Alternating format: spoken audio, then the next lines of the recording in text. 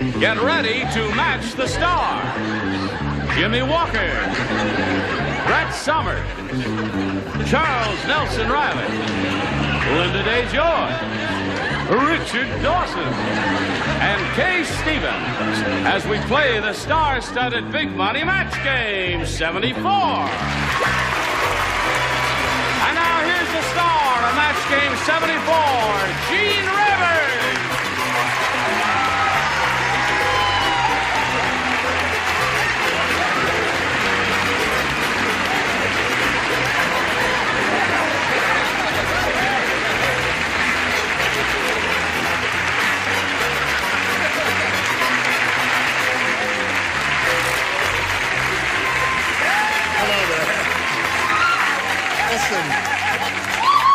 Is this my stop? Is this the BMT? Tell me the time of the next show.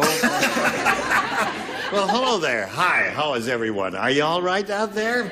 Are you all right out there? Yeah. Got a new kid on the block, haven't we? Yeah. How do you think I feel? I told Rick Ricardi, my makeup man, if he laid one hand on her face to fix it, I would kill him. You're going to give her a little polite applause now to make her feel at home. Oh, Linda Day George, ladies and gentlemen.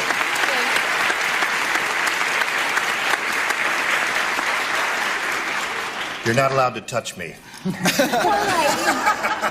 But he's allowed to touch you.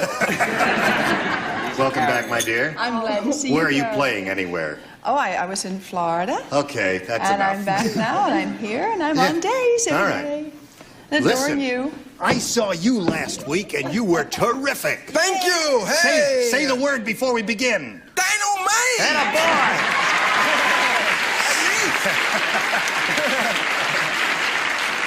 boy. Now, let's welcome Sarah Lopez and Becky Garib. Ladies, how are you today? Okay.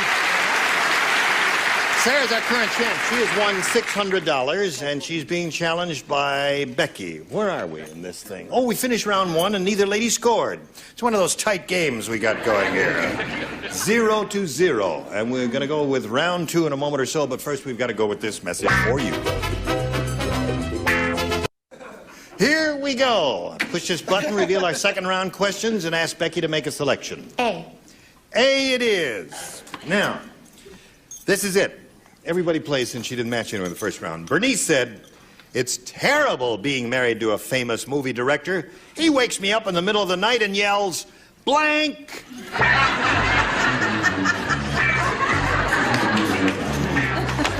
Ta-da! Ta-da! Finished. You always do that? All right. Oh, everybody.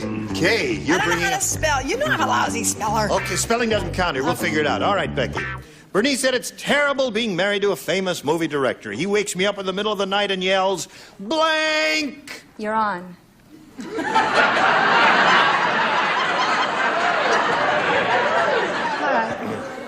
I should think that alone would wake him up. All right. That's good. I like that. That's, listen, that may be better than anything you're going to get over here. We'll find out. Jimmy, what do you say? Come on, Mama. I'm trying to get it together here. Cut, baby. Cut. That's one thing they yell. Movie directors yell, cut. What do movie directors yell, Brett? I want you to go out and get a picture hat. They yell action. Action. Now you see what kind of bunch you're playing to? Uh-huh. Okay, Charles. I thought of cut, but that's too negative. Action! Right. Welcome back. Oh, thank you. We missed you, didn't we? I know. Well, let's just move, you know. I sent him back his ring. Now, new girl on the block, what did you say? Well, because I just finished the show, and I remember what he used to say to me, and it was action. Action. Becky, action seems to be the answer. What do you say? What was the movie director waking you up in the middle of the night? Oh, no.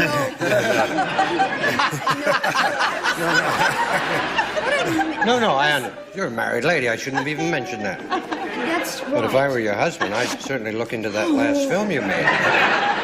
Action is the word. Is the word action, Kay Stevens? I couldn't spell it. So What I is said, roll 'em. Roll them. Oh, I thought that was good. Did That's you guys pretty like good. it? Of course Yeah. you did. Okay, Sarah.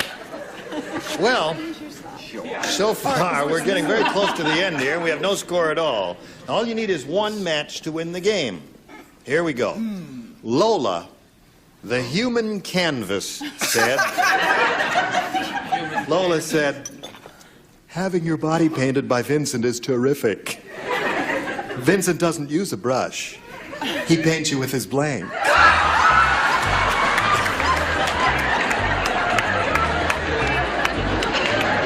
Lola said that. Would you like to... You know what? You remember Lola? Oh, yeah. Did you say he doesn't paint you with Lola the brush? said, having your body painted by Vincent is terrific. Now, that's the human canvas, right? Lola, she's the human canvas. Girl with stretch marks, is that Yes, correct? yes, right. No, I know that. You know. Sure. Vincent doesn't use a brush. He paints you with his blank. Lovely You've girl. got to write something, my I dear. know I was going to steal from him, but his is so lousy, I'm not sure. No, she's upset because Linda Day George is on the show, and honey, That's your right. face is just as pretty as hers. Only give it back to her, you're wrinkling it.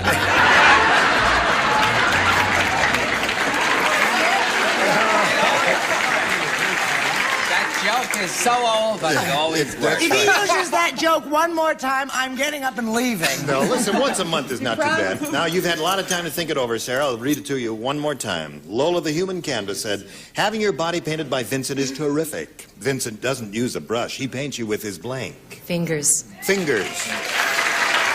Uses finger paints. That could be thrilling, sloshing that paint around there. Jimmy, what do you say? Feet don't fail me now. That's the oldest phrase in the world there. Now, we need one finger painter for her to win the game. Brett? Well, I'll tell you one thing. That ain't no dynamite, eh? Well, I said body because I got so unnerved. I'm sorry. Paint you with his body. Oh, yeah, you were unnerved, all right. Charles? You should give that back to her, too. You're wrinkling that, too. Tongue.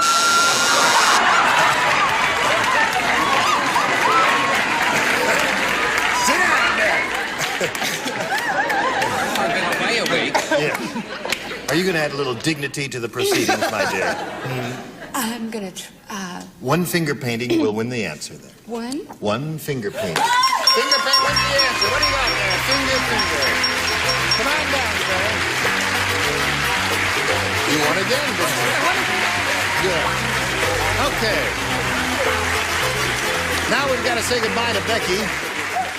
It was a pleasure meeting you, Becky. Thank you. Did you enjoy it? Indeed. All right, we've got a gift for you together with our thanks. Becky Garrett, ladies and gentlemen. Goodbye. You stand by and we got a message, and here we go, okay? Yes. Are you shaking again? Yes. Listen, you've won $700 already. Doesn't money relax you? It makes me nervous. It does?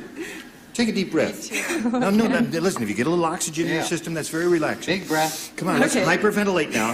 Come on now. Big You're breath. not going to let me hyperventilate alone, are you? Now, if you'll just disrobe. Yeah, no.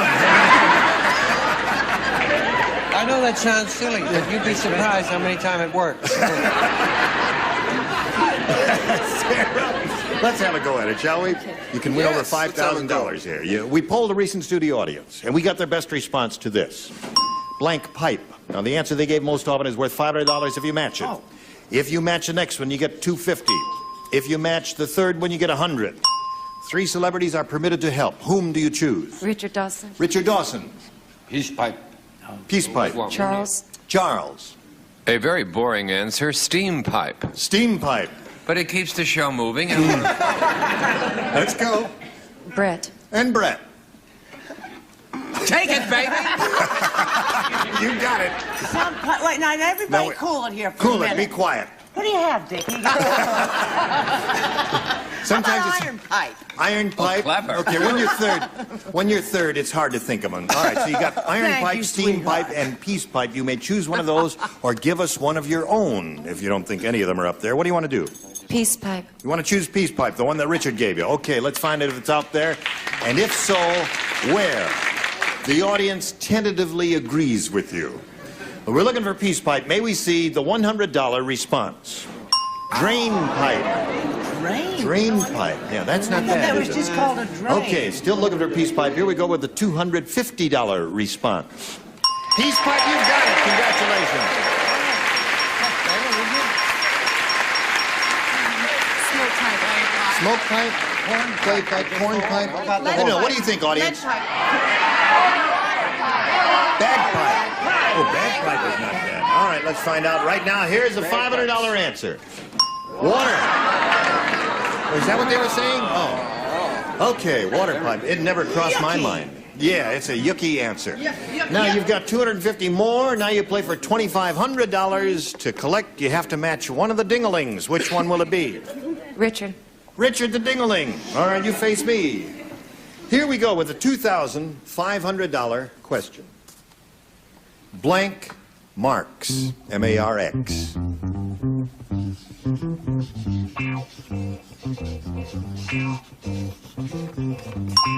He is finished. Now, we need an answer from you which you think will match his. What do you say to that? Blank marks. Groucho. Groucho?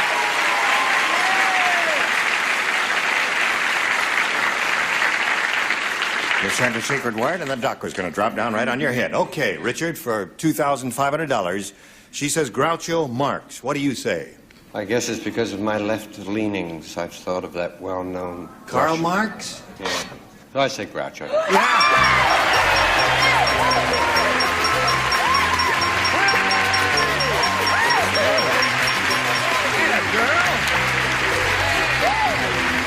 She's got $3,450.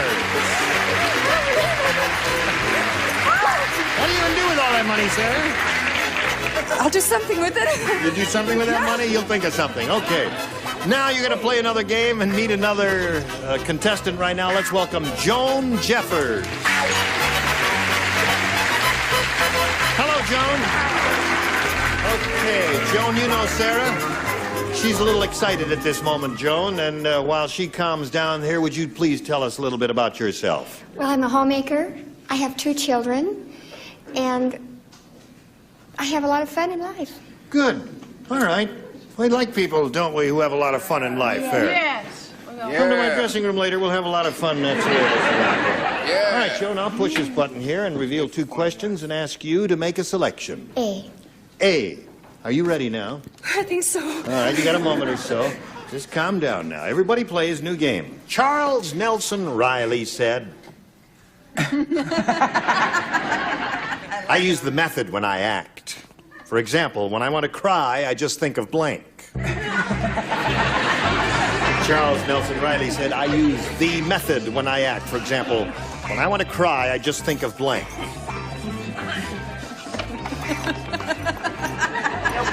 Right before the wedding, dear. You're very quick today. Anyway. All right, everybody ready down here? Charles, you're bringing up the rear as usual, are you? Now, you ready? I looked through my Okay. bifocals to see if Linda Day George had any flaws in her skin. She doesn't. No. I find it very depressing. We gave Richard and I gave her a complete examination before the show today. Gave her a 10. So, here we go, Joan. Charles Nelson Riley said, I use the method when I act. For example, when I want to cry, I just think of... Onions. Onions. Well, I don't know about that. Have you watched the show much, Joan? I feel a lot of onions. All right. She says onions, Jimmy. Okie dokie. What do you say? Knowing how well they get along, I say Brett. Yeah.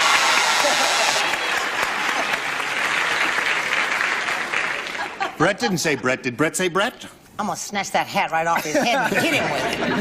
I said he thinks of my hair and or teeth. My hair and or teeth. All right. Well, that's thinking of Brett And the in a way. subsequent cost. What did you say, Charles? Brett. Brett, of course, naturally. Charles Nelson Riley said, I use the method when I act. For example, when I want to cry, I just think of. And she said, onions. What do you say? Well, I was just being very mundane, and I said work. Very mundane. not only mundane, but it's rotten. Yeah. It's all right, though. I don't want to make you feel bad. It's your first time and all that. It's all right. Don't make her feel bad, Richard. Don't make her feel bad. But he gets sad if he doesn't work. Well, Really? that's Yeah. what I Comes to my meant. house, skims the pool, Yeah. just on the surface. Would you like to show us your answer? I'd rather look at her. No, I'll to look at her. You show us your answer. Lovely. No, I couldn't hurt this lady up here. No. So I said, Brett. You just whispered it, Brett. Not very loud. What do you say, Kay? It's a very strange thing. When I was at the Eden Rock last week when I worked there, I have a portion of my act where I say, anything you want to know, ask me. Well, they asked me if Brett and Charles Nelson Riley were having a liaison. Oh, really? And fair enough, I said, yes, I thought they were fooling around, so I said Brett.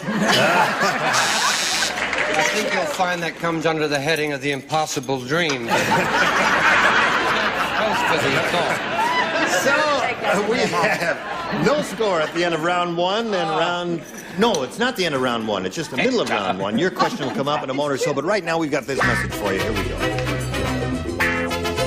Let's finish round one. Are you ready, Sarah? Yes. Okay, this is it. Everybody plays. The cat said, "The mice in this house are really vicious. Instead of a bell, they tied a blank to my tail." The cat is speaking. "Mice in this house are really vicious. Instead of a bell, they tied a blank to my tail." That's Sarah's question. But it's good practice to think of an answer yourself, Joan. Instead of a bell, you know, the traditional thing is the mice tied a bell to the cat's tail so that when the cat was walking around, they could hear the cat coming and would run back into the little hole in the wall. Oh, is that what it is? That's the way it goes, you see. Wouldn't you But think a week's vacation? this cat said, "The mice in this house are really vicious. Instead of a bell, they tied a blank to my tail." And you say that's traditional, is it? Yes, of course. Because I'm not Would you- intimate, with mice. Otherwise, Bang her I'd back probably there. do She's that. coughing. Okay, Kay is not quite ready. Now she is, and we'll call on Sarah. The cat said, "The mice in this house are really vicious. Instead of a bell, they tied a blank to my tail." Piano. That's the only thing I could think of. I'm sorry, I tried.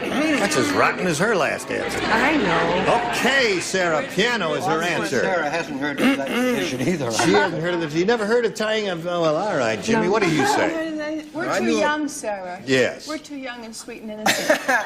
Wrong. What do you say, I knew a Jim? rat that pulled a knife on a mouse in the ghetto. Took his cheese. No, this is a tough house. Put an anvil. An anvil. Come on, man. That's a Jack. You be thinking all the time. Yeah. What do you say, help Brett? if y'all behind in the times, Jack. That's right. Go ahead, answer. He gets emotional, doesn't he? That's enough. Cool it. Brett? Sure do talk funny, don't they? You sure do. Well, actually, what happened was that they tied an asp to his tail. All right. Don't talk about my answer. You'll be all right. Don't worry about it. Love your hat. See you Thursday. Charles, what do you say? What time do we get to Schenectady? This train I doesn't go said to a terrible Schenectady. answer, but when she said piano, my answer is fabulous. Buzzer. Buzzer. No, buzzer isn't bad. They tied an electric buzzer. Hello, little girl. Oh, hi. Would you like a little candy? No, that's another joke. Show us your answer. I think Great. Yes. it looks Go. good on him. I think a particularly vicious thing to do to a cat would be to tie a bird to his tail. A bird to the cat's tail. Well, he would chirp a lot, and that would frighten the mice But away, wouldn't it? Can you imagine him chasing his tail? Yes. Oh, yes. I see your point. I got it. I'm going home. No, stick around there. Yes. Richard? No wonder she's so pretty. She don't have no brains.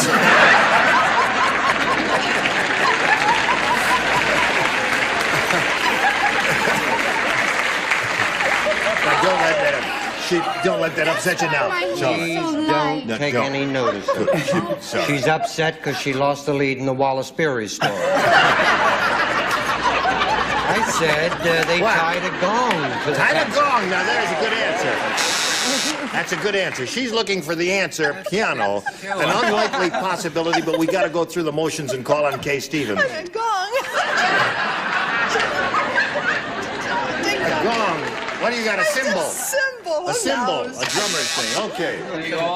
So at the end of round one, no score, and round two comes a little bit later, but right now this message is coming your way, so pay attention. Listen, we got to stop right here at the end of round one and pick it up when we get together. You will return, won't you? I think so. All right, and you will stop trembling. I hope. That is an order. You must stop trembling and you must obey orders. Okay. All right. Now, you were terrific. I wish you wouldn't shout it. It would make me tremble. Look at now that you stop trembling. How many times do I have to tell you? Well, I'm all right. Now she's trembling. No. I suppose all of you people here watch Good Times on do you watch it? Listen, your show's Jimmy, that show's a big hit, isn't it? Yeah, we were a hit, man. We're Everybody- biggie. We're up there in the top 10. The only black people in top 10. Me and Fred Sanford. Goodbye. All right, it's time to say goodbye. Thank you all for joining us. Join us next time for Match Game 74. Gene Rayburn, goodbye.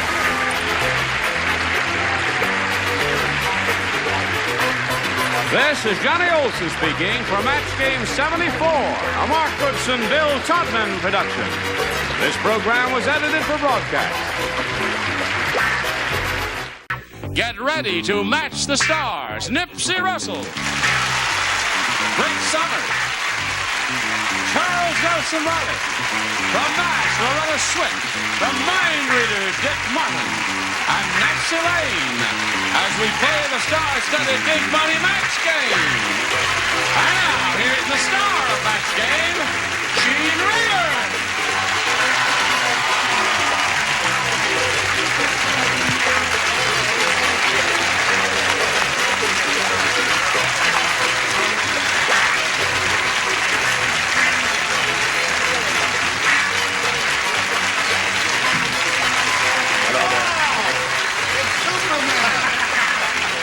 Where did that masked man come from?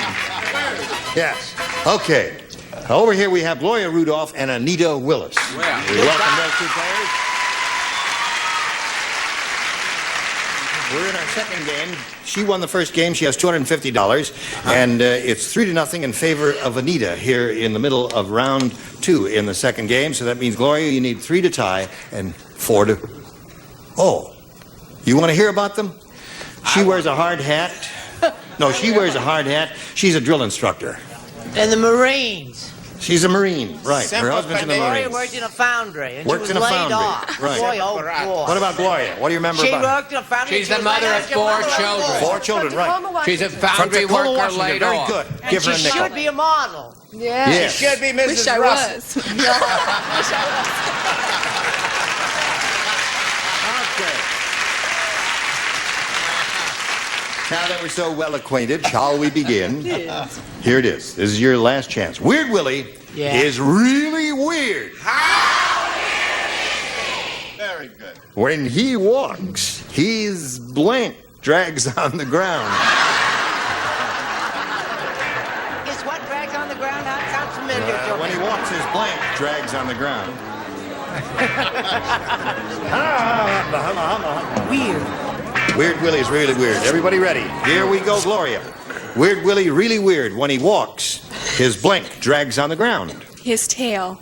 His tail. All right. Need 3 tails to tie, 4 to win. It's ordinary to have one's tail drag. He's so bent over, his chin drags. His chin drags on the ground. She had the opposite extremity.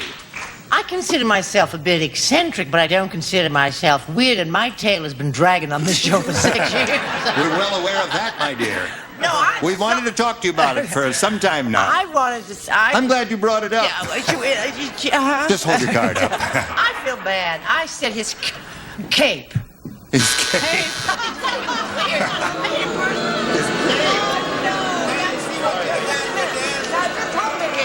Any answer you give is acceptable if a person is weird if you don't say like a couple of things. I understand. You see what that fall in is? Yes. Yeah. Okay. What do you say there? Naturally, I matched that lovely mother. Rear. Oh, yes, indeed. So that's one to Gloria. Willie is so weird when he walks, his blank drags on the ground. His hair, he let it grow. His hair. Oh, yeah. Oh, I'm going to sound like Now, that. you've got to match the last two, Gloria, to stay in the game and achieve a tie. How fickle you are. They don't remember the good things. Yes, they Hang in there, Mama. Buns, there's another match. Now, Nancy, I'm one not pair put of under buns pressure. or a tail or anything, it's I'm all not up to put you. under pressure. Don't pick on me. Yes, you're ready. No, It's no, all no. up to you, Nancy. It's Tushy. Tail!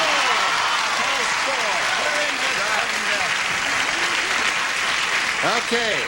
We have a tie game 3-3. We'll go to the tiebreaker. Turn these lights off. Push the button. Reveal one tie-breaking question for each. The one who matches the most will be the winner. Anita, A or B? B, please. Okay, here it is.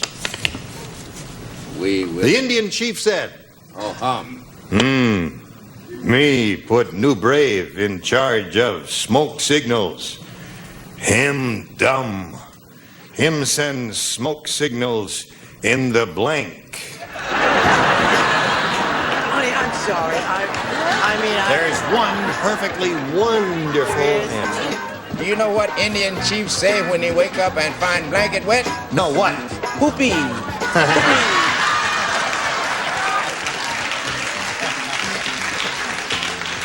Okay, Anita.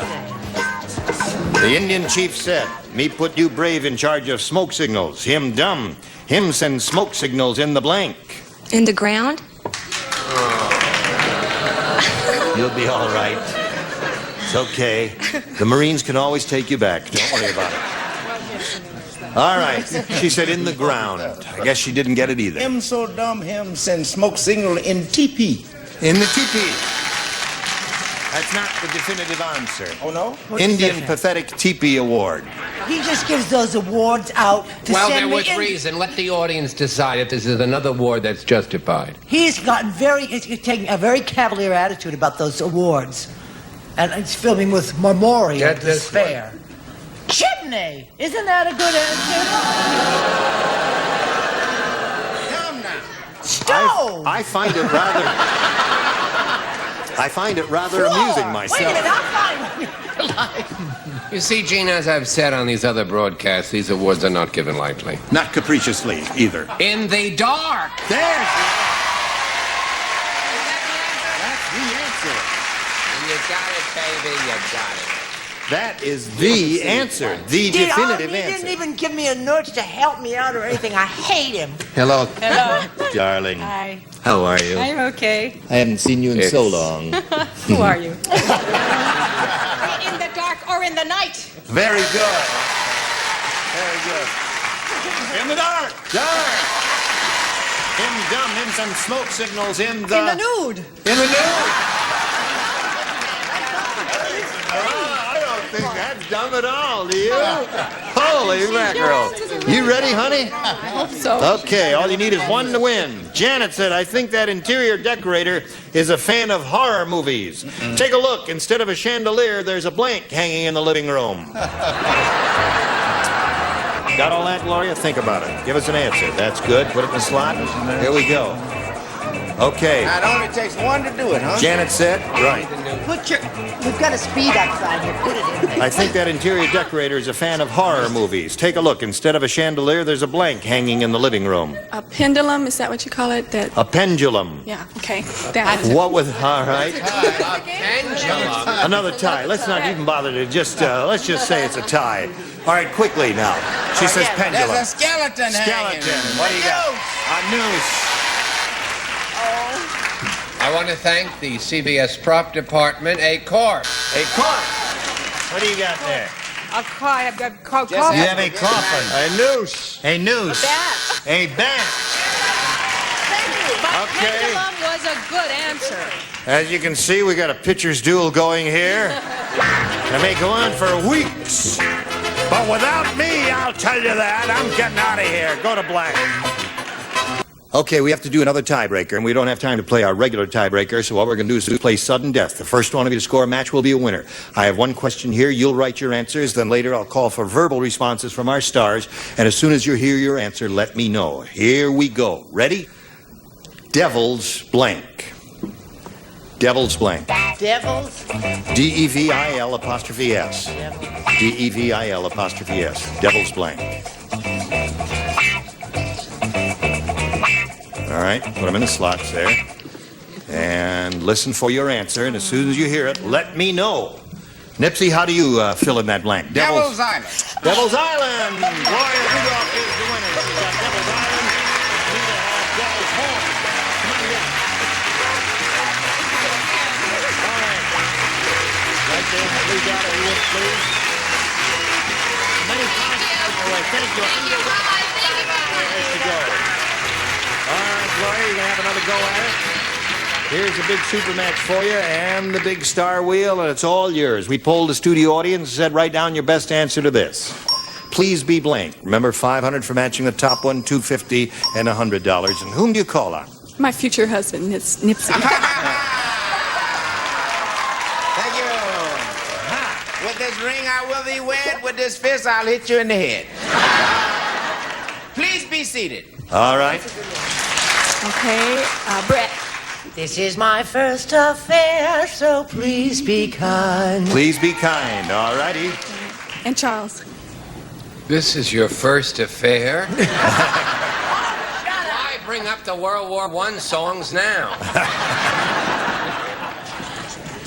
Please be quiet. Okay. Please be quiet, please be kind, and please be seated. You want one of those? Mm-hmm. Which Please one? be quiet. Please be quiet. Yeah, It's Charles' that answer. sounds Let's like find out if it's up there and if so Right where. Let's see the $100 number. Please be kind is Brett's answer. All right, let's take a look at the $250 response from that audience. Please be quiet. Congratulations, you got another $250. Have a grand total of $500 at this moment. Audience, what do you think's on the big one? Seated, they say. Slide it, please. Seated is right. Everybody. Believe in me. That's right. You didn't even go with your future husband's answer. Why is that? There, you don't trust him, do you? I don't trust Snowman. Okay. What did she say? I ain't gonna give you the $500 then. No, Gloria, you do have $500 and our best wishes. Thank you very much for being with us here on Match Game. Gloria, here we go. What's that? You want to spin the wheel? Yeah, why not? What the hell? I was trying to. Nurse, will somebody trying to get rid of her because she don't trust no. What's that? Yes. The doctor says it's time for your bath.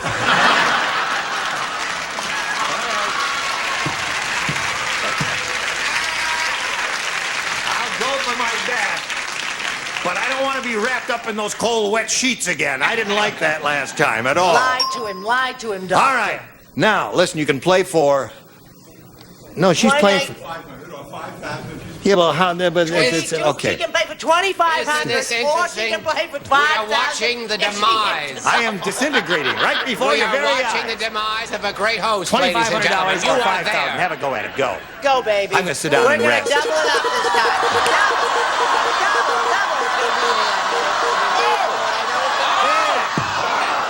Okay, $2,500 and Good luck, to you with Brett Summers. Okay, Here it come on, is. sweetheart, Blank let's do it. agreement. What'd you say? Blank agreement. Blank agreement. Blank agreement.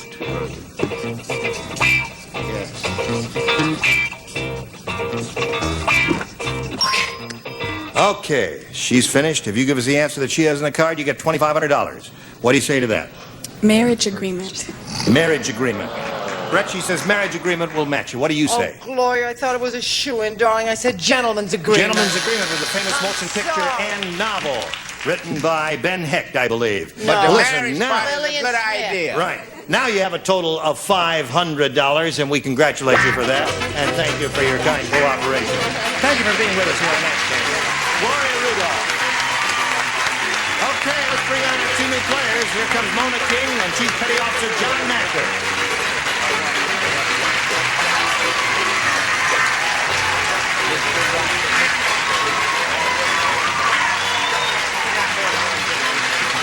Welcome to both of you. We want to get acquainted with you. We'll find out a little bit about you. John, boy, you sure got a lot of stripes there.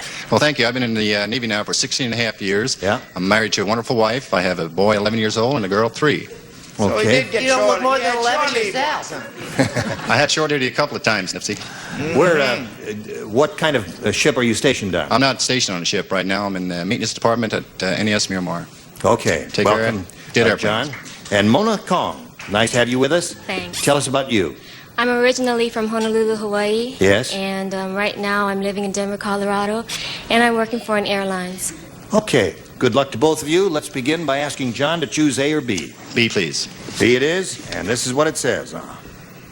On this day in 1964, John Daring became the first man ever to cross a sporting goods workers' picket line. On this same date, Mr. Daring also became the first man ever to swallow a blank.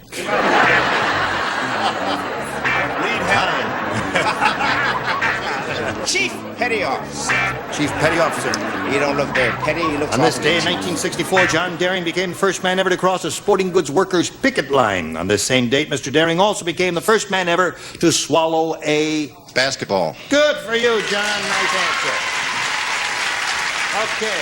Anything like that. Basketball, football, all of those would be nifty. Oh, but they were really angry. They didn't want him crossing the line. He's the first to ever swallow a javelin. A javelin?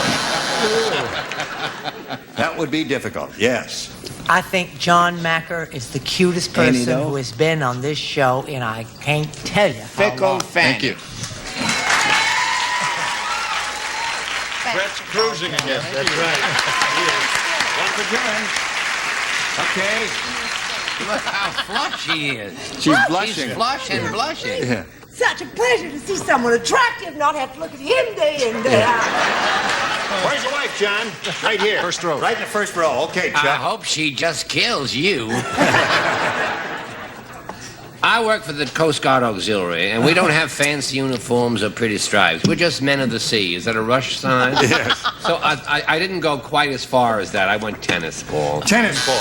Well, that would be difficult to swallow, too, but a basketball would be tougher to swallow. What do you say, Loretta? First of all, hello and welcome to the show. It's Thank you. Butt out, Loretta. catcher's mitt. Catcher's mitt. Oh, that would be painful. Hey, what are we chopping Right. over here? I'm going to be a lot more popular with him than either of you girls. Basketball. Yeah. I can see who he's going to be dating after the show. Yes, Nancy. I thought they wanted to turn him into a great big popsicle. I said ski pole. Ski pole. So that's 2 for him. Yours will be along later. Right now, we've got this for you. Okay. Wait till the guys in your crew see you with her black wig on your head there. Oh, boy. Janice said, "My husband, the carpenter, is a carpenter through and through. Last night, he nailed my blank to the wall."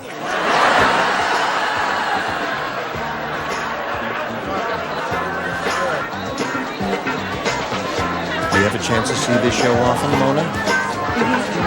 Good. Come on. Okay, Janice said, "My husband, the carpenter, is a carpenter through and through. Last night, he nailed my blank to the wall." Boobs.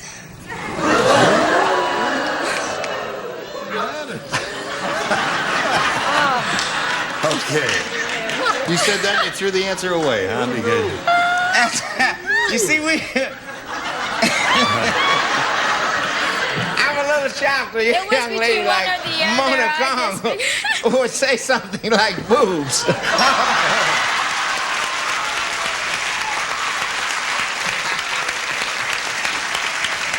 Okay, go. I don't understand, but. All right. I went a different route, Gene. I said what turns me on a negligee. You nailed my negligee to the wall. Okay, Chuck. Anything you say?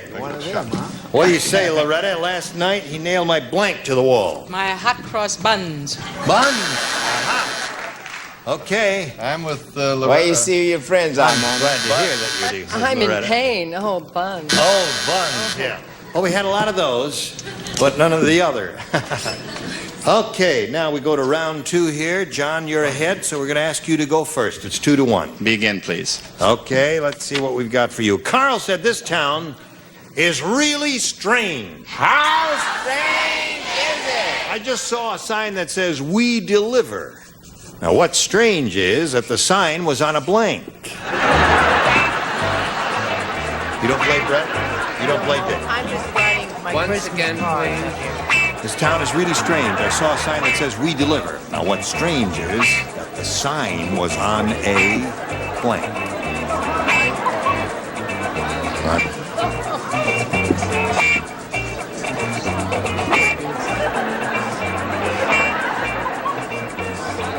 No artwork, please. Just an answer, and let's get on with it. Thank you. Okay, John. Carl said this town is really strange. I just saw a sign that says, "We deliver."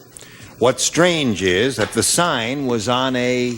The only thing I could think of was a mortuary. A mortuary. Okay. That would be kind of strange, wouldn't it? Yeah, it would be stranger than an undertaker shop. An undertaker shop. Okay. I said a crane. A crane. You mean a store? That's the first time in months that Charles has been booed. Huh? Let's go. All right. Hello. Here it is again. I'm back again. How are you? That's enough. Just show us your card. Okay. Make points. Funeral parlor. That's it. All for him. Nancy. They told me to be risque on this show. I said massage parlor. Okay, so that's 4 for him. You stand by for yours. Now this for you. Gene Rayburn here. Join us next time for Match Game. Goodbye. Today's consolation prizes are tough, clear, death-stained wood finish. Lasts twice as long as varnish. Protects and beautifies wood and metal indoors and out. A lucky drop, brightly colored Christmas balls filled with candies and surprise toy for gift stocking stuffers in your tree from Lucky Drops. And be everything you can be with Mary Kay Cosmetics. Skincare and glamour cosmetics presented to you in your home by trained beauty consultants Mary Kay Cosmetics, Dallas, Texas. And handle with care plus a mirror. Discover the first fine fabric wash that safely cleans and has a built-in fabric softener. Handle with care for total care. And delicious pork products in a silver tray. Roasts and ribs, steaks and chops, tender love and fare from the national pork producers. And Beech Nut, a baby food with no sugar added to any jar. Isn't your baby sweet enough? Beech Nut for new ideas and baby nutrition. And Franco-American spaghetti, SpaghettiOs and macaroni. Good and hearty values now with money-saving recipes on every label.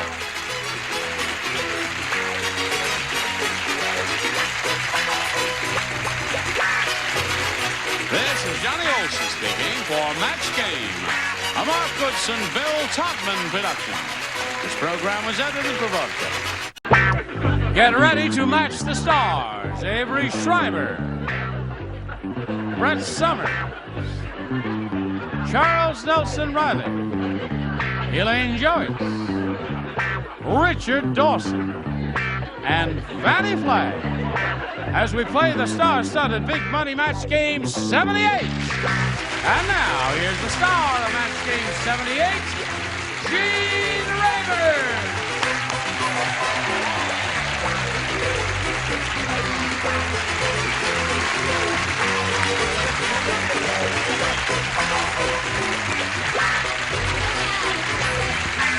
Are you all ready? What are you doing there with you're wearing a fan there? Of course, because I'm going to play Carmen. Yes. Oh, as a director, I would love to direct you in that. I play Carmen, right? No, the bull. 2 years ago, it did work tonight. All right, what do you say we greet Linda Earhart and Jessica White?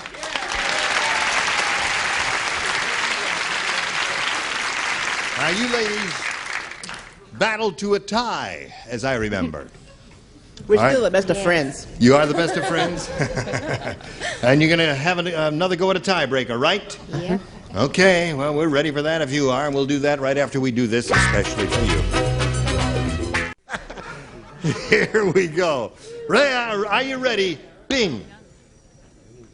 There it is. The tiebreaker, 1 question for each. The one who matches the most will be the winner. Jessica, do you want A or B? I'll take A, please. All right, Jessica, you may have A. Dumb Donald is so dumb. When he went to the Olympics and won a gold medal, he had it blanked.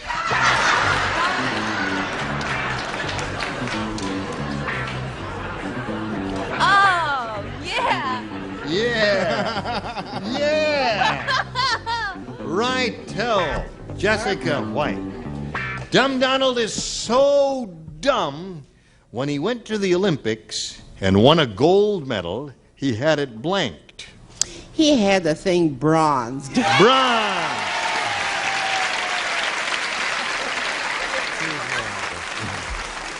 He had it bronzed, according to her. Sweet Jessica, yes, he had it bronzed. Bronze. One for Jessica. In this country, well, yes, of course, bronze. Bronzetta. Two for Jessica. Was that lousy acting? I'm sorry. Bronze. Don't be sorry, that's three for her. It was lousy acting, as long as it was the right answer. What's that? I said, we don't care if it's a lousy acting, as long as it was the right answer. Right. Doesn't care about the lousy act. Really sad. All right, Elaine. You dumbed down so dumb, went to the Olympics, won a gold medal, had it bronzed. Bronze. You got it. You have a bronze medal there? Yes, I do. You have. Make five for her. Now let's see if we can get an even half a dozen out of this group. Hello. I don't understand a word y'all are saying. Y'all It's just beyond me what they're talking about. I wrote wrong.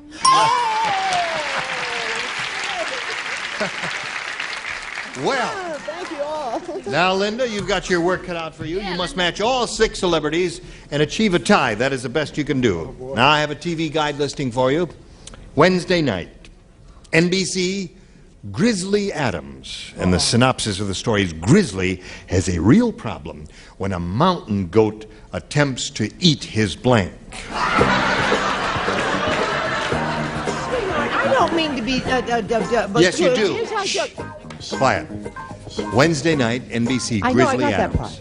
Grizzly has a real problem when a mountain goat attempts to eat his blank. Grizzly Adams. Grizzly Adams. You've seen this show, have you? You ever watch television? No, I don't watch It's it. radio with pictures. I watch radio. That's a good answer, dude.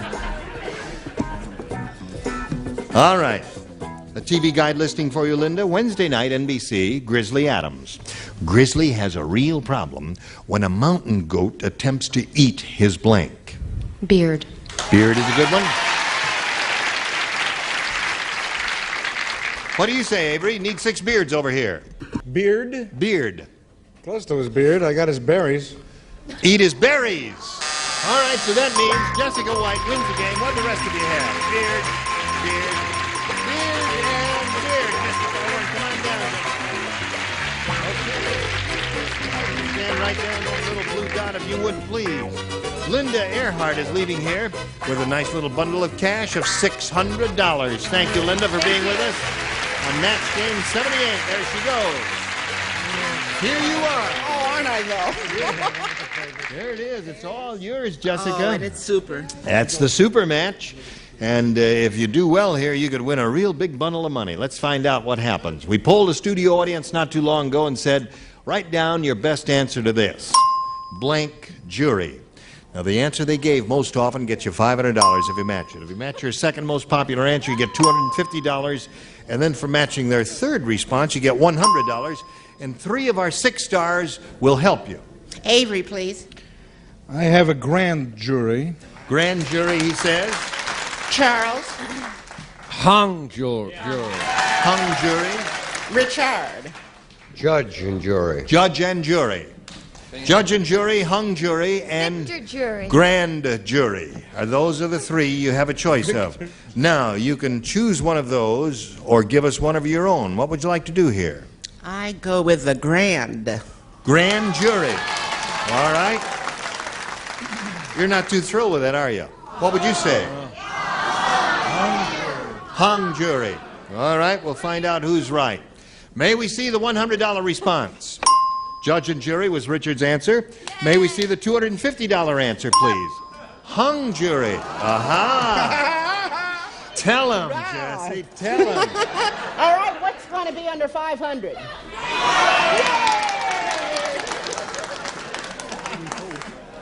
If it ain't there, I'll be hung. we're going to hung. That's right. You said it. All right, Ari, slide it.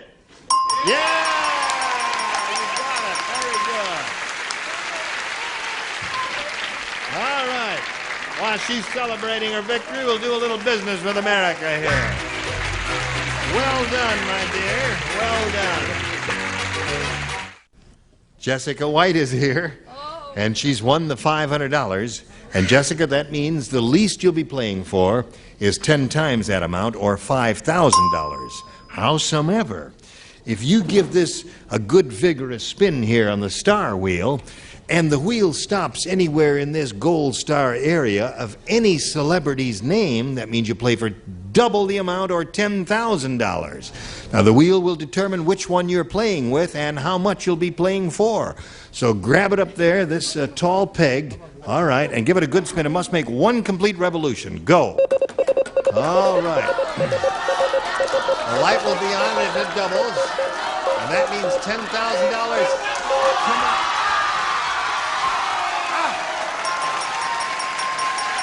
That's it. Double. Double it is for $10,000. Okay, good luck, Jessica. Elaine, are you ready? I want a raise. You want? Good luck. Here we go. Crying blank. That's C-R-Y-I-N-G. Crying blank.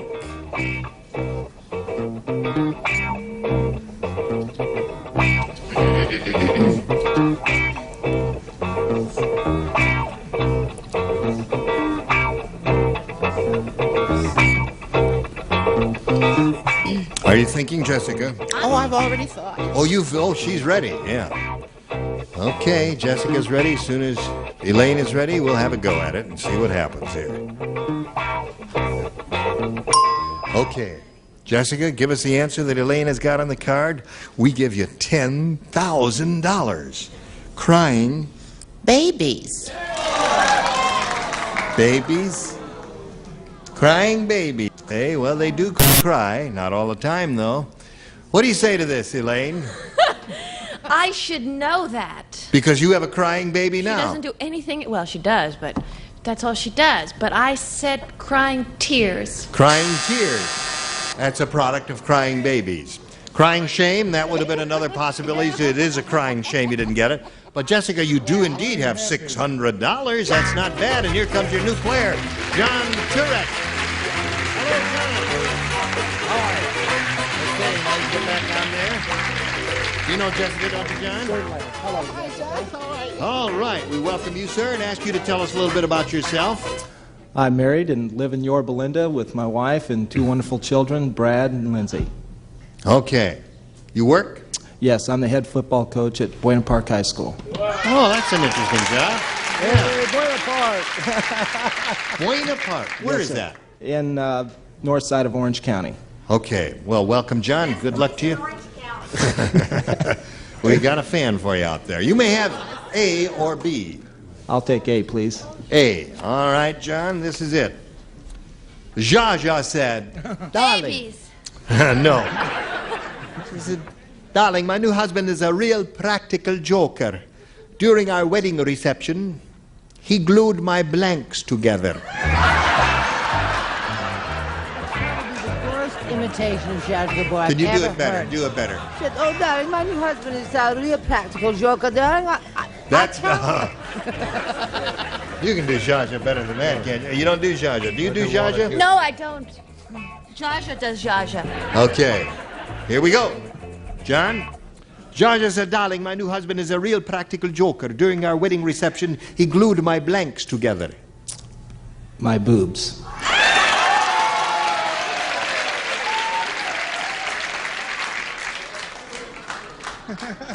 So that's why she's been married so often. We all find various parts of it. Well, legs is what I... Legs. Okay. Darling, I just get so upset when we do this show, and I thought Mr. Turek looked like such a lovely man. I'm just all a flutter. Oh, heavens, I said boo. He said that. That's one for him. Yeah. Bob's. They can't say... If you glued boobs together, you got... Oh, I see.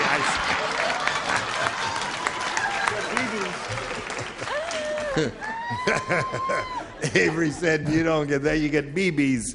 What is that? Speaking of, no, hello there. Taxes. You were going to say Yeah. taxes. What have you got there? You glued my Lips. lips together. That's why she talks funny, right, Richard? Yes, darling. Yeah. All right. 3 for John. What do you say? Darling, Magda and Eva were furious. You glue my sisters together. That'd make them mean, wouldn't it? So here we go. Jessica, you ready for yours? Yes. At the maternity ward, the nurse said, I knew it was going to be strange when Roberta the robot checked in. Today she gave birth to a 9-pound blank. You don't understand that? Roberta the robot. Roberta the robot. Today she gave birth to a 9-pound blank. Good. What'd you say, Avery? It's a secret. All right. Here we go.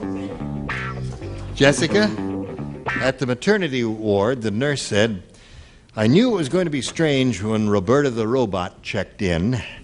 Today she gave birth to a 9-pound blank. That's exactly what I am, too, a blank. You know what a robot is? Yes. I'm trying to think of the name of that.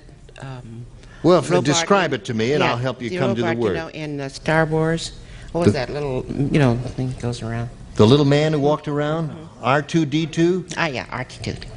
That fella? Mm-hmm. Gave birth to a 9-pound R2-D2. You'll be all right, Jessica. Take a quart of 30-weight oil and call me in the morning. What do you say? 9-pound baby blender. A blender. Anything mechanical. R2-D2 is a mechanical device. What do you say? I think I need a new fad. No, I said a battery. A 9-pound battery. Okay. A 9-pound fuse. A fuse. Roberta the... Question. No, well, I guess what it would lead to naturally, at least we thought, would be something mechanical, since she was a mechanical person. Aha! Aha!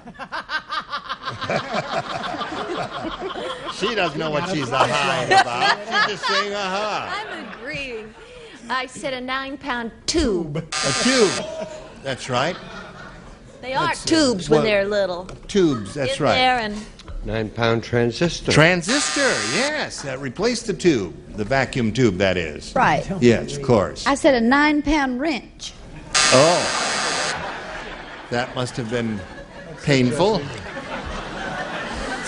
Okay, so there we are at the end of round 1, 3-0 favor of John there, Jessica. Now this for you. Today's consolation prize is our first La Machine by Moulinex, the incredible food preparation system from France, like having a professional chef right at your side. And comfortable Hager slacks, machine washable in a wide range of beautiful colors and patterns. Hager slacks, because looking good makes you feel good. And a tote bag and a supply of lip quencher. Wet your whistle with lip quencher, the moisturizing lipstick by Chapstick in 24 wet, wonderful colors. And from Menon, put your hair on a high-protein diet with Protein 21 shampoo, hairspray, and conditioner from Menon. There's many a match in the offing with our star, Gene Rayburn. Okay, Johnny, thank you. Now, R2-D2 will do its thing and reveal the second round questions. John, you want A or B? I think I'll take A again. A. 3 people play. Avery, Elaine, and Fanny, the 3 girls. Dumb Donald. Wait a minute. What? Dumb Donald? Oh, I'm sorry. Your haircut, you know, you kind of get you. Here it silly. is. Dumb Donald is so dumb, he thought you needed horns to join the blank club. Now, this is an easy one. Dumb Donald's so dumb he thought you needed horns to join the blank club. Horns. Horns. Yeah, not good. Horn. Need horns. Horns, you say? Yeah. Somebody said horns. Capital E. I said horns, yes. John Turek. Dumb Donald is so dumb, he thought you needed horns to join the blank club. Elks Club. Elks Club. Elks do indeed have horns, don't they, Avery? Yes, they do. Is that what the noise they make? Well, if you're standing in front of them. Oh, I see.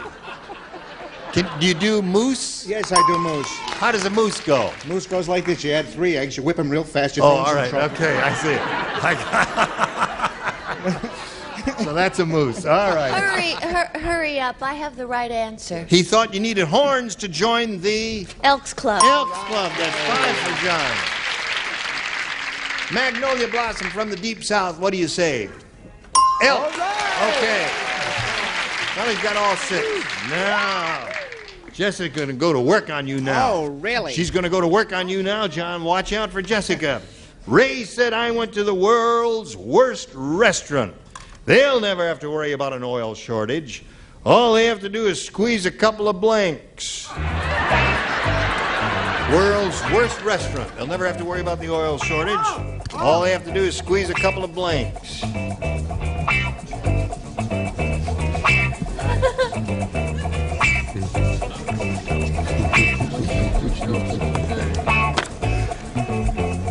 Drawing funny little pictures there.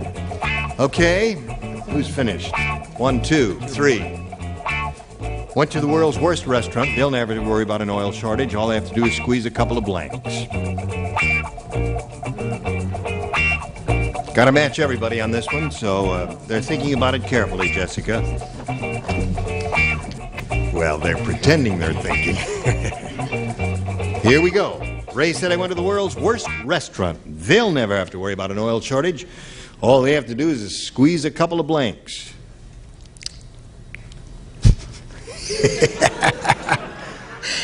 They call them greasy spoons, so spoons.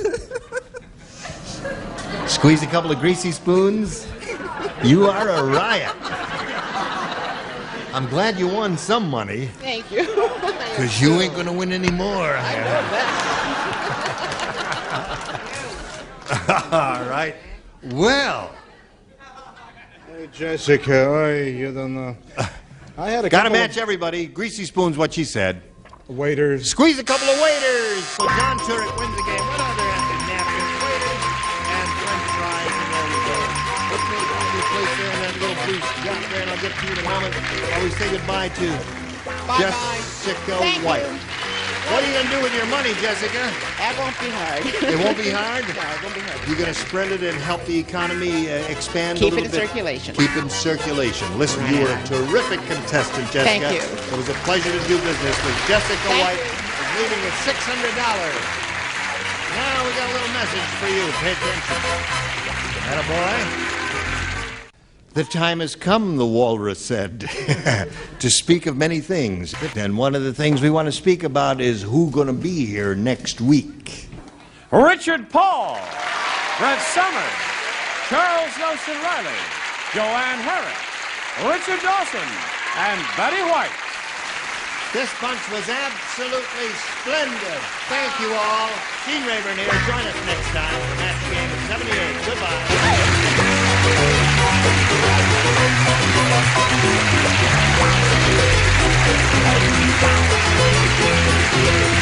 This is Johnny Olsen speaking for Match Game 78, a Mark Goodson, Bill Todman production.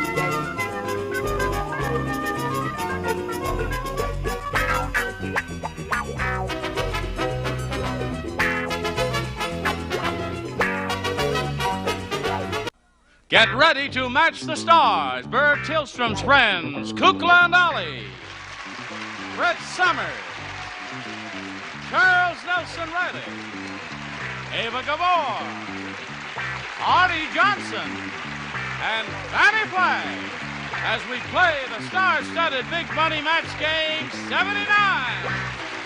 And now, here's the star of Match Game 79, Gene Rayburn.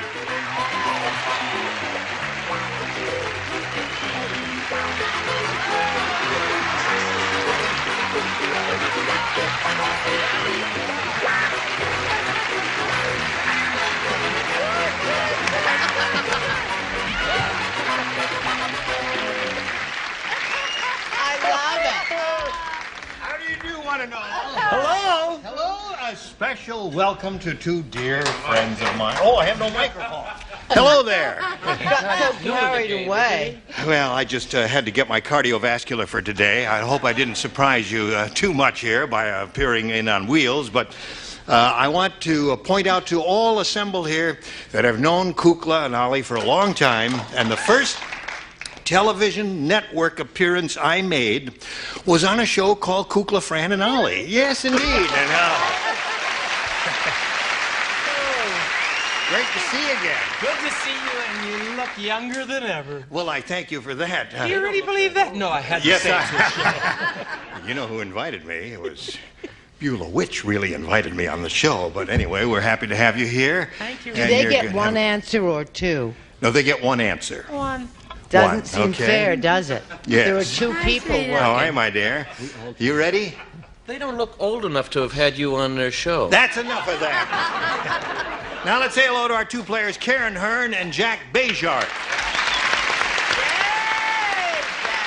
Karen is the current champ with a total of $5,450, and she's very happy about that. Jack is challenging her. We're going to begin with round two. At this moment, the score is 4-2 in Jack's favor, and we'll go to round two here and ask Jack if he wants A or B. I'll take A. A, okay. A says Murray the Midget is the world's shortest politician. Instead of shaking the voters' hands, he shakes their blanks. You don't play. Well, because in the previous time, whoever sat in that seat matched Jack, so that means boy, good. You lay out this time, okay? Take those off before you break your neck. Okay. Okay, Jack. Murray the Midget is the world's shortest politician. Instead of shaking the voters' hands, he shakes their blanks. Their toes? Their toes.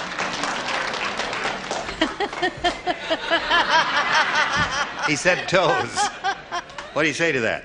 I take umbrage. You take umbrage? Yes, I take it twice a day. Oh. Actually, about the word short? He's close, but I'm a little, knees is where I'm going. Yeah. I over to the knees. Yeah, that would be very short, Jack, if you just reached their toes. Yeah. Fanny, what do you say? bend over? I felt they were pretty short, but I said he shook their shoelaces. Shoelaces. Well, that was close to toes. So, Karen, when we come back from this commercial, you need 2 to tie and 3 to win. Okay? Stand by for yours. Now this for you. Thank you. Here we go. Okay, remember, Karen, 2 to tie, 3 to win. Who plays? You still lay out, Kukla and Ollie. They still lay out? Yeah, well, you get a chance. Now, you see, this game was started the last time all of us were together, and naturally you were not here. And I don't understand it. Well, whoever sat in You that... asked me to be on the show. I told you they were going to be on the show. We got 2 questions. He hasn't written a word. Well, here's the way it is. The person who sat in that seat the last time we were together matched. Next round. Everybody down here's plays, and Brett. Ted They're said... sulking. No. Oh, they're just resting. Ted said the baby next door is really kinky. Kinky is cookie? Kinky is strange. Uh-huh. Just think of yourself, Ava. Yes. She's counting on me. Yes, she said she's talking on me. The baby next door is really kinky. He's the only kid on the block with a leather blank. If the baby next door is kinky. The baby. Now remember, it's the baby next door is really kinky. Right. Ready, Ava? Almost. Okay. Yes. Ted said the baby next door is really kinky. He's the only kid on the block with a leather blank. Diaper. Leather diaper. leather diaper is not a bad answer, right? No, it's a pretty good answer. No. Okay. Yeah. What have you got? I'm crazy about. About Kukla or Ollie? Now, don't start any jealousy here. I like, but he's my. Oh, really? Okay. Hi, hon. Hi, all. Oh, baby. I may change my mind. I didn't say diaper. You didn't? What'd you say? I said pacifier. Pacifier. Mind is. Okay. Charles doesn't play. We come down here to Ava. I, as usual, said something peculiar. Well, that's what we were after. Well, We wanted you to say you know something. those little chapeaus? Yes. Hat. Well, I didn't spell it too well, Yeah. but you He's know. the only kid on the block with a leather hat. Okay, Well, that's you all know right. those little yeah, things. that's unusual. Not too. What? What are you doing? Oh, no, they were sending thought waves down to me. Oh. Kukla and Ali and we have worked together so often. I got their thought waves. Oh. And I came up with this great answer. Diaper. Diaper. Okay. 4-3.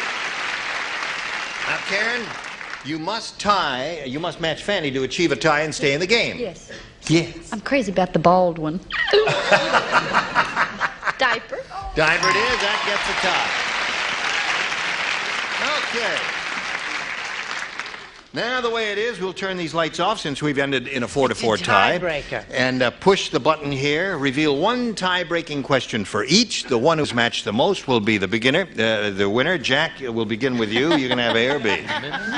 I'll take A again, Gene. Okay, A again. Okay, now everybody plays. Kukla and Ali, you'll have a shot at this one. You're right this time. Here it is.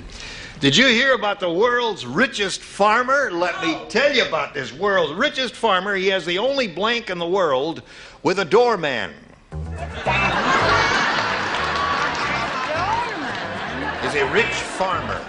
Yeah. Why are the dummies getting more laughs than the real people?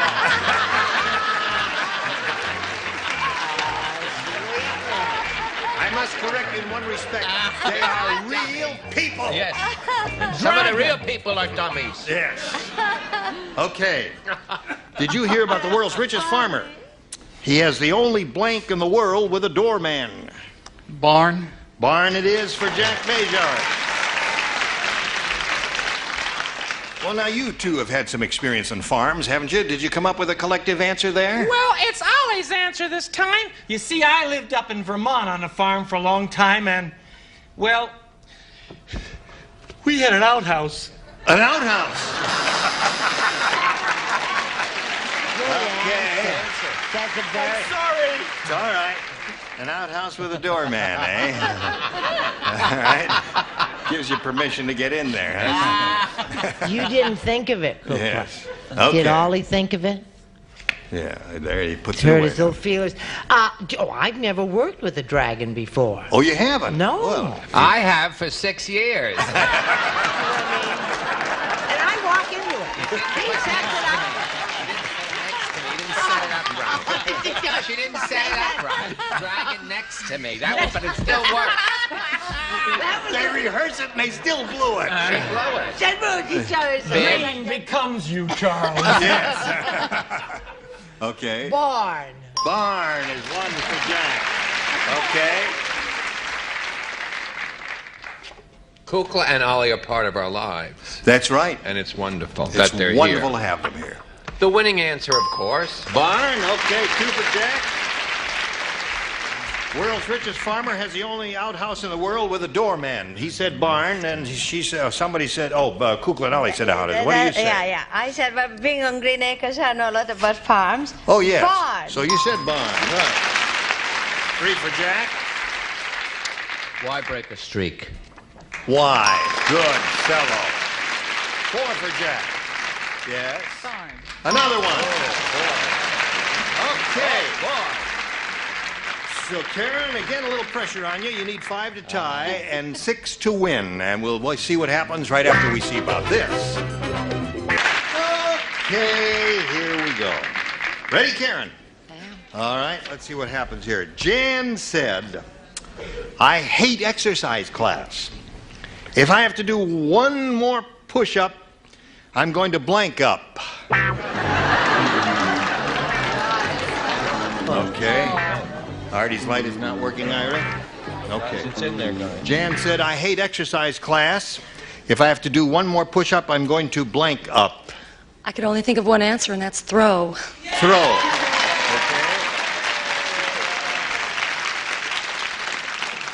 Well, it's very strenuous, isn't it? Remember, this is Kukla's answer, not mine. Oh, all right. What's it say? I don't think it's so bad. Blow up? Blow up, yeah. Well, because you generate all that heat. That's okay. Not a match, I'm sorry. Yes, all right. Now you got to match everybody else to stay in the game and achieve a tie because Jack has 5. What have you got there? Well, I have the correct answer because that's my job. Throw up. I see. Okay.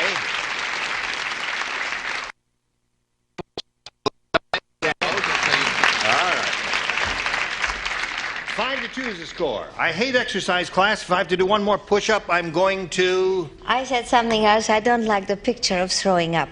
I said pass out. Oh. Pass out. So that means Jack Bejar wins a game. We have throw and fall over there.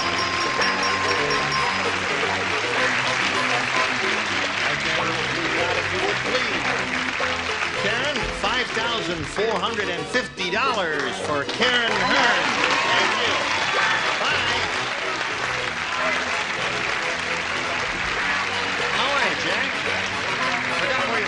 Asbury Park, New Jersey, then Albuquerque, New Mexico. Right. You do get around. Now, are you living here or vacationing here? We just vacationing. We've been all over the place last week. It's nice of you. So far, you've won $100. You could win a lot more here with this big money super match. Let's see how it goes, Jack. We polled an audience not too long ago in this very room, and we said, write down your best answer to this.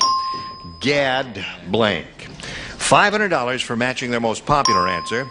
For matching the second most popular, $250, and $100 for matching the third. And 3 of our 7 stars will help you. Artie Johnson. Gad Zooks. Gad Zooks. That's a good one. Yeah. Okay, something gadfly. Gadfly. Brett. I've got the winner. Gadabout. Gadabout. Gadabout the boy. Good. Noel, you are yes. Gadabout. You want to say Gadabout? Right. Okay, you have your own choice here. Gadabout, Gadzooks, or Gadfly. Gadabout was Brett's answer. Let's find out if it's up there, and if so, where. We'll begin at the bottom and reveal the $100 number. Gadfly is there, was Fanny's answer. Let's see if we've got Gadabout under the $250 number. Gadzooks is Artie's answer there. All right. All right. Let's go with the big one, the $500 response. Go. Gadabout. Very good. Brett gave you that one there. Yeah. Okay. Now, the least you'll play for, Jack, is 10 times that amount, or $5,000. But we're going to ask you to spin the wheel back here. And if you get a lucky spin of the wheel, you'll double your money and play for $10,000. Good luck. We'll all root for a double, right? Here we go.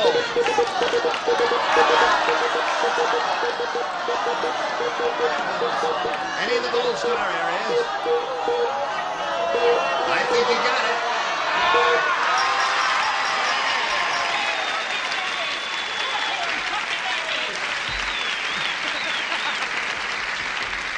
All right, you've made everybody happy by having a wonderful player to play with, Charles Nelson Riley, and you're going to play for double the money, or $10,000. Good luck to you, Jack. Here is what it says. Blank opinion. Blank opinion. Okay, Charles is ready. Jack, if you give us an answer that he's written on the card, we give you $10,000. What do you say to that? Personal opinion. Personal opinion. Not bad. Okay. I had a couple on my mind. Charles, he says personal opinion will match. I said public. Public opinion. Well, that was 2 directions, either public or personal. Yeah. What was that? Humble opinion. Yes. Okay, there are many good possibilities. Easy come, easy go, baby. Sure. Spin You of the picked up wheel. another $500. $600 is your total now, and now we've got this message for you. Let's say hello to Suzanne Abercrombie. There she is. So you're Suzanne Abercrombie. Yep. I will make no comments on your last name because I suppose a lifetime of having that name, you've heard them all, haven't Really? you? Okay. Suzanne, how's your, Bippy. No. I mean, where do you live and all that? I live in Chula Vista, California. Chula Vista. Okay. Outside of San Diego. That's near San Diego. What do you do with your life? I'm a bookkeeper for a collection agency. Beware. Tear my page out, will ya? Tear your page out. Okay, you married? No, single, 22. Uh-huh. You ready? Yes. Okay. I mean for the game. Yes, all right. You may have A or B. A. A it is. Everybody will participate? Sherry said, it's tough being married to a short order cook. Yeah. Every time we get romantic, he spreads blank all over me. You know, you guys haven't aged a bit. You really haven't. You look wonderful. Thank you. Yeah. I had a tooth job. Oh, you had a tooth job? Yeah, well, that's good. It looks great to me. Suzanne, Sherry said it's tough being married to a short order cook. Every time we get romantic, he spreads blank all over me. Grease. Grease. Well, that's what they do, they use grease. They spread a little. What'd you say to that? How lenient are your judges? Well, I don't know. I don't know. I think this constitutes butter. Butter. That's Parquet? Oh, yeah, that's grease. Yeah. Good. I wanted to make you happy, sweetheart. You said that was Ollie's answer. No, that's Kukla. Didn't you? Don't harass the new kid on the block. Hi, hon. Isn't he cute? He's darling. They're I'm both crazy. darling. Well, I like both of them. Yeah. Butter. Butter. Okay. That's cute. Okay. Melted butter. Aha! You rascal, you. Grincha. Okay, Ava. Tough being married to short order cook. Every time we get romantic, he spreads blank all over me. I don't believe it that I got it right. I did grease. Oh, good.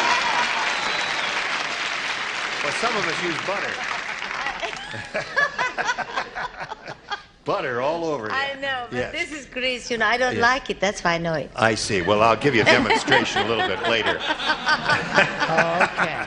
You see, you take a clean paintbrush and you dip it in this melted. Well, never mind. never That's another mind. thing. I'll Artie? explain it to her, honey. Yeah. Okay. I figure she can generate her own heat, unlike Charles. Mine is frozen butter. Oh, all right. It's in solid form. Okay, Suzanne, you got 4.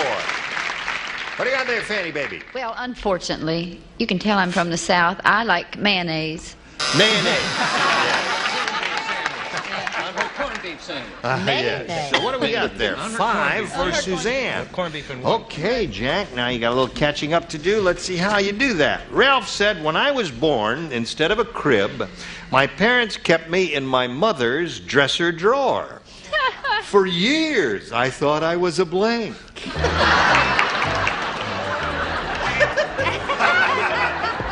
If you want to say that. Ralph said, when I was born, instead of a crib, my parents kept me in my mother's dresser drawer. For years, I thought I was a blank.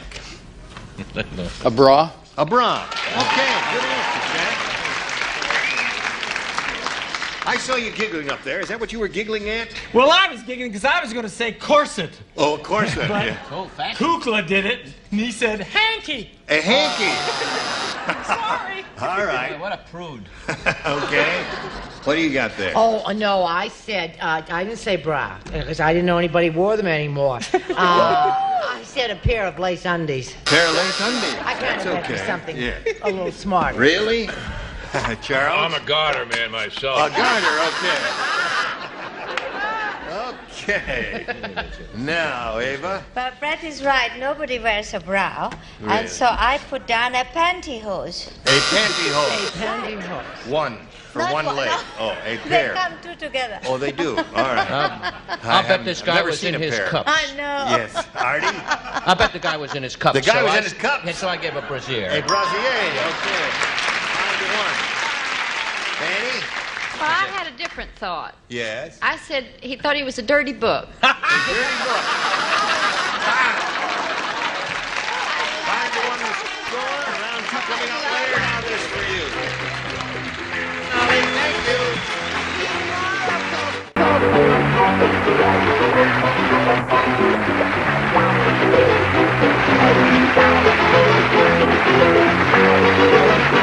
This is Johnny Olson speaking for Match Game 79. A Mark Goodson, Bill Todman production. This program was edited for broadcast. Get ready to match the stars. Avery Schreiber, Brett Summers, Charles Nelson Riley, Kate Jackson, Richard Dawson, and Fanny Flagg as we play the star-studded Big Money Match Game 75. And now here's the star of Match Game 75, Gene Rayburn.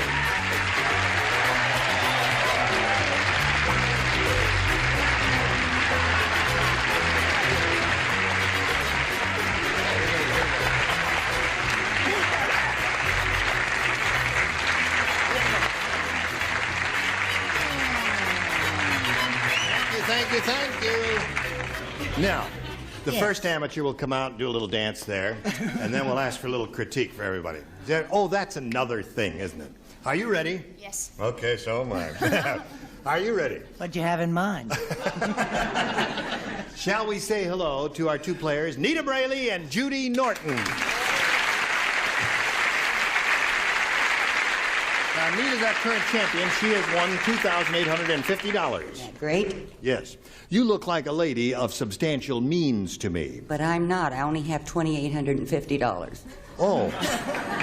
Well, that's a lot That's what it says on the sign. Yes, but I mean, before you came to us, were you not a lady of substantial means? No, but I'm an Indian. Really? Really? I'm getting nowhere with this conversation. Well, are you really part Indian from Oklahoma, or full Indian? No, just part. Part Indian, okay. What kind of Indian? Choctaw. Choctaw, okay. Chippewa. $2,850 for you, and for Judy, you've got 4 matches, and we're right in the middle of a tiebreaker, and you've got one question. You've got to match 4 celebrities to stay in the game. 5 will win your second game. We'll see how that turns out right after we see about this. Are you ready? Are you ready? Here we go. You bet. Second half of the tiebreaker. Nita, this is all yours. Listen carefully. The whale said, Long John Silver is a real weirdo. Today I let him ride me, and he stuck his blank in my spout.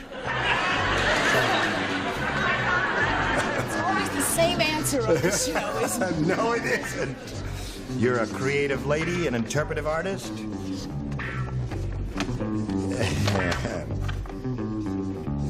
All right. All right, what? I'm ready if you're ready. I repeat myself again. What did you have in mind? Charles, is your light lit? Yes. Oh, My light's been lit for about an hour.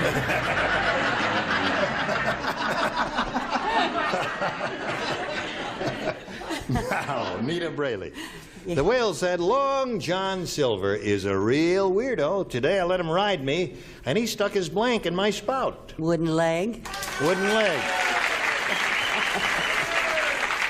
Now, this is the way to start it out. I got his peg leg or his wooden Peg leg. That's one for Nita. Attaboy, Ave. Okay, Brett. I thought it was the Dyke story. You know where the little boy put his little thumb in the dike? Put his thumb in the dike, yeah. And I thought a whale with his little... Now, wait a minute. That lady is a veteran of several wars. How can you boo her? Charles. Thumb is not a good answer. No, is that thumb what is. you're trying to tell me? That's about it. We're up to you, Charles. Naturally, I'm perfect with a wooden leg. Doing okay with your wooden leg, Nita. Now you got to get 2 more out of this bunch down here to stay in the game and achieve another tie. Kate? I'm not going to help you. I said he put his spur in his spout. His spur? Well, he didn't even have a spur, Kate. All together. He didn't have a spur. You've done several shows now. We're going to boo you before and after and during. Yes. Is this stone too ostentatious for a game show? Yes, it is. It's a little too much. Be that as it may, Al Wooduno Lego. Wooden leg. 4-3 to score. If you match Fanny, we've got another tie. Fanny, it's all up to you.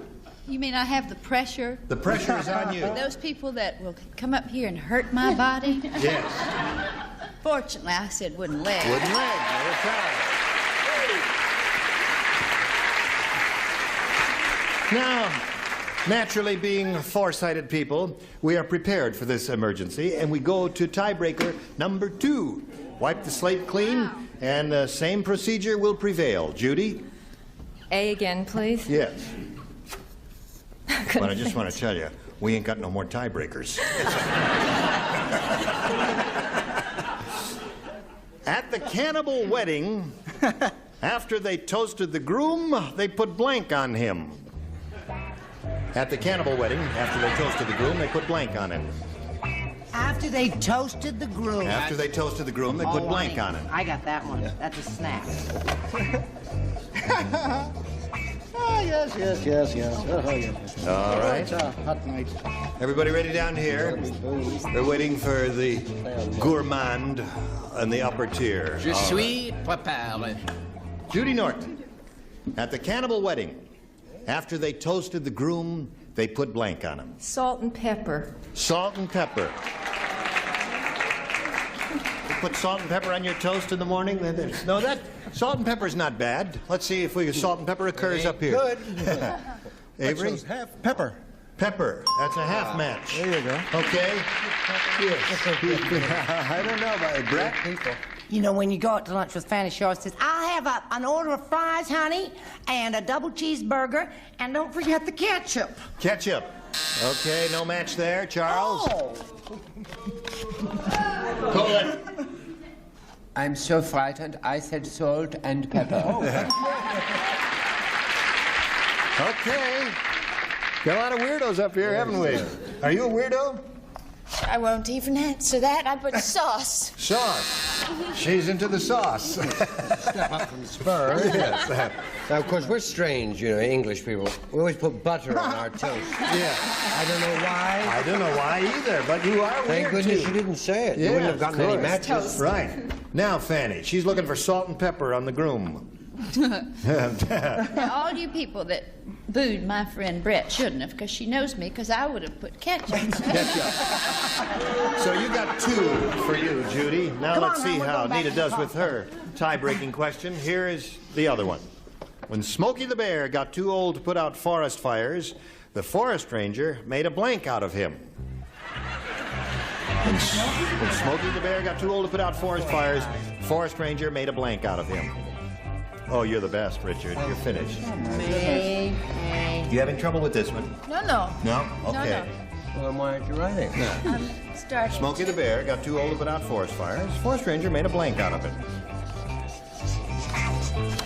You know the answer? You are having. Well, I have one in my mind. We'll compare notes a little bit later. my answer. I don't know whether it's going to be right or not. Nita, when Smokey the Bear got too old to put out forest fires, the forest ranger made a blank out of him. A fur coat. A fur coat? Do I detect a note of unresolved hostility in that answer? Yes. Yes. Oh, yes. Okay. Doesn't dig bears. Avery? Smokey the Bear says if you're on fire, don't run into the woods. A pet. A pet is what I had, Fanny. That was in my mind. Yeah. Brett, what'd you say?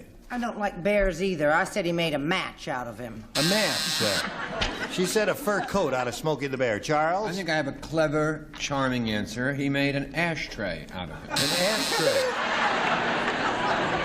An ashtray. That's in keeping with Smokey's function. Of course, naturally.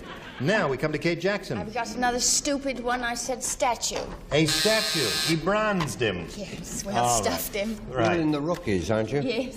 That would explain crime rising so rapidly with that. Statue, spur, and sauce. Yes. This is the thing you do with bears. What? Make them into rugs. The bears need a rug. So, Judy wins the game. Another rug. Okay. Congratulations to you. You got $100. If you stand by for a moment, we're going to say goodbye to Nita Braley. Nita, I'm sorry to see you go. I'm sorry, too, but I had a very good time. That's splendid. Everyone's really wonderful. Yeah, we're a good bunch, too. You sure are. Thank you, Nita You're Braley. pretty And well $2,000. yourself. Goodbye. Now let's keep spinning off. You watch this message, if you please. No. Here we are with Judy Norton, who is now going to try her hand at winning over $5,000. You ready, Judy? Yes. Okay. Now, we polled a recent studio audience, and we got their best response to this. Small blank. The answer they gave most often is worth $500 if you match it. You match the next one, you get $250, and the bottom one gets you $100. Whom do you call on here? Richard, please. Well, it's certainly a small world, isn't Small it? world, yes. You call right on you. All right. Charles. Small Wonder. Small Wonder. That was a Broadway show of 1907. Yes. The redhead. The Redhead. Small talk. Small Talk. So you got those three: Small Talk, Small Wonder, and Small World. You want one of those, Judy? Stay with Small World. Small World. You think that's best? All right. We'll find out if that's up there, and if so, where. Let's begin at the bottom and reveal the $100 response. Small Talk. That's one Fanny gave you. Okay. That's there. Here is the $250 response. Small World. Congratulations. You got the $250. Okay. What do you think's up there under the big one? Small fry. Small fry. Right there. Did you think of that? That's an old song, isn't it? But I guess it's still a phrase, isn't it, that's being used. Okay. Now, Judy, you've got an additional $250, puts you up to $350. You're going to play for 10 times $250 now, or $2,500. You have to match one celebrity exactly head-to-head. I'll take Richard. Okay. I must be in by 10. Here it is for $2,500. High school blank. High school blank. High school blank.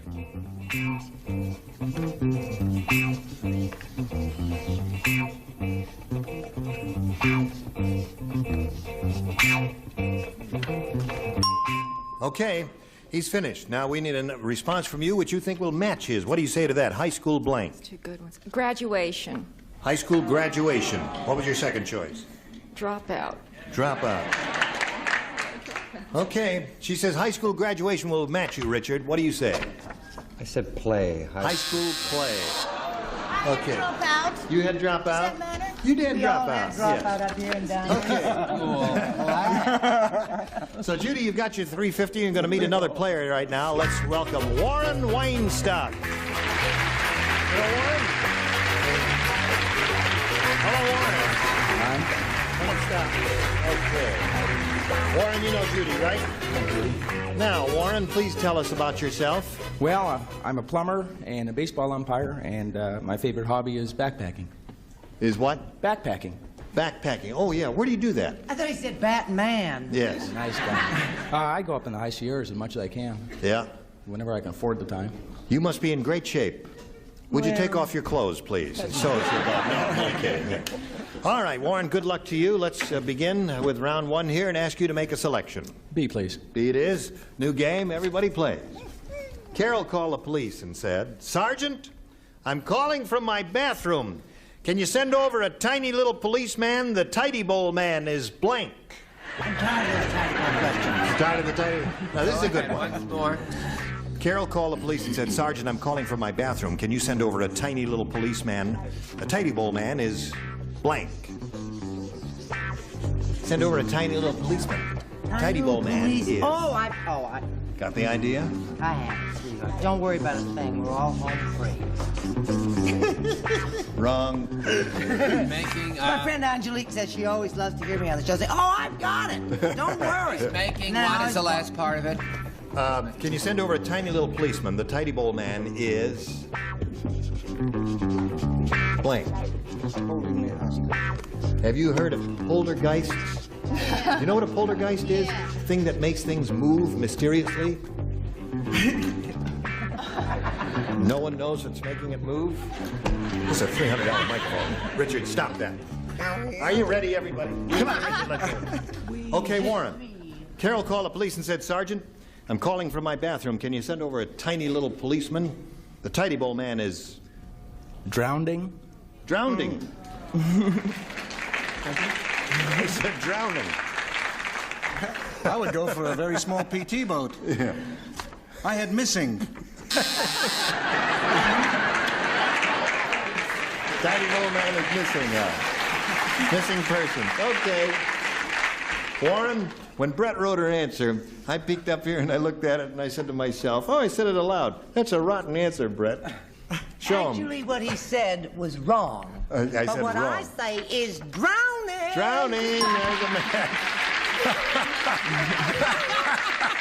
Gotcha that time, You got me that. That's a gotcha. Read the end? Yes. Yes, please. Can you send over a tiny little policeman? The tidy bowl man is... Making tiny advances.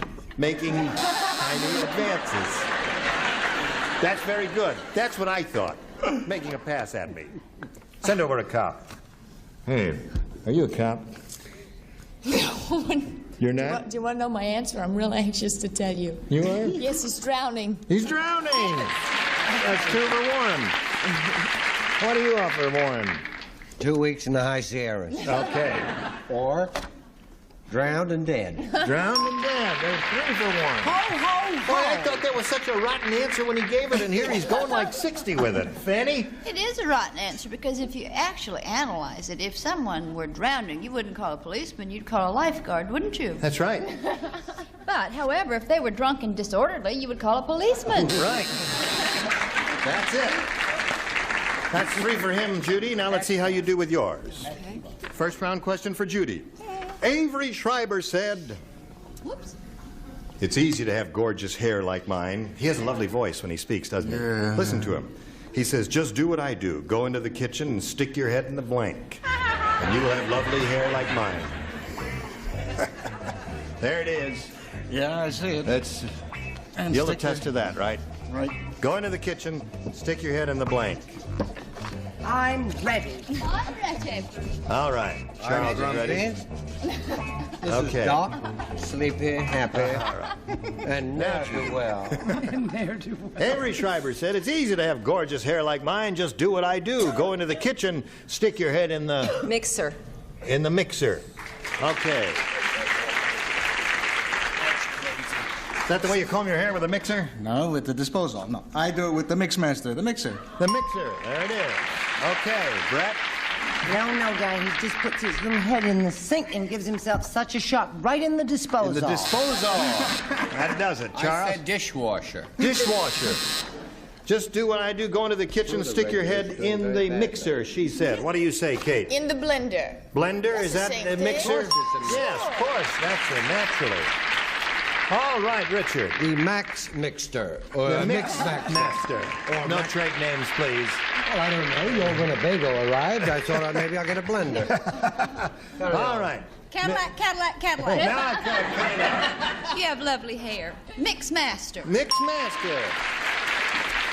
So, this is a pretty close game here and a rather exciting one because it's 4-3 at the end of round 1. And before we go on to round 2, we've got to do a little business with you. Round 2 coming up. Here we go. Okay, Warren. I'll try A this time. A. Only 3 people play. Oh, I do. Avery, Charles, and Fanny. Weird Willie was lonely, so he decided to call Dial-A-Date. When he told them all about his personal tastes, they told him to call Dial-A-Blank instead. It's difficult for you, it's easy for me. You don't have to answer the question. Weird Willie was lonely, so he decided to call Dial-A-Date. And when he told them all about his personal tastes, they told him to call Dial-A-Blank instead. Charles, do you have to answer this? Yes, Charles has to answer that. Oh, all right. So we call Dial-A-Blank instead. All right.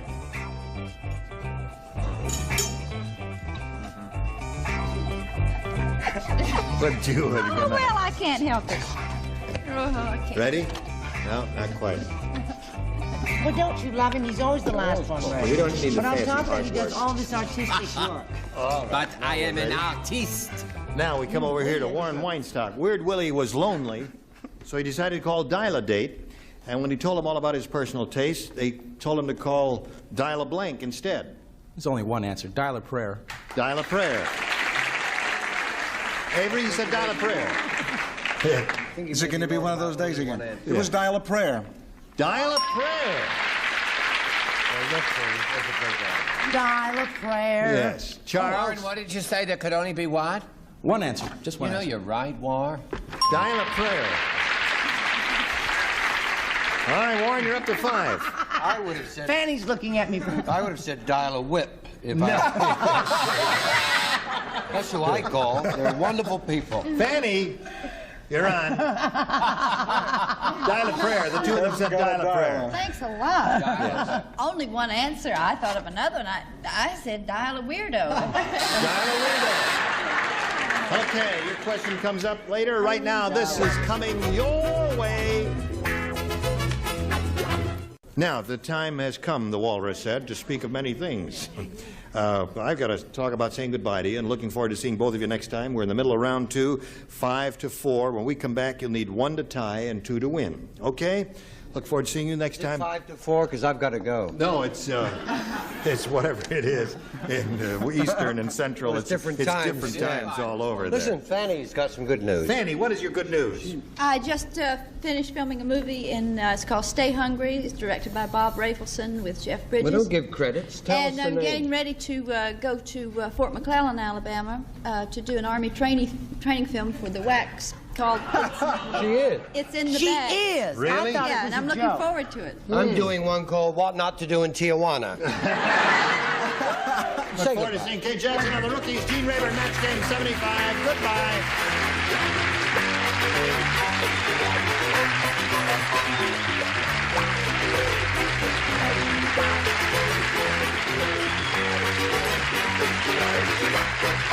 This is Johnny Olson speaking for Match Game 75, a Mark Goodson, Bill Todman production.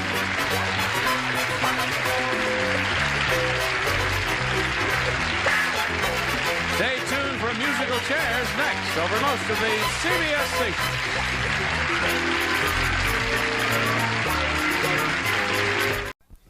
Get ready to match the stars from Vegas. Bart Braverman, Brett Summers, Charles Nelson Riley, Jamie Lee Curtis, Richard Paul, and Fanny Flagg as we play the star-studded Big Money Match Game. And now, here's the star of Match Game, Gene Rayburn.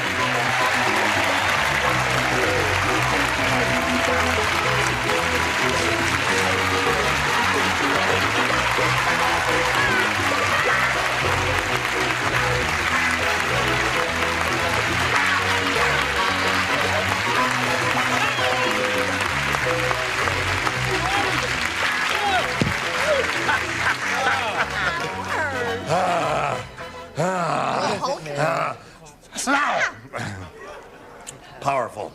I feel strong today, friends. Boy, oh boy, do you ever. Is that like Enter the Dragon, that kind of thing? Yes. Yes. Was that a 10? I think any man that has to do a thing like that to prove their masculinity when they wear those silly green pastel colors is sad. What's If we wrong? don't get a drink of malt liquor with that entrance, we're not interested. Welcome anyway. Special welcome back to Miss Fanny. Thank you. We've missed you, my dear. Thank She's you. on Certainly Broadway at have. this very moment doing a play. Very moment. But she just took a couple of days off, and she's going to be with us for a little while. We're very happy about that. Nice to have you back and you back. I don't want to hurt anybody's feelings. You're all wonderful, beautiful, insecure people. I You have a ignored question. me. What? You didn't say I me. heard Johnny Olson say star-studded big money. Where's the big money? Keep trying. I want You'll get there. Let's say hello to Debbie Kencher and Aldo Spadoni.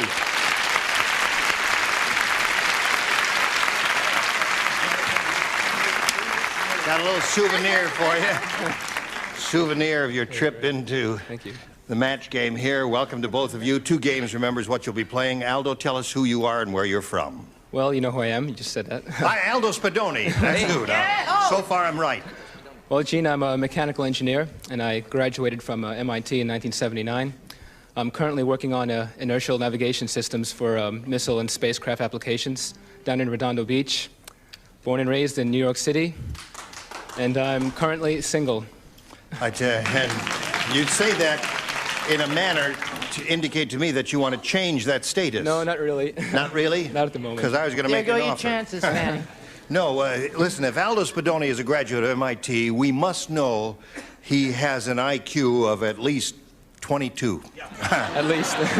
I'd say it would be more like 138. Have you ever had it tested? Because that's Not a really, tough no. school. And congratulations for graduating from it. Now, Debbie, tell us about you. Well, I'm a native Californian, and I'm a grocery checker in the San Fernando Valley. Yeah? And I am presently engaged. Getting married in 4 weeks. Going to be married in 4 weeks? Yes. The answer is no. I know. All right. I already found it out. All right, Aldo, you have a choice of A or B. I'll go for A, Gene. A it is. A for the engineer. Betsy said, it's tough having little Rodney rotten for a brother. Today he put my blank in the blender. I used to be engaged to a boy whose daddy went to MIT. He wasn't smart enough. He went to the Brixton Boys School, which is a reformed school. I'm dying. I know, if you got an ending for it, I don't have a fun. Oh, you don't have an ending? You know, with the Emmys being boycotted this year, if she shows up, there's a chance. No one else is gonna... She should go. Go and do that in the lobby. They'll give anything away this year. You ready, sir? Yeah, I guess. All right. Aldo. Betsy said it's tough having little Rodney rotten for a brother. Today he put my blank in the blender. Bra. Bra. All right. Nothing wrong with that. I think it's a pretty good response. Bart, what'd you say? I didn't say that, actually. I said curlers. Curlers. Curlers is what I said. Today he put my curlers in the blender. But I didn't go to MIT, so I...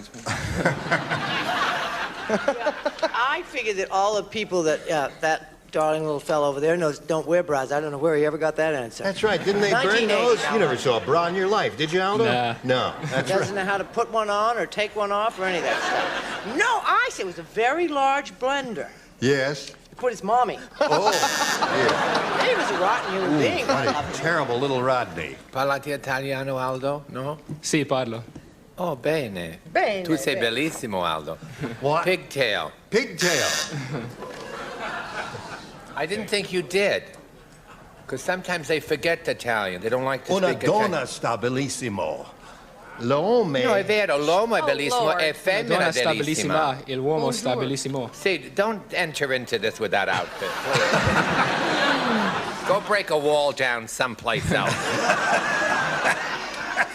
It's tough having little Rodney rotten for a brother. Today he put my blank in the blender. He said bra. Well, you didn't say exactly how old she was, but I figure if she's past 11, she probably does have a bra. Okay, there's one for Aldo. All right, Richard. Tangling with a bra is tough. There's nothing merry about a merry widow. Do you know that? No, Trying that's to undo true. one of those, it's terrible. No, you said he was rotten, this kid. Yeah. Nothing can be more rotten than putting the parakeet in the blender. Parakeet. That's rotten. Yeah. Would never talk again. All right, Fanny, I hope you haven't gotten rusty in your absence. No, darling, I've had a parakeet shaped for more. It's good. You know, I haven't seen Sweetbread, and this just came to mind. Training bra. Training bra. All right.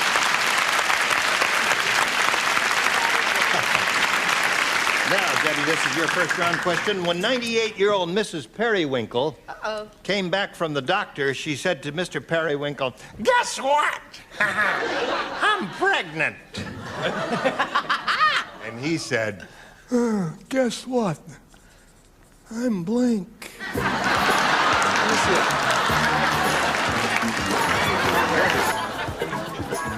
When 98-year-old Mrs. Periwinkle came back from the doctor, she said to Mr. Periwinkle, "Guess what?" Wait, I did a wrong answer. I'm sorry, I'm sorry. All right, we'll wait.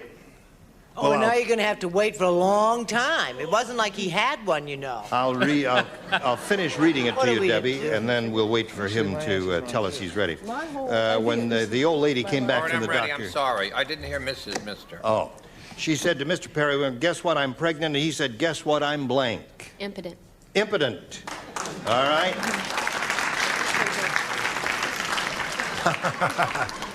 Well, I guess she wouldn't have to guess about that, would she?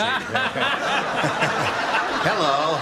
Well, I just figured he said what I always said, and that is, I'm innocent. I'm innocent. You deny it all. Yes. Vigorous denial. I say, Mrs. Who? No, Mr. Periwinkle fell right off his chair. He was stunned. He was stunned. Guess what? I'm stunned. Or stoned. What do you say? I don't like to say that the elderly is not in any way as strong as any other person. Right. Except Miss Miller is sleeping in the front row. Miss Miller, would you... She's okay. You up, darling? Yeah. All right, we'll try to keep the head somewhere. Don't nod off like that, I Miss Miller. Really? swear she was sleeping. She was. Very happy. Guess what? I'm very happy. Yeah. Yeah. I don't want to go the other route. You don't? Well, you may have to someday, Charles. Not someday. Now he's going to have to go the other way. All right, Jamie. Yes. She said, guess what? I'm pregnant. He said, guess what? I'm blank. Well, I'm just as sentimental as the next guy. Let's hear an aw. Happy? Happy. That's sweet. Yeah. Happy thought. I like Did it. you say that? How sweet. How Yeah. sweet. Said I'm not the father. I'm not the father. All right. You know, that, I guess that's not the same, is it? All right. What do you say? Well, I say, old man Periwinkle got a little funny in his old age. Yes. Right. So his little eyes lit up, and he said, guess what? I'm St. Joseph.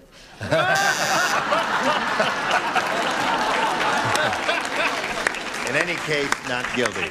2-0 to score here in Aldo's favor. Round two can up in a moment or so. Now this for you. Here we go. Round two. And Aldo, since you're ahead, you'll go first. I'll go for B. B it is. 4 people play. The upper tier and... You don't write? You don't write. All right, Richard. Jackie the Insult Comic said, that last act had lots of funny lines. Jackie the Insult Comic said that last act had lots of funny lines. Unfortunately, they were all on her blank. Oh, you don't play. Are you all right? Here you go, Aldo. Jackie the Insult Comic said that last act had lots of funny lines. Unfortunately, they were all on her blank. I'll say bosom. You'll say that, huh?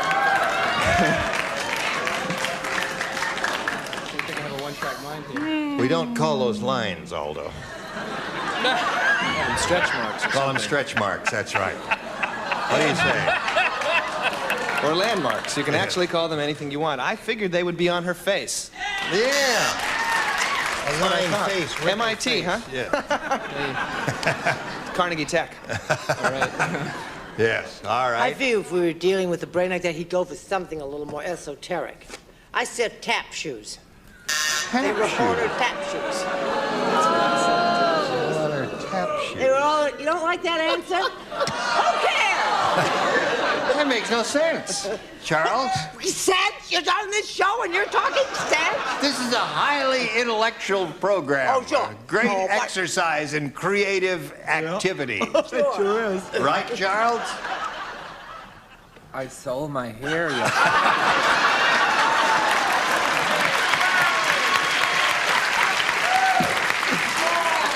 Charles! Talk about going with a cheap joke. Why did you sell your hair? Because we needed to pull out of that long, boring section with a woman in the white coat. Puss. Lines were all Face. on her puss. All right. That's how a tough guy talks. Puss. Okay. Richard. I thought this was such a good answer that it had to be a match, but, you know, Face, didn't yeah. Face seem to be Face, it? I don't came know. up more frequently, Aldo, than the other one. Now, Debbie, you need 2 to tie and 3 to win. Big Bill is really big. I'll tell you how big he is. His pants fit so tight, he has to wear his blank on the outside.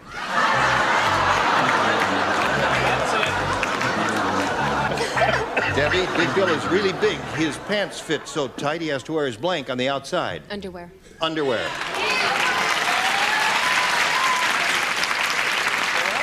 Seems like a reasonable response to me. Shorts, Shorts underwear. it is, 1 for her. All right, 2-1 the score. Brett? Well, I knew if I kept at it, I could come up with a winner. Yes. El Shortos. All right, score's now tied, 2-2. 1 more. Pockets. Pockets on the outside. All right, that means we're down to date. Pants fit so tight he has to wear his blanket on the outside. What do you say to that, Jamie? Undies. Undies wins the game. What do you have? Got the undergarment. Come on, go,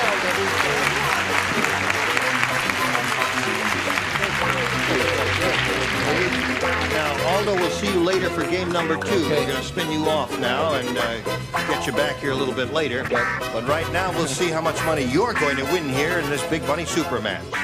Good luck to you, my dear. We pulled a... Oh, that hurt. Yeah, that was as a sign settled on some of the broken pieces. There. There it is. Just makes it a little tougher to clean up. I didn't mean this, but it's all right. Now, we polled the studio audience not too long ago, Debbie, and said, write down your best answer to this. Blank, come home. $500 for you if you match the answer they wrote down most often. $250 for matching the second most popular answer, and if you match the third, you get $100. Now, 3 of our 6 stars will offer a little assistance. Whom do you want? Charles. Bill Bailey, won't you come home? All right. Bill Bailey, won't you please come home? Kenny? Oh, this is an ever-popular one with me. Yes? Yes. Can I have some? Lassie, come home. Lassie, come home. Brett. Isn't she lovely? Give her a little help there. I know what it is. Please come home. Yes. Who the hell is Johnny? Please come home. That's Johnny come lately. So now you have Please Come Home. Bill Bailey, won't you come, please come home. And Lassie, come home. Do you want one of those, or would you like to think up one of your own? Lassie. Yay! Lassie. Good choice, I think. Let's see if we have Lassie up there. In what position? May we see the $100 response? Baby, come home. Huh. All right. That? I don't know. That was a song, wasn't it? No. Yeah? No. Oh, baby, won't you please come home? Daddy and the and I'm sorry about your daddy needs you. Baby, won't you please come home? I'm going to go to 250, please. Oh, yeah. All right. May we see the next one, Doing please? the best he can. Please come home. Someone gave you that one? They were very lethargic All about right. that, and there it is. Here we go with a big one. I hope so. Lassie, we got it. Congratulations. Very good. Now, you've got $500. You've got it. It's all yours. That is irrevocably yours, but you could earn a lot more than that right after we tell America about these messages. If you'd like to come to the studio and see Match Game in person, we'd love to meet you. So write to us. Enclose the self-addressed stamped envelope and mail the tickets. Match Game, CBS Television City, 7800 Beverly Boulevard, Los Angeles, California, 90036. Now, Debbie's won the $500, and that means the least she will play for is 10 times that amount, or $5,000. However, we do want you to spin the wheel, Debbie, and see if you can double it up and play for $10,000. Just grab this peg here, if you would, please. Give it a tug, and we'll all root for a double. Here we go.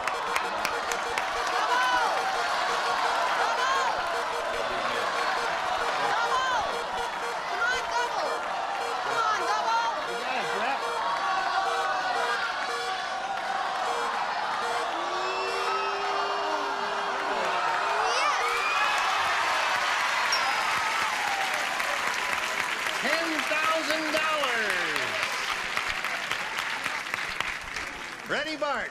As ready as I get. All right. Good luck to you, Debbie. This is it. We need blank. I'll let you read it. We need blank.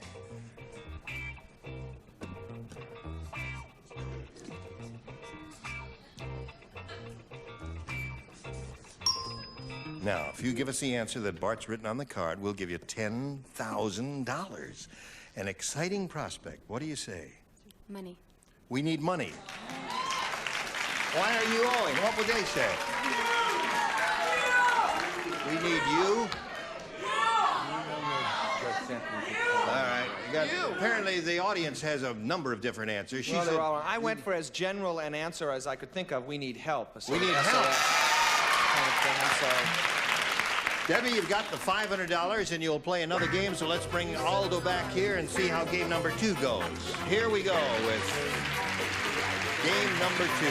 As soon as it stops. All right. Welcome back, Aldo. Thank you. Now, we'll start game number 2 here. This is round 1. She has $500, and let's see how we go now. You want A or B? I'll go for A. A it is. All right. Ron said, my wife is the world's worst cook. How worst is she? Tonight she served me turkey surprise. The surprise was she stuffed it with blank. What do you say, drummer boy? I'm only kidding. Now, Aldo. Ron said, my wife is the world's worst cook. Tonight she served me turkey surprise. The surprise was she stuffed it with blank. Marshmallows. That's not. Would you be surprised if you were served the turkey stuffed with marshmallows? I would be. You expect these weirdos to say marshmallows? I suppose not. All right, let's find out what you did indeed say, Bart. Aldo, come si dice wrong? Well, I said cauliflower. I know that's not right. That would be a surprise. Cauliflower, that's 2 wrong ones. Hey, I mean, that's why I was asking, how do you say that? Is as wrong as marshmallows. Marshmallows, right. Yes? Now, this is an answer guaranteed to offend Betty White. Oh, good. The family pet. I'm mean today. I'm mean. It would be a cat or a dog or something like that. What do you say? Or child. Herring. Herring. A terrible combination, turkey stuffed with herring. Turkey surprise. The surprise was she stuffed it with what, Jamie Lee Curtis? The actually quintessential answer for this, the feathers that she plucked off it. Aha! Good creative answer. Thank you very much. What have you got there, Richard? I'm so glad Aldo has a good job. Yes. Really glad. Well educated. Actually, marshmallows, they hated it, but I thought it would be pretty good with a little chocolate and marshmallows. Chocolate and marshmallows and turkey? Oh, dreadful. It was close, yes. Aldo. Now, what have you got for us there? Besides my answer. Yes. No, actually, I have friends. Cotton. Cotton. And them that plants them is soon forgotten. Now, whatever that means. Look away. So, Look away. yes. You'll have a shot at this in a moment or so. Right now, we have this for you. You've heard of the phrase, the actor was so bad he ate the scenery? It's not bad. See you tomorrow. Thank you. Gene Rayburn. Goodbye. Some contestants will receive Frederick Room Air Conditioners. Quality built, dependable, energy efficient. Put together better to last for years to save you money. Furnished by Frederick. A cheese server and Gino's Party Special Pizza with crisp and tasty crust you can trust, plus the flavor shaker. Gino's in your grocer's freezer. A calculator and Deep Woods Off, the insect repellent that protects against extra tough mosquitoes and biting flies. A picnic jug and Popeyes, the delicious freeze-at-home treat, comes in assorted fruit flavors. 12 taste-packed bars in every box. Treat your youngsters with refreshing Popeyes. A tray and Clorets, the breath deodorant. Helps your mouth's own freshening power eliminate bad breath. Costs a little more, but it's worth it. Clorets, the breath deodorant.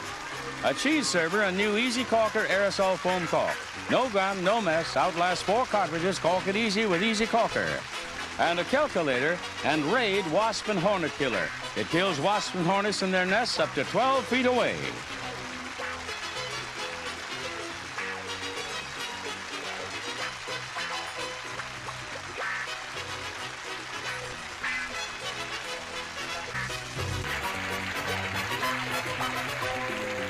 This is Johnny Olson speaking for Match Game, a Mark Goodson, Bill Todman production. The program is edited for broadcast.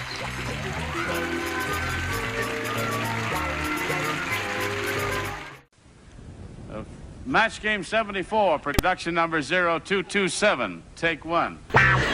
Get ready to match the stars.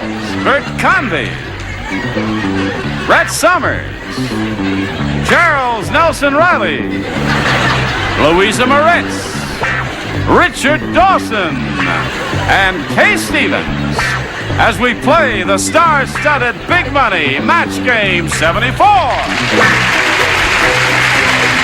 And now, here's the host of Match Game 74, Gene Rayburn.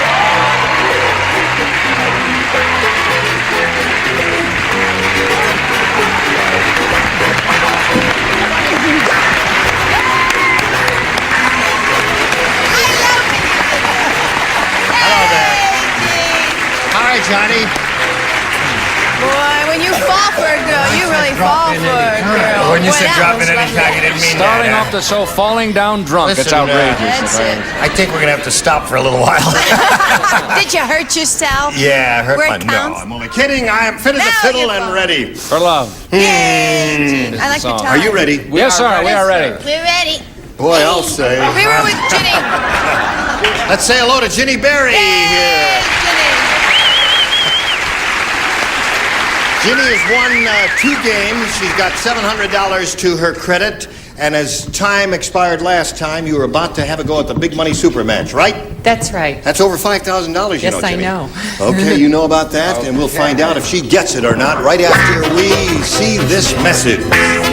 All right, here we go with Ginny Berry in the Big Money Super Match. Now, you know we polled a recent studio audience, and we got their best response to this. Blank shark.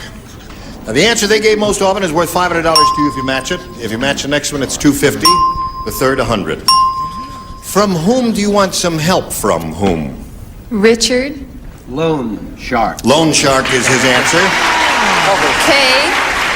Kay Stevens? I thought loan shark too, but the only other one I can think of is saber-tooth shark. Really? Saber-tooth. Well, loan shark was that's a the best tiger. one. Saber. Oh, tiger shark? Saber-tooth. Tiger. Oh, I don't get out with those sharks much. All right. So tiger shark is better. Tiger Well, now we shark. have to accept your first answer, Oh, Kay. okay. And that was what? Who knows? What was it? That was loan shark. Saber-tooth shark. I want my nana. Well, she got a little bit mixed up there. Okay, one more. Brett. What is Killer shark. Killer shark? So you got killer shark, loan shark, and a sure winner in the saber-tooth shark there. Now you can choose one of those or give us one of your own. What do you want to do? I'm going to choose loan shark. Loan shark is Richard's answer. We'll find out if it's up there, and if so, where. First, may we see the $100 response? Killer shark is, who gave that? Brett. I did, Brett. darling. You were very good to think of that, Yeah. Brett. All right. Still looking for loan shark. Here is the $250 response. Saber-tooth. Card shark. Oh, that's a good one. Did you think of that, audience? had that. No, did you? No, you're a bunch of dummies too, right? That's a No, you're saber-tooth okay. card shark. Okay. Fine. We're looking for loan shark, and she hopes it's under the $500 response. Yay, loan shark. Terrific. Terrific. Isn't it? Yes.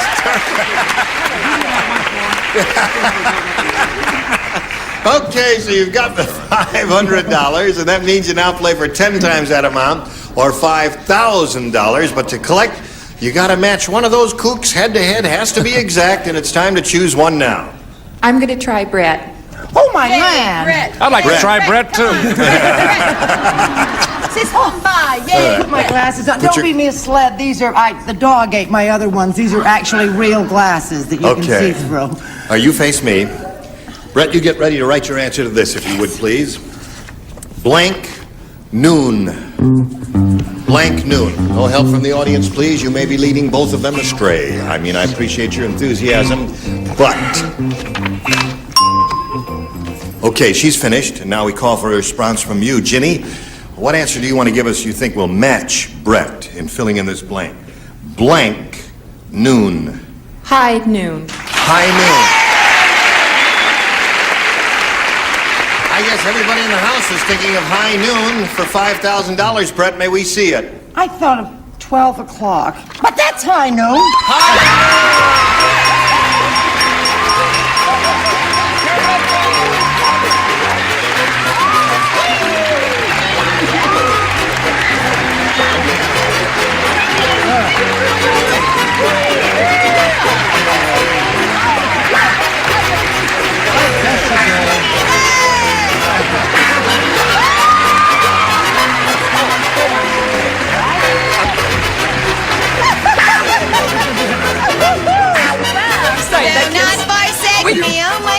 really excited? Oh, yes, we get to take the kids east now. We're going to take them all around the country, but we can really take them all around the country now. How many kids are there? I've forgotten. 5. 5 kids. How are you going to drive? We have a VW bus, and we love to camp. She loves to camp, she said. So we... All right. So you're up to $6,200. We're going to meet another player right now. Here comes Gloria Green.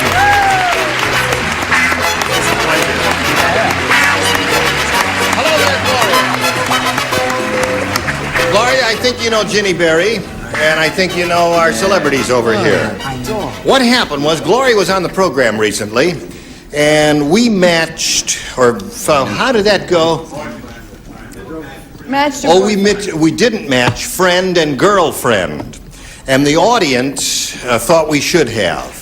And so did I, and I thank so the did you. producer for And so changing did his mind. That's right. And bringing her back. Anyway, Very nice. we thought it was a little bit of unfairness there, so we brought her back. All right, Gloria, you know how it goes and all that, and you know Ginny, and we'll start this game right after we start this message for all America. Okay, here we go. I'll push a button and ask our challenger, Gloria Green, to make a selection. A. A is what she wants, and here it is. Everybody plays, brand new game. Let's see now. Dumb Dora. My mother used to call me that. Really? Dumb Dora couldn't find her bowling ball, so she rolled a blank down the alley. Dumb Dora couldn't find her bowling ball, so she rolled a blank down the alley. I guess I'll police up the joint here while they're writing. Pick up the debris from the last celebration when Ginny won her so nice and money neat, over there. darling. Oh, I am. Wonderful. Compulsively neat. Sweep up down here. No, I guess not. You ready there? Okay. Dickie Dawson isn't ready. Isn't that wonderful? First time Dickie's been the last one. Oh, No, I'm you the can't last. change your mind, and she's the Only last reason one. that is that I'm always the first. People are really beginning to understand how dumb that top row is. What are you laughing for? He said that about Now, us. let's find out. Gloria. Never mind. Dumb Dora couldn't find her bowling ball, so she rolled a blank down the alley. Pencil. A what? A pencil. She said she Pencil? rolled a pencil down She the said alley. pencil. Have you ever bowled? Yes,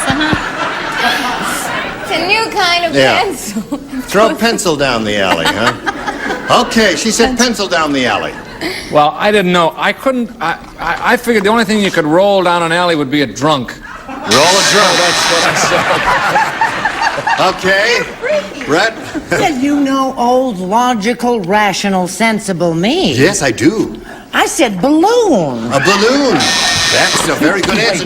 No, that's a good answer. A balloon to knock over bowling pins? Dumb Dora, you dummy. Dora. Oh, dumb Dora. Well, then what's wrong with drunk? Nothing. That's a good answer. okay. Yeah, that's fine.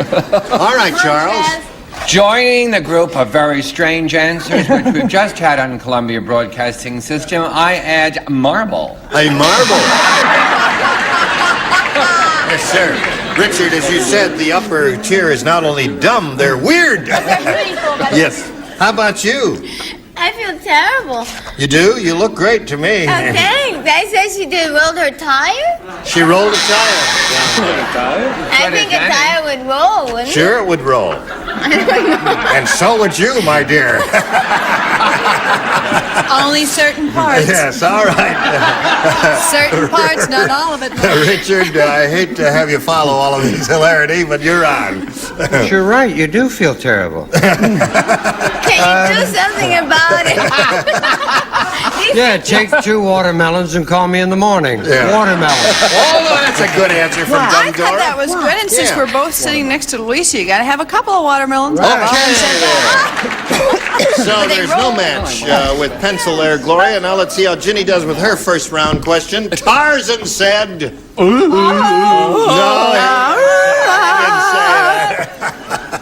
What did he say? You were saying. I was did saying Tarzan before I was say? so rudely interrupted. Tarzan said, never turn your back on a man-eating plant. A big one just ate my blank.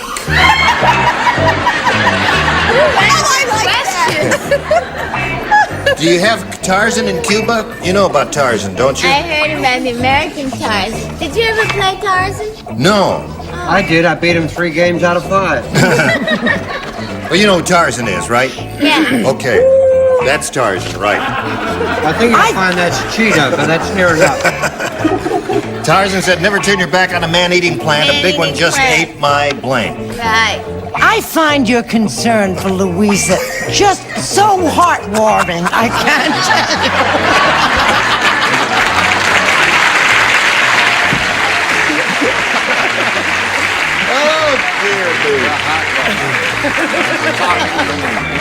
Okay, let's get a response here now from Ginny. Tarzan said, never turn your back on a man-eating plant. A big one just ate my...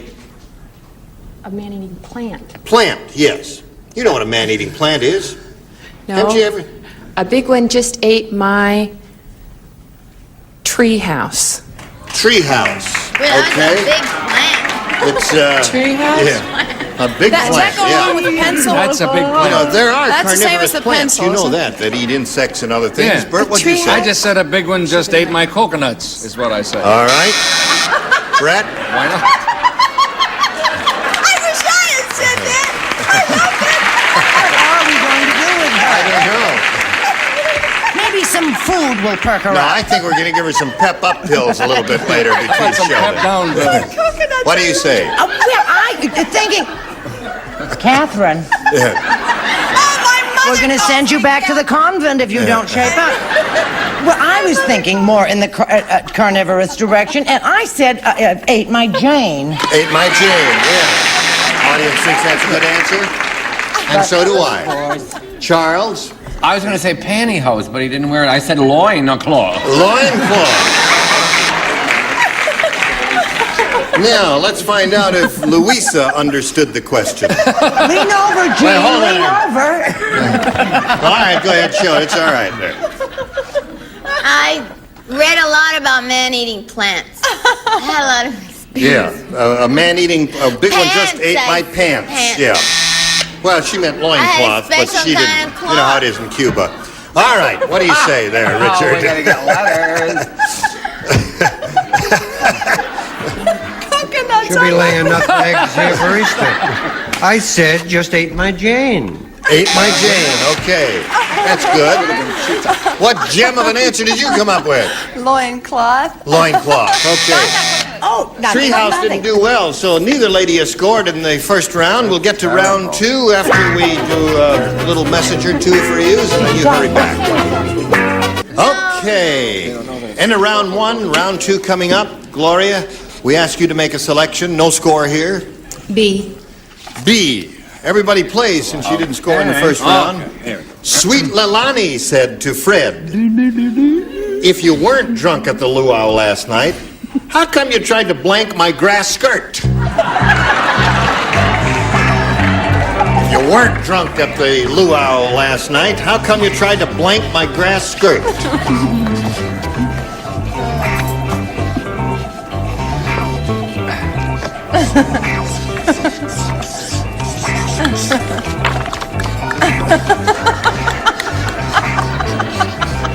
I made a mistake, that's all. That's all. Okay. We all make mistakes now and then. Gloria Green. Sweet Leilani said to Fred, if you weren't drunk at the luau last night, how come you tried to blank my grass skirt? Cut. Cut. Cut my grass skirt. Okay? Audience seems to approve of that. Let's see if it gets any response from our celebrities. Bert? I said, how come you tried to smoke my grass?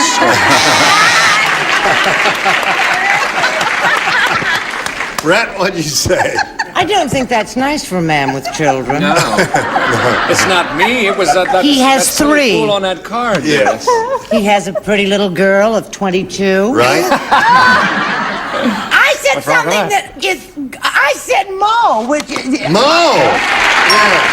Mo is a match. Mo is a match. And it's rotten grammar, but it works. No. Charles? Your judges will have to get together, and it's because I said pull off or mow. Pull off or mow? You gave 2 answers. What about that? That's 2 answers. Pull off and mow are 2 different responses. We'll take the top one because that was the first one, and you get no match on there. Okay, now how about you? I quit. You quit? Why? I said pull off. Really? My dates don't carry scissors. Your dates don't carry scissors. I never saw that. Well, I'll tell you. Well, you ought to keep a pair in your purse just I for... have about 5 at home. Oh, all right, okay. She doesn't need a pair in her purse. I see. Obviously. Richard, what did you say? What was the question? The question was, Sweet Lalali said to Fred, if you weren't drunk at the luau last night, how come you tried to blank my grass skirt? What other answer could be but Mo? Mo! There's another match for Gloria. Mo or cut? What did you say, Kay? Oh, that's ridiculous, because No. there ain't no Mo.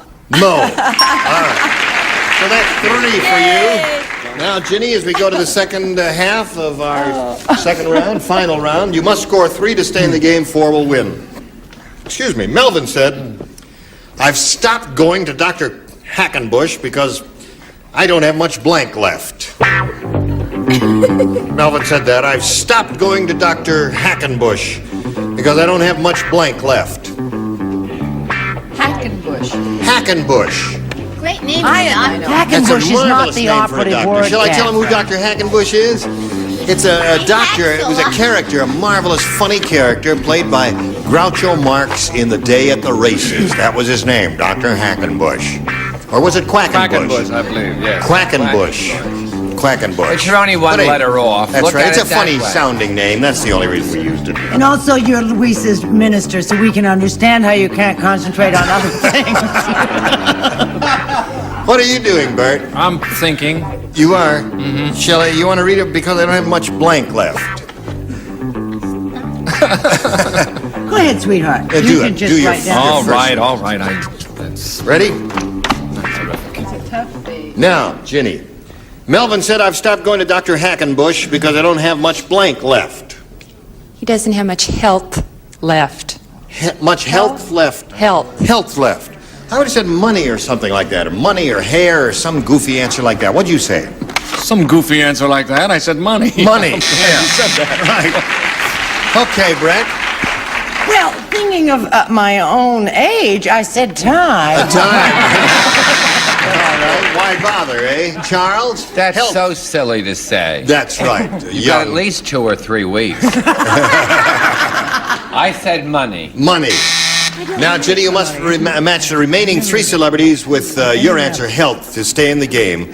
And let's see what this healthy girl's response Well, with is. a name like that, I figured going to him, I wouldn't have much health left. Health left. Oh, There's one match. Okay. Dr. Dawson? Yes, I'm afraid the patient has just passed away. I wrote cash. Yes! So Gloria Green wins the game.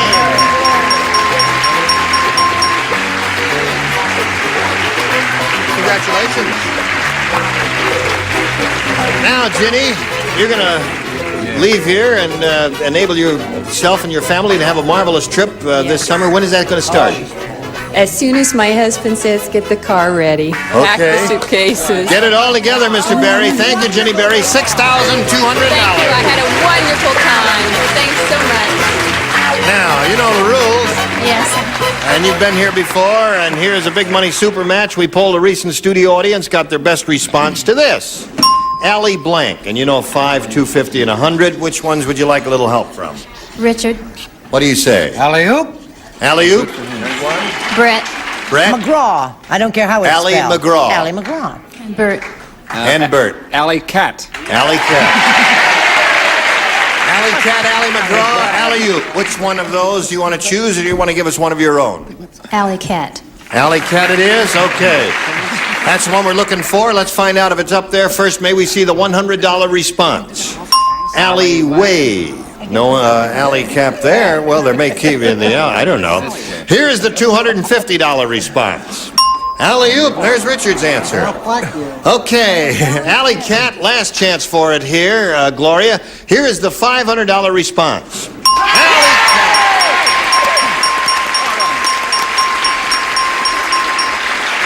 Well,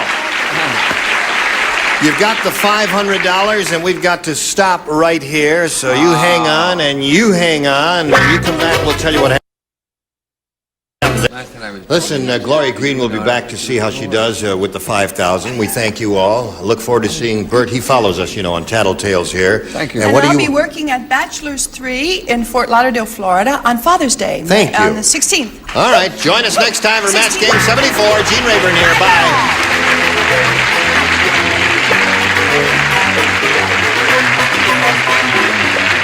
This is Johnny Olson speaking for Match Game 74. A Mark Goodson, Bill Trotman production.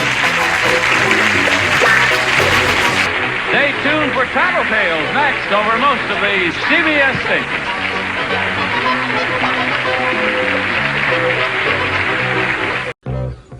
Get ready to match the stars. Jack Cassidy, Brett Summers, Charles Nelson Riley, June Lockhart, Richard Dawson, and Loretta Switz as we play the star-studded Big Money Match Game 73. And now here's the host of Match Game 73, Gene Rayburn.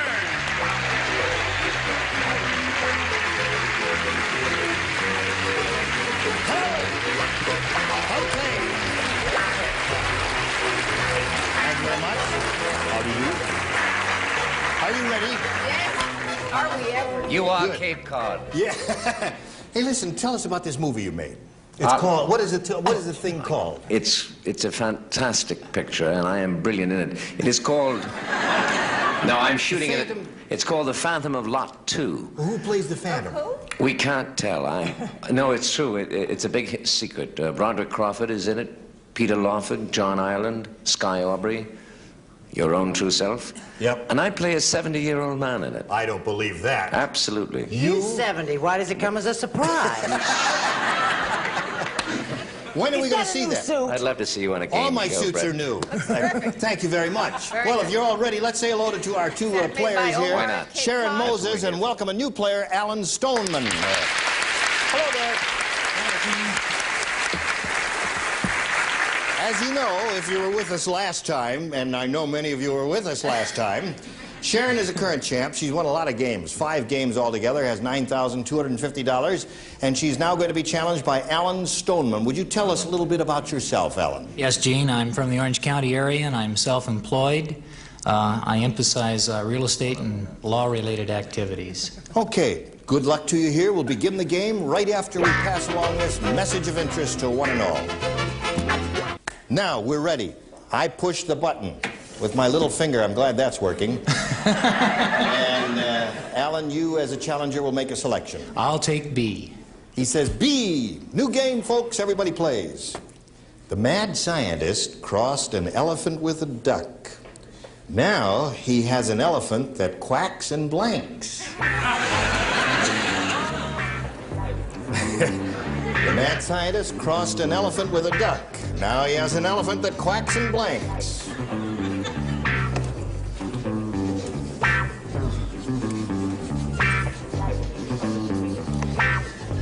Hey, while we're waiting, I want to thank Richard Dawson and Charles Nelson Riley for giving this show a nice plug on Merv Griffin's show Oh, recently. that's, yes. Yeah, I saw that. That was nice of you guys to do that. I don't think we mentioned your name. No, though. you didn't mention my name. I withdraw the nice things I said. No, I'm only kidding. That was very nice. It was delivered easy. Okay, let's go to Alan Stoneman, because everyone's finished over there. The mad scientist crossed an elephant with a duck. Now he has an elephant that quacks and blanks. What do you think? I hope I don't with this answer, but I'll say lays eggs. An elephant that quacks and lays eggs, he says. I think that's a reasonable answer. What do you say, Jack? I almost went for that. And then I decided, and wears trunks. And where? Oh, that's clever. Okay, Brett. Do not look perturbed. I was so ashamed of my answer until he did his. Waves his trunk. Isn't it the opposite An of... elephant that quacks and waves his trunk. Oh, never mind. Sorry. Okay. It'll come to you All later right. on. Charles Know lays that eggs. this whole row is not a total loss to Mr. Stoneman. I said lay eggs, and not only does an elephant quack and lay eggs, but also Jack Webb is going to make a series out of it.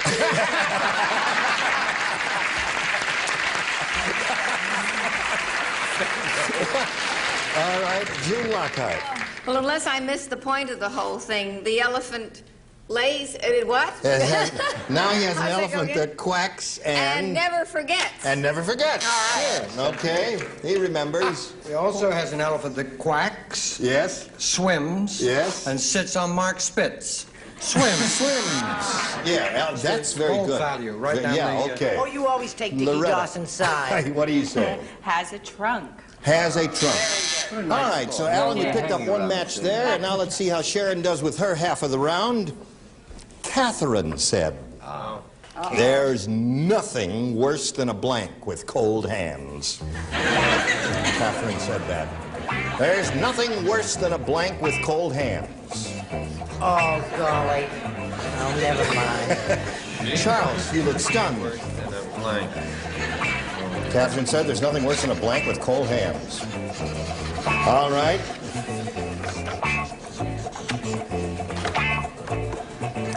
Now, we all set? What are you doing there, Jack? Oh, I'm all ready. Yeah, well, I've got to stick it in there. That's right. Okay, Sharon, Sorry Catherine about said there's nothing worse than a blank with cold hands. What do you put in that blank? A man. A man. A man with cold hands. Very interesting. What do you say? Well, I was going to go for corpse and turned it down. I went for lover, which in my case would be a woman. No match. You can't match that, huh? Man and lover? Oh, that's right. You can't because Catherine... Okay. Brett, what do you say? You know, I actually tore up man. You did? Yes, and threw it in the Well, that's not trash. the first one you've torn up. I said, doctor, does that... No, because it would be a lady doctor. Sorry. That's right. I gave a boring answer. I said handshake. A handshake. Okay. Boring. All right. June? Well, since we don't know about Catherine, Yes. I was going to say man, but I made lover. Thank you, June. Yeah. Okay, that would be a good answer. A man is hers. What do you say? Nothing worse than a doctor with cold hands. Right. Unless it's two doctors with cold hands. Doctor. Okay. Or devils. Yes. No, Loretta, there's let's see if she's going to match you. Masseur with cold hands. A masseur. Yes. Okay. All right, so at the end of round one, it's 1-0 in favor of the challenger. And we'll see what happens in round two, but first we've got to see what happens with this. 1-0 favor the Alan Stoneman, our challenger. I'll push the button. We'll go to round two and see what happens. Alan, please make a selection. I'll try A, Gene. A is what he wants. Last time you matched Charles, so Charles, you do not participate. Everyone else does. When Harry opened the bottle of champagne, the cork popped into Sally's blank. Oh, wow. Yeah, that's what happened. When who opened the bottle of When champagne? Harry opened the bottle of champagne, Back the cork again. popped into Sally's blank. All right. No peeking, Charles. Just because I always have the best answer. Okay, they're all set over there, so Alan will get a response from you. When Harry opened the bottle of champagne, the cork popped into Sally's... Cleavage. Cleavage? Boy, right? Just like that, huh? Okay, well, did it ricochet off the ceiling, or was it a direct... All right. What do you say, Jack? Well, the particular Sally I know is built a great deal like Roddy McDowell. So... But I'll tell you what Sally does have. Sally has a very large mouth. Oh, mouth. Okay, so there's no match It's too there. late to warm up. Yeah. I take offense at that. Oh? Mouth. Guess where I got it from? I said 2 mouths. Cleavage is what we're looking for, June. Oh. Yes. Well, just let me tell you that Sally was looking where she shouldn't ought to have been, so it popped into her eye. Aye, yeah. Would you give us a little cleavage so you get a match with Well, that? I shouldn't really, but... No, that's it. That's the best you can do, Ray.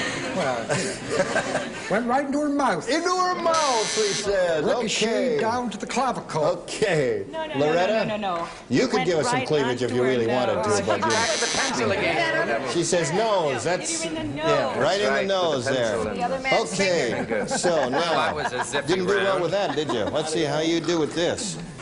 Now, Sharon, you need 1 to tie. 2 will win it. And that'll be your 6th game. Here we go. Mary's fortune cookie read, "You will meet a tall, dark stranger, and he will ask you for your blank." That's what the fortune cookie said. I should be so lucky. You will meet a tall, dark stranger. He will ask you for your blank. Everyone plays. Lower tier is ready, upper tier. All right, I'm ready. I'm ready. We're the best. All right, now they're ready. So Sharon, think about it carefully. Mary's fortune cookie read, you will meet a tall, dark stranger, and he will ask you for your...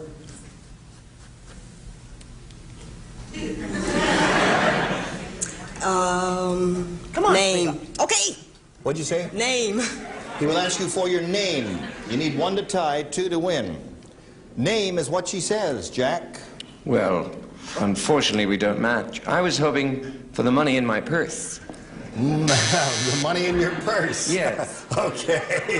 Brett, what do you say? Interesting, because my tall, dark, handsome stranger's name was Bruce. Bruce? And he wanted to borrow her purse. Her purse. Oh, well, all right, Charles. It's not easy to live with these people up here. I took a different tack. I simply said virginity. Aha! Anybody could have said virginity. Excuse me, Mama.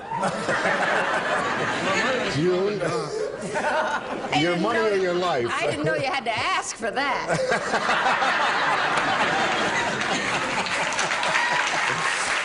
Okay. However, since he was so courtly and gallant, I thought he was going to ask for her hand. For her hand.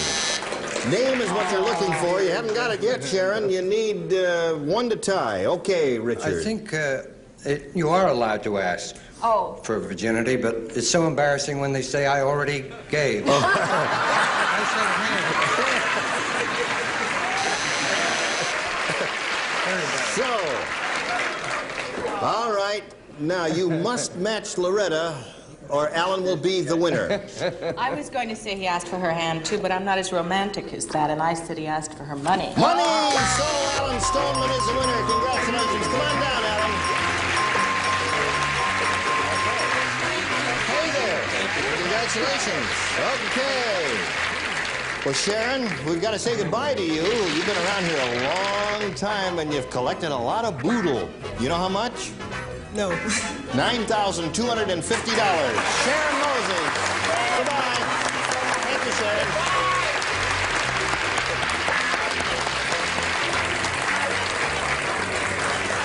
Okay. This is your first trip up here, Alan, but I guess you know how it goes. Yes, I do. Are you ready for it? I sure am. Okay, here we go. We polled a recent studio audience, and we got their best response to this. Blank silver. Now, the answer they gave most often is worth $500 to you if you could match it. Second most frequent response, $250. And the third, $100. Okay, you can win a lot of money here. You're allowed to get a little help from your celebrities here. Charles Nelson Riley. I was going to plug my friend Joe Silver, but I think I better go with Sterling. Sterling Silver. Okay, there's one for you. Richard. Long John Silver. Long John Silver. Has a gay bar on La Cienega. I really have the best. I have the best. All right, one You're more. crazy if you don't go with me, but go ahead. Brett, please. Good luck. Hi-ho, Silver. Well, you stole it from me. Hi-ho, Silver. He got hi-ho, but it's really hi-yo, isn't it? I thought of it. Yeah, okay. So you've got Long John Silver, Sterling Silver, and hi-yo Silver. You may choose one of those or give us one of your own as the answer, Alan. What do you want to do?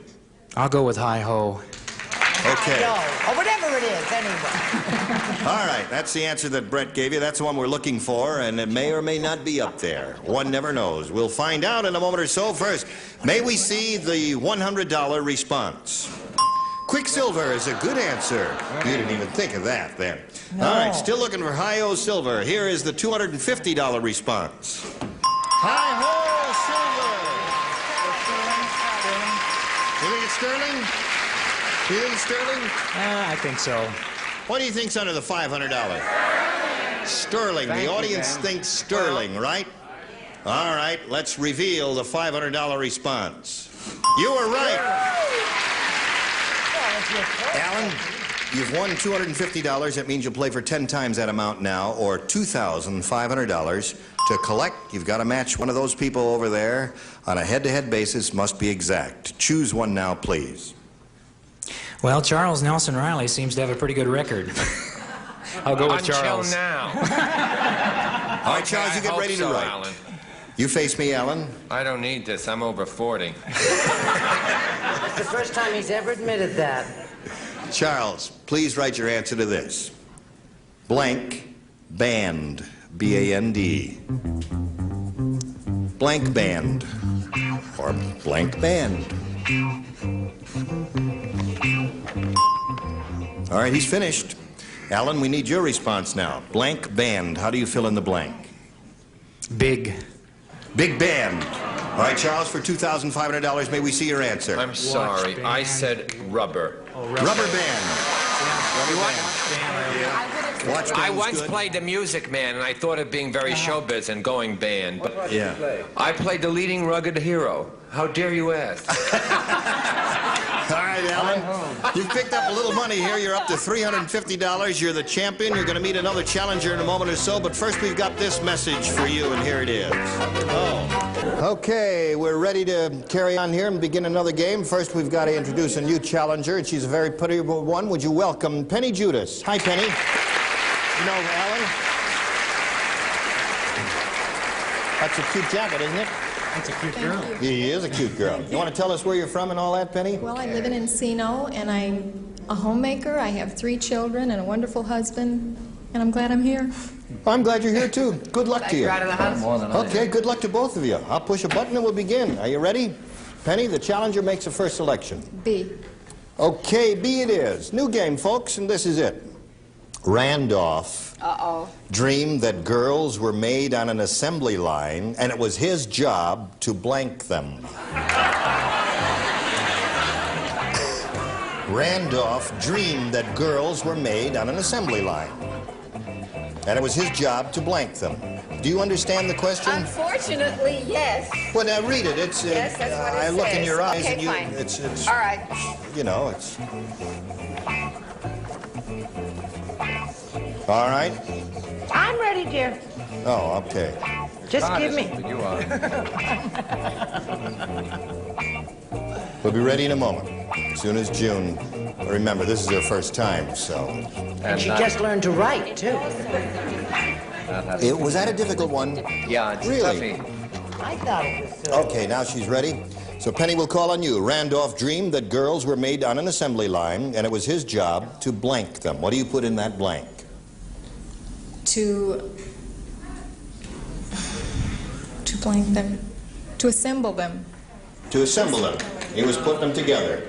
Assemble, I guess, will be her answer that we'll accept. What is your answer, Jack? Well, being an old candy freak, Yeah. I said fill them with goodies. Fill them with goodies. Yeah. Okay. All right. All right, Brett. Is that what he said? That's what he said. Fill them That's with what I goodies. wrote. It's okay, Jack. I said push them along. Push them along. Interesting. Oh, Those are lift things you do yourself. on the assembly line. This is a 2-part answer. First of all, he canned them after they're all put together. His job, I heard it once. Canned them. And also, I'd like to say that if you enjoyed her for years, and as the mother on Lassie, be prepared for a completely new image, because I saw what this next chick has written. And I would like to say to Goodson and Todman, I cannot appear on such a program. Well, listen, shall I preview your answer? Or you just want to show it there? Well, it seemed okay to me. As they went by, he screwed them together.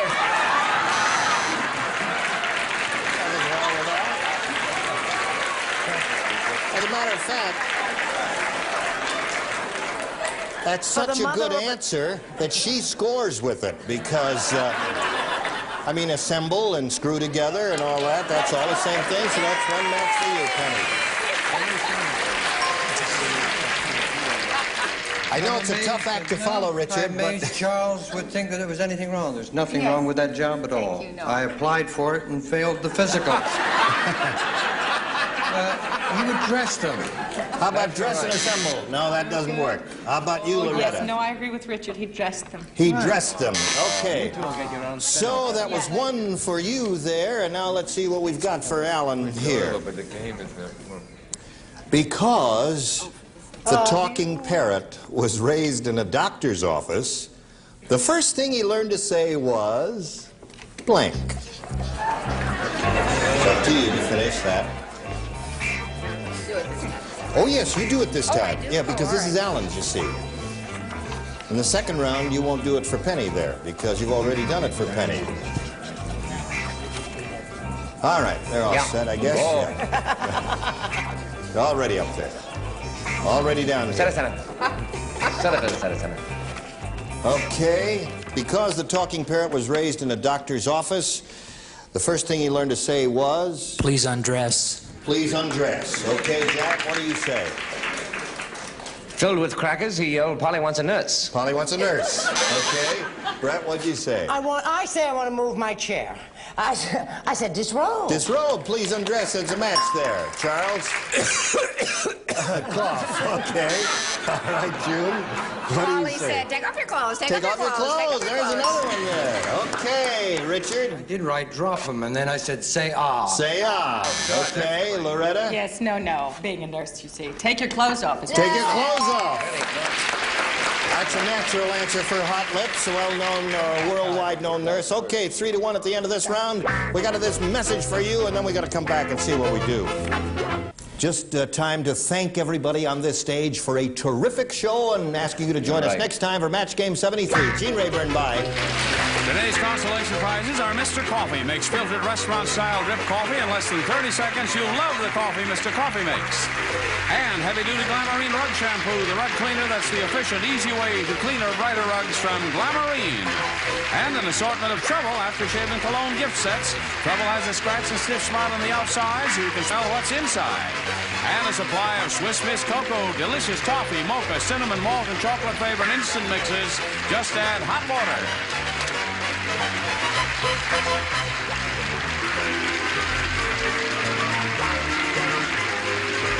This is Johnny Olson speaking for Match Game 73, a Mark Goodson, Bill Todman production.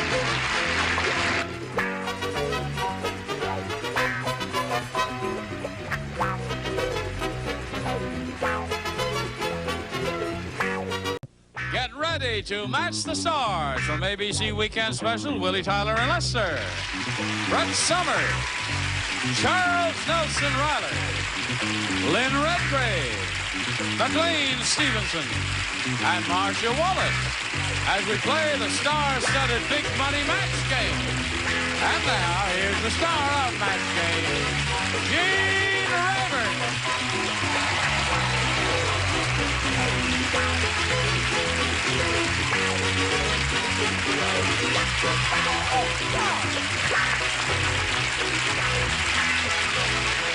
It's that Russian seltzer water that she drinks. Hi, hon. I tell you, Softens her you brain. run upstairs, you Yeah. change your clothes, a person my age, you try to, Too you know, much, too much perform fun. a couple of The ablutions. MC is in for a surprise. Oh, there it goes. It was stuck. Oh, it got stuck. gone too far. Here we Remember go. the day the two went all the way to El Segundo on that? You didn't know? Just went right down the freeway. That's the first good laugh he's given me this week. All right. Here we have Kathy Stevens and Vicki Evans. Kathy is you're the college student, right, Vicki? Yes, a recent graduate, and I'm taking some classes now so I can get my teacher credential. You want to be a teacher? Yes. And Kathy, refresh our memories about you, please. I'm the exercise to go. Oh, that's right. Oh, you're the exercise to go lady. And you're married, Yes. but you go to people's homes and you keep them in good shape. Well, we will, but normally it's more like corporate agencies or Oh. large business employment agencies. Naturally.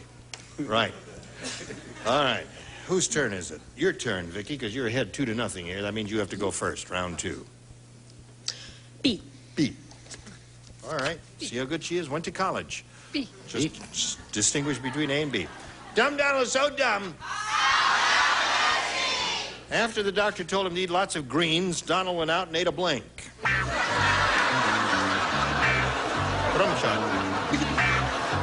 All right, Vicky. Dumb Donald is so dumb. After the doctor told him to eat lots of greens, Donald went out and ate a blank. A bush. A bush. A bush. All right. Bush. Jeez. Which one of you guys going to speak here? Let's see. Greens. You know, that's something. We live in the same neighborhood, but not exactly, right? Not exactly. You know, out here it's like basically golf course, if you will. A golf course. A wonderful answer. Now, that's not a wishy-washy applause. If he comes up with a good answer, I want to hear it for him. That way to go. What do you say? Well, this is in that genre. I mean, it's not a golf course, but now that they've got the pooper scooper in New York, you could eat a lawn.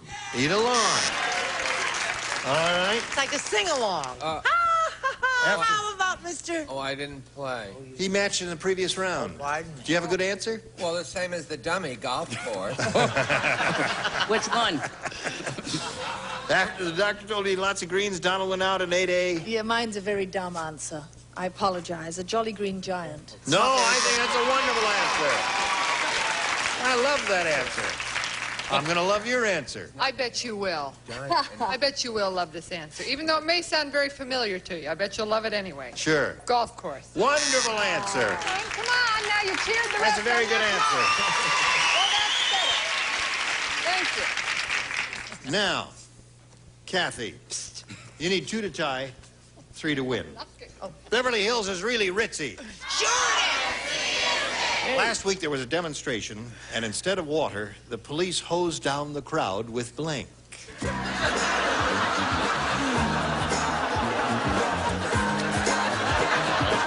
Ready? Beverly Hills is really ritzy.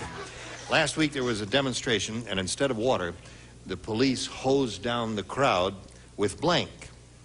Well, same thing we drink after my exercise classes, champagne. Champagne. All right. What do you say to that? Well, basically, like in Detroit, we would drink what? Beer and stuff like that, you know. The thing like, no, we didn't say that, but, you know, being like Beverly Hills, that's ritzy, right? So right. Put the, s'il vous plaît, champagne, if you will. Champagne. Very good. All right. 1 for Kathy, 2-1 the score. What do you say? Am I the villainess? No. Oh, no. I got a long way to go for that. Heaven forfend. You are anyway. I say a vintage 1967 champagne, a Cordon Rouge. Tie score. What do you say, Buster? Liquor after the exercise class? And before. Just for the teacher. Hey, we were right then in my school. We had gym. We used to have vodka stingers before and Harvey Wallbangers after. Aha. All right, that wins the game. Come on down, Kathy. What does the bottom tier have? Champagne? Everybody has champagne. Now, Vicky, we're going to roll you off here, but we'll roll you back on again later, so don't get too far away, all right? See you later. For game number 2. Now we'll see how we go here with game number 1 for the big super match. We polled an audience not too long ago, and we said, what do you think is the best answer to this? A little more there. Thank you very much. There. Lauren Blank. Oh, let me think. Now, just a minute. I can think of... She hasn't called on you yet. No. I'm just thinking. You call on whoever you want. Don't be intimidated by Brett. Don't call on her because... Now, just a minute. I'm going to... Lauren Bacall. All right. Lynn has one. Lynn. Lauren Hutton. Lauren Hutton. Marcia? Lauren Hardy. Lauren Green. All right. He spells his a little differently. No kidding, Gene. Yeah. No kidding. But that dumb bunch might have said that. Let's take a look at the $100 response. You have to ask me first. Oh, What? that's right. Oh, that's right, I do. Okay.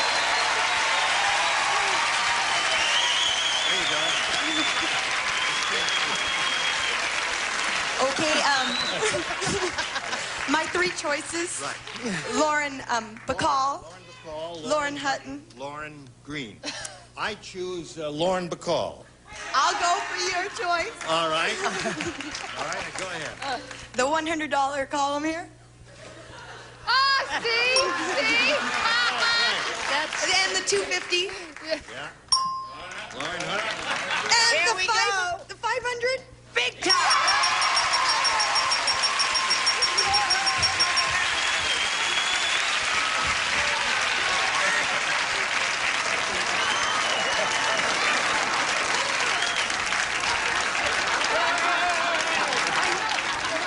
Oh. All right. You'll do anything for a glass of champagne. That's right. We're going to do a little business with America and come back and see how much money she wins. Niebler. Hello, here we are. Now, the lady's won the $500. It means the least she'll play for is 10 times that amount, or $5,000. But let's see how she does with the wheel. Maybe she'll play for $10,000. Who knows?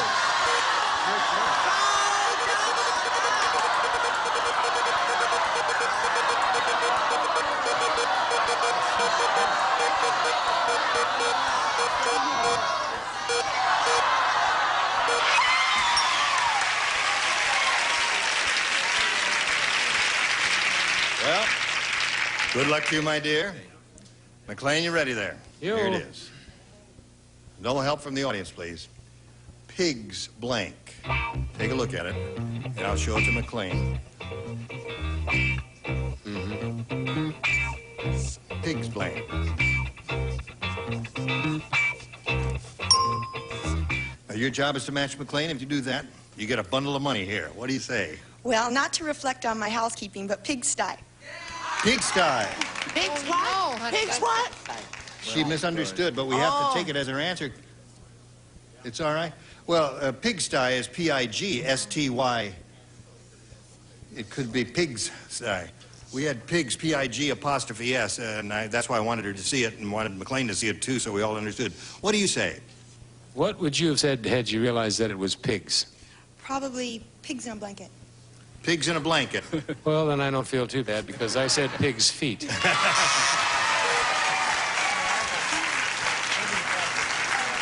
all right. You'll make up the money. We'll all come to your class. Now, let's get your opponent back here and play game number 2.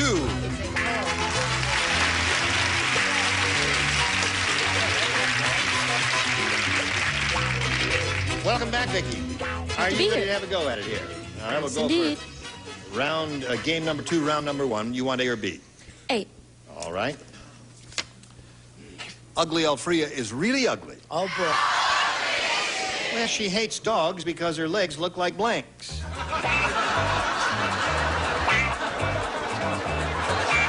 I'd like to see him drink a glass of water, write the answer, and smoke a cigarette and Lester recite a poem at the same time. Ugly Alfrea is really ugly. She hates dogs because her legs look like blanks. All I can think of is sticks. Sticks. Did I say Does something dogs wrong? chase sticks? Is that why? Wrong! There's your boyfriend out there rooting for you, right down to the nitty-gritty. Right to the end. All right. Who's going to I answer? hope I got this right, Gene. Let's see. This young woman hates dogs because... Her legs look like... Yeah, looks like... Dog's legs looks like hers. Like hers? Her legs. Because her legs look like... Yeah, you can't win them all. You know, some days she doesn't take you out the suitcase, you know what I mean? Right. This was one of those days. Hello. Yeah. I think this is going to be a popular favorite, although it does not actually match. Hydrants. An excellent response, Charles. Is there any chance you'll be going down south soon again? All right, we have 2 of those. Fire hydrant. She hates dogs because her legs look like what? Hydrants. Hydrants. That's the response. McLean? I, too, said fire hydrant. All right, that's yes. I would like to go on record as pointing out that that's the second ugly Althea question this week with no ugly Albert questions. Well, no, I'm this sure is... you'll balance those off next week. Wait.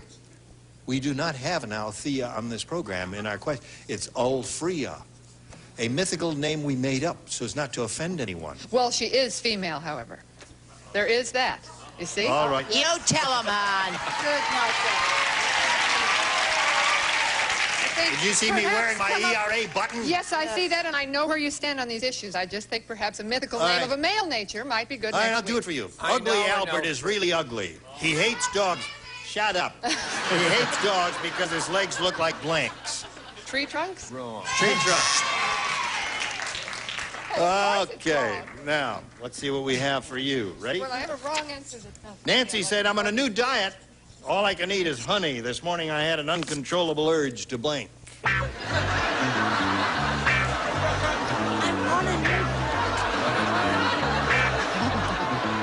Here we go. Nancy said, I'm on a new diet. All I can eat is honey. This morning I had an uncontrollable urge to blink. Gosh, it's hard. I'll say pollinate. To pollinate? What was it? Pollinate. What was it, Gene? Pollinate! What a wonderful answer. Oh, boy, talk about too smart for the room. Wow, jeez. Very good, We huh? thought about that later on down the line, but no, we didn't say that. We said fly or buzz. Fly or buzz, as bees do. Thank you. What do you say? I'm very disappointed in myself. I'm crushed. And why didn't I think of that? I said sting my best friend. Sting my best friend. Yeah. This morning I had an uncontrollable urge. To sting the mailman, milkman, and the greengrocer. Aha! Pollinate's fabulous. All at one time. This morning I had an uncontrollable urge To buzz. to buzz. To buzz. Bees do that. Yes. Yes, is that in your way there? Yes. Let's put that over here. Yes. All right. What do you say, McLean? My answer was designed so that it wouldn't offend the crank. I said sting somebody, person, woman, and or man. It's a dirty spot, but somebody's got to fill it. Now, Somebody's am I right? got to be there. That's right. And you fill it more than adequately. Thank you so much. Woke up with an uncontrollable urge to buzz off. Good. So here we go to round two, and it's a tie, 0-0. And since she went first last time, you go first this time. Okay, I'll go for A. All right. Pollinate. Frank said, my car is so small I don't need a garage. When I get home, I just put it in the blank.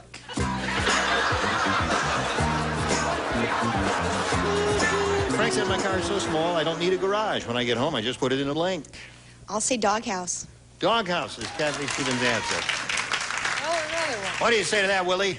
Well, kind of, but not really. I'd say just basically house, if you will. Put it in the house instead of in the garage. You could squeeze right through the front door. There it is. I said laundry room. Laundry room. Doghouse is what we're looking for, Chuck. I suppose that governor starts it in the morning. Mailbox. In the mailbox. Car so small, when I get home, I just put it in the blank. Yeah, something much smaller. The briefcase, I In thought. the briefcase, Yes, that's yes. a small car. That was a Very small good. car, yeah. How small was that car, McLean? If we light up one light, do we Yeah. go to the wheel? No, Oh, not we yet. got another Here's a question for Vicky. Oh, I'm sorry. I'm out of line. But in any event, I said doghouse. Aha! Under Kathy? I'd like to commend her on her two fabulous answers and wish that I matched them, but I didn't. Den. In the den. All right. So Kathy has one, and that means, Vicky, all you need is one to tie and two to win. At the restaurant, Roger said to the waiter, hey, I don't mind flies swimming in my soup, but these flies are standing on the edge of my bowl and blinking.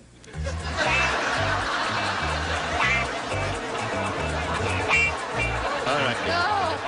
At the restaurant, Roger said to the waiter, hey, I don't mind flies swimming in my soup, but these flies are standing on the edge of my bowl and blinking. Waving. They're waving at you. Waving. Wait. I think you just blew it. Oh, what do they know? Yeah. Right. That's right, Vicky. You tell him. Well, Okay. the definitive answer that I came up with, or me and my partner here, Les, came up with, was basically tinkling, if you will. Tinkling. Yeah, that's...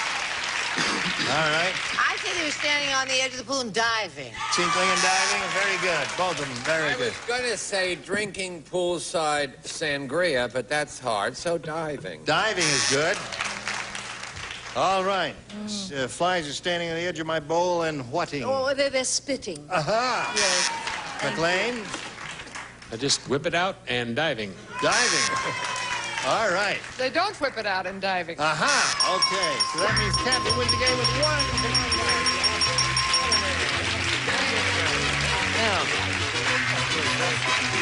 Vicki, it was a pleasure to meet you. Good luck in your teaching career. Vicki Evans, ladies and gentlemen, there she goes. Gonna send you some prizes, my dear. Bye. Here's a little message for you. Hurry back. Again, the star of our show, Gene Rayburn. Okay, John, here we go with Captain Stevens. He's won game number 2. He's going to have another go at the big money. We polled an audience and what do you think is a good answer to this? Money can't buy blank. Who do you want to call on for a little help here? So true. So true. Well, I'll go with Willie and Lester. Get 2 minds. Money can't buy happiness. All right. Okay, and then I'll go with Charles. Oh, don't say it. It's going to be too sad. I thought that Lester might say money can't buy a bloodstream. No, money can't. Money can't buy. Say it, darling. So wait, sad. say it now. Love. Right. Money can't buy love. One more. And McLean. Help. Money can't buy poverty. Money can't buy poverty. Money can't buy love, and money can't buy happiness. You want one of those or one of your own? I'm going to go with money can't buy love. All right. Let's see if we've got that under the $100 response. Money can't buy everything. Okay, the next one says money can't buy happiness. And now she says money can't buy love is on top. Is it? Yes, it is. Very good. Now, you know, that means you're going to play for $5,000 minimum, but you're going to spin the wheel again and see if you can double it up to 10. Good luck to you. Let's see how we do here.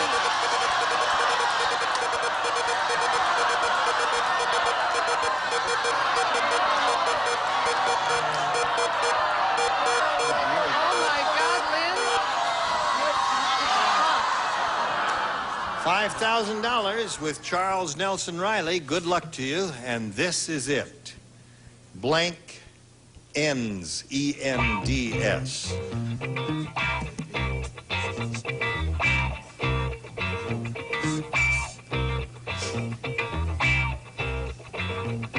E-N-D-S. That's what I say. Could we say it one more time? All right, your job is to match Charles. If you do that, you get $5,000. What do you say? Well, I'm going to hope for split ends. Now, every lady in the room, I'm sure, thinks split ends is a good answer, and it may be. But a guy really wouldn't think about split ends. You gals are preoccupied. Oh, yeah. No, I thought of loose ends, and we've had split ends, but that's the girl's answer. The most common one, bookend. Bookend. Yeah. I'm sorry. Yeah, that's his. I didn't think of split ends until you said it. Listen, you haven't done too badly. You got $1,000, and we're very happy about that. Thank you, Kathy. Good. Thanks for the radio. Bye, my dear. Here's a little message for America. Charles has something he wants to say. Charles? You know, my friends from Chino are here, who are the senior citizens of Chino, led by my friend Mitzi Gazek, whose husband Mike Gazek became a police officer at the age of 70 for his program to help security for the senior citizen at 70. Let's hear it. Mike. Thank you all. Join us next time for the match game. Gene Rayburn, goodbye. Today's contestants will also receive Brass Black Oak Extra Lean Hams are low smoked over genuine hickory. 3 distinct flavors: hickory smoked, honey glazed, barbecue glazed. From across the Pacific comes Hawaiian Tropic natural tanning lotions and oils, plus this Hawaiian Tropic float, Hawaiian Tropic, the tan of the islands.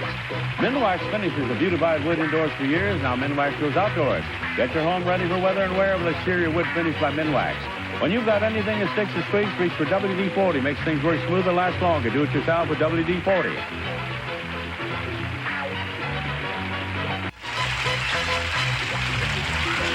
This is Johnny Olson speaking for Match Game, a Mark Goodson, Bill Topman production. This program was edited for broadcast.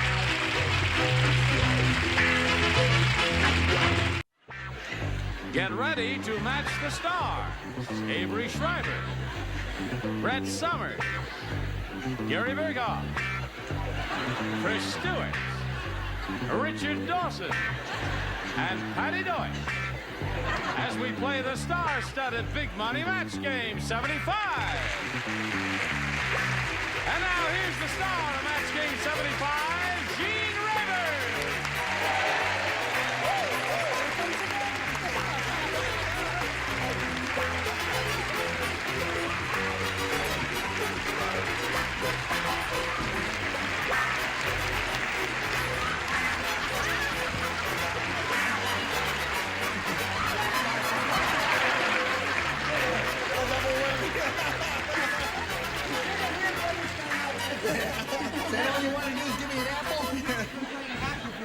Oh. Well, I'm too out of breath to do the show. Oh, by the way, if you find a worm, give it back. It's... Okay, you got the worm. Why don't you applaud our two people here while I catch my breath? Hello there, two people.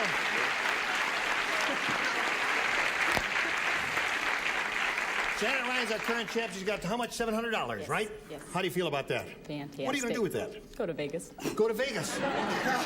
Wrong. And Todd Thompson is challenging her. They've both had their first round questions and both struck out. That is, we got no score. It's 0-0. It's a pitcher stool. So right after this commercial, we'll continue this exciting game. He doesn't even smoke. Hello there. Now, we're ready to carry on here. Round 2 coming up. No score. Todd, you go and make a selection there, would you please? Take A. A it is. Everybody plays because he didn't do anything in this first round. Every year, just like clockwork, Zsa Zsa gets married, goes to Niagara Falls, and loses her blank. Every year, just like clockwork, Zsa Zsa gets married, goes to Niagara Falls, and loses her blank. Oh, Zsa Zsa gets married and loses her voice. All right, this lady's ready. That man is ready. This is Brett, by the way, and I'm Ready Gary here? Burghoff.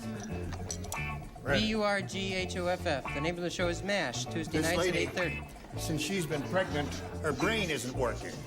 Hello, Grandma Lewis. It's gone to her stomach. Grandma Lewis. January, February, March, April, May. May, you're gonna have your baby, right? June! June, okay. June is going to have your baby? No, May. Somebody's got to.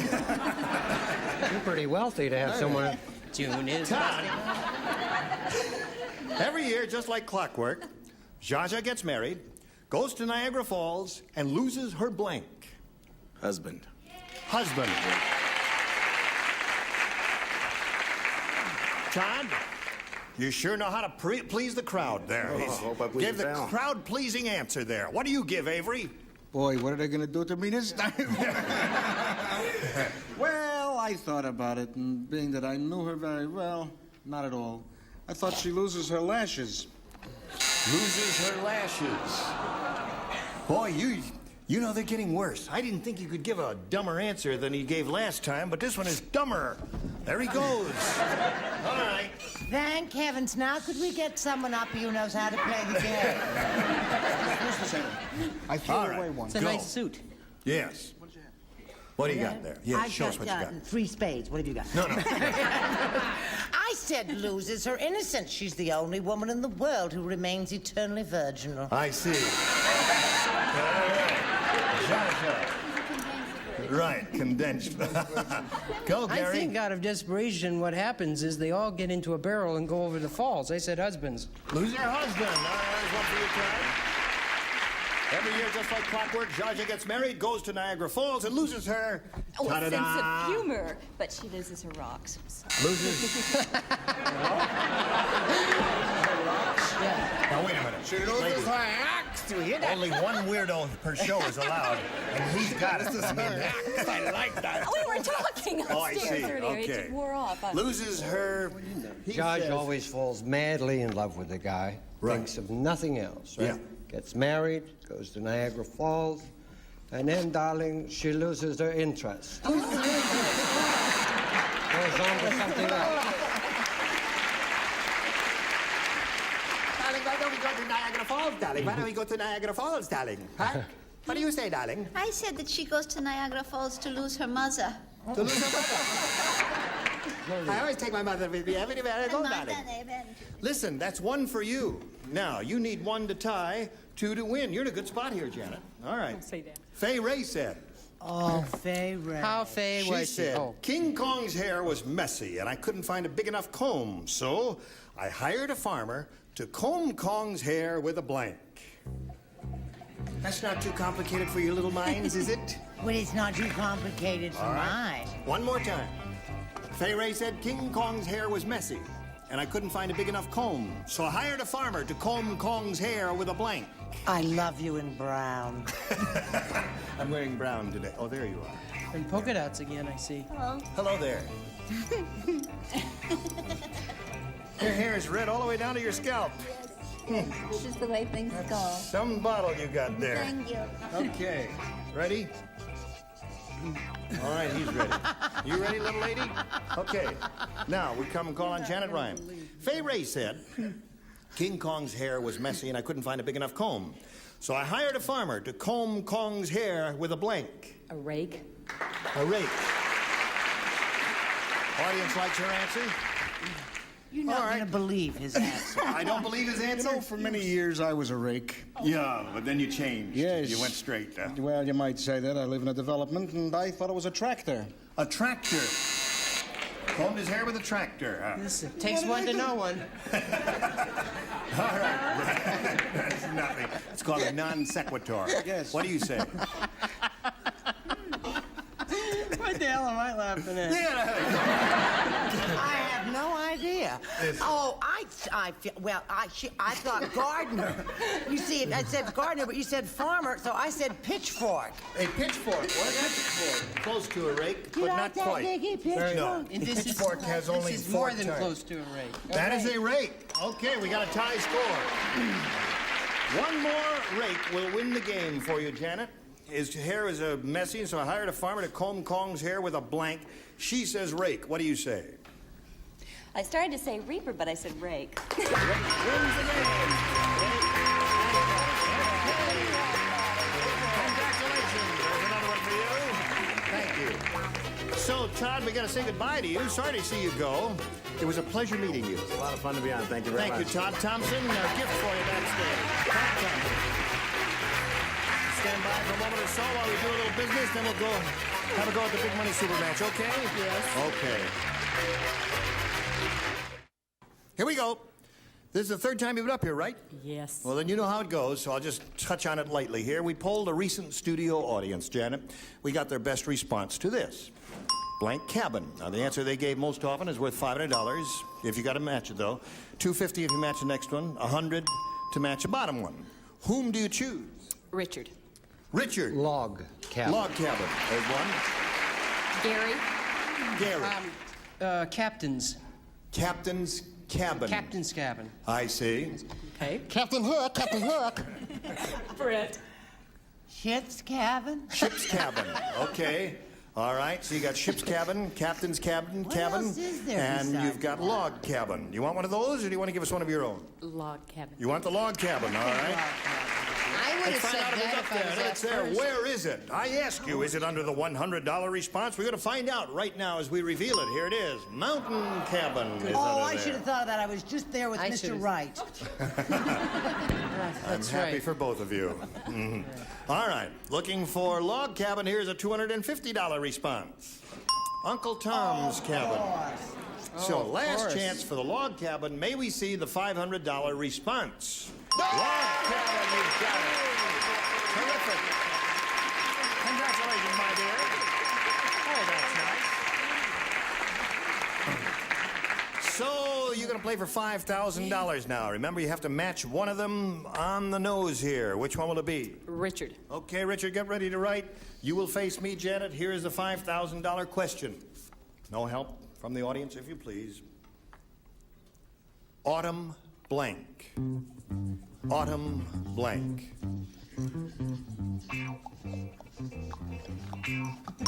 Okay, he's finished. Now, we need an answer from you. Janet, what you think, in your judgment, will match his. What do you say to this? Autumn blank. Leaves. You say autumn leaves. I guess if those 300 people were up here, they would have said autumn leaves, too. Let's find out. Now, for $5,000, if Richard Dawson said autumn leaves. You're not going to believe this. I said autumn version. That's from a recent program. Well, let's leave well enough.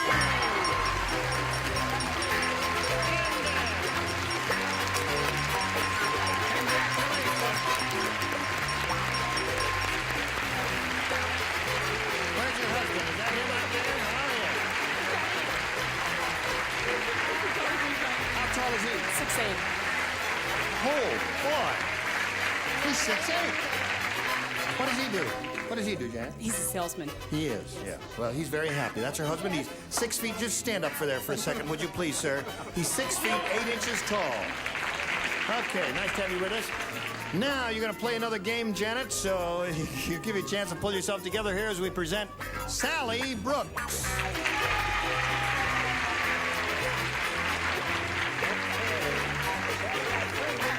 Hello, Sally. Hi. How are you? Fine. Good. Tell us a little bit about Sally Brooks, please. I am from Canton, Ohio. Yep. And I'm here visiting my sister and her husband, and my brother flew in from London, England, and my niece from Denver, Colorado. Just to see you on this program? No. Oh. Just to get together. Oh, you're having a family reunion. I love that. Well, yeah, I thought it's kind of an important occasion. It is for me, anyway, Sally. We're happy to have you here with us. Are they all here? Sure. Oh, in this theater at this moment? Yes. Oh, that's why it sounded like you had a Metropolitan Opera claque out there. Perhaps. Okay, well, good luck to Sally Brooks and to Janet Ryan, who now has $6,300. And we'll begin right now, Sally, as you make a selection. B, please. B it is. New game. Everybody plays. Here we go. I have a letter here. Uh-huh. To Dear Abby. I shall read you the letter as soon as I untangle the microphone cable. It says, Dear Abby, my husband thinks that I'm a cow. What should I do? Signed, Bessie. The answer is, Dear Bessie, you have nothing to worry about until your husband brings home a blank. Did you hear all that, Sally? Yes. It says, Dear Abby, my husband thinks that I'm a cow. What should I do? Signed, Bessie. Dear Bessie, you have nothing to worry about until your husband brings home a blank. Think about that? Did you think about that? Good. Don't think too hard because you'll strain something. No. Come on, sweetheart. Come on, sweetheart. I'm coming. Come on, dear, I told you I have a party to go to. I'm not writing, but I'm coming. All right. Wait a minute. No, it's not all right. Yeah, that's Going okay. as fast as I can. Put it in the slot there. I'm, Let's get I'm putting it in the slot. Thank Sally you, sir. Brooks. Gee, The letter where's to she Dear gone? Abby reads as follows. Dear Abby, my husband thinks that I'm a cow. What should I do? Signed, Bessie. The answer, Dear Bessie, you have nothing to worry about until your husband brings home a... Bull.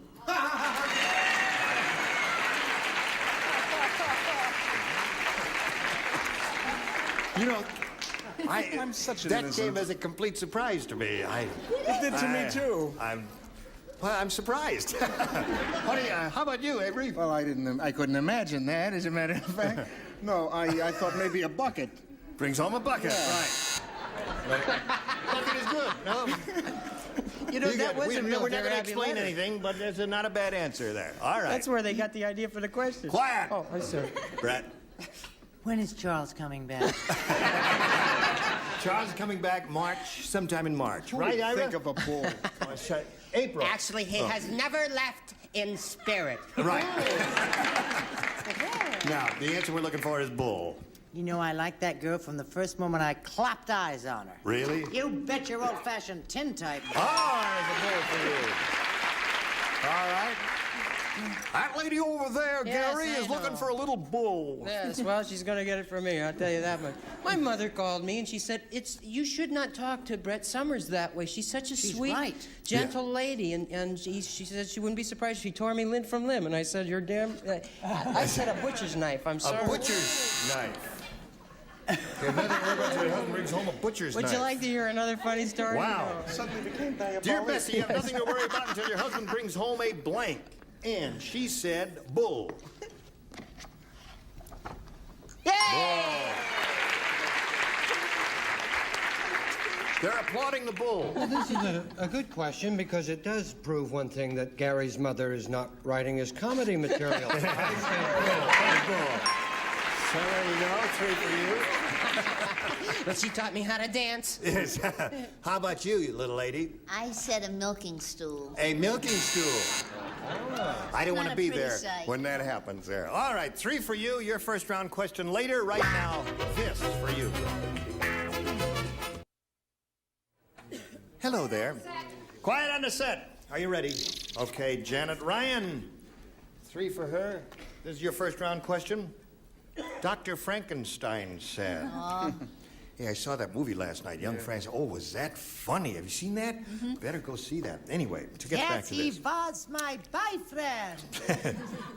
Dr. Frankenstein said, he says, aha. I finally figured out why my monster is always grabbing pretty girls. I got his brain from blank. That's what he said. I finally figured out why my monster is always grabbing pretty girls. I got his brain from blank. I don't catch on right away, but sometimes. Antipasto. Name that tune. Hello, Avery. Hello? Your eye is bloodshot. Which one? Your left eye. Which left eye? The one I am staring into right now.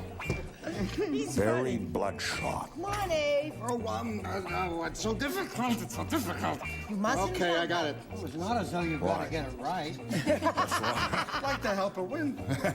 All right. I know, I've been Get living it that right. life. Dr. Frankenstein says, Aha! I finally figured out why my monster is always grabbing pretty girls. I got his brain from... Richard? Richard?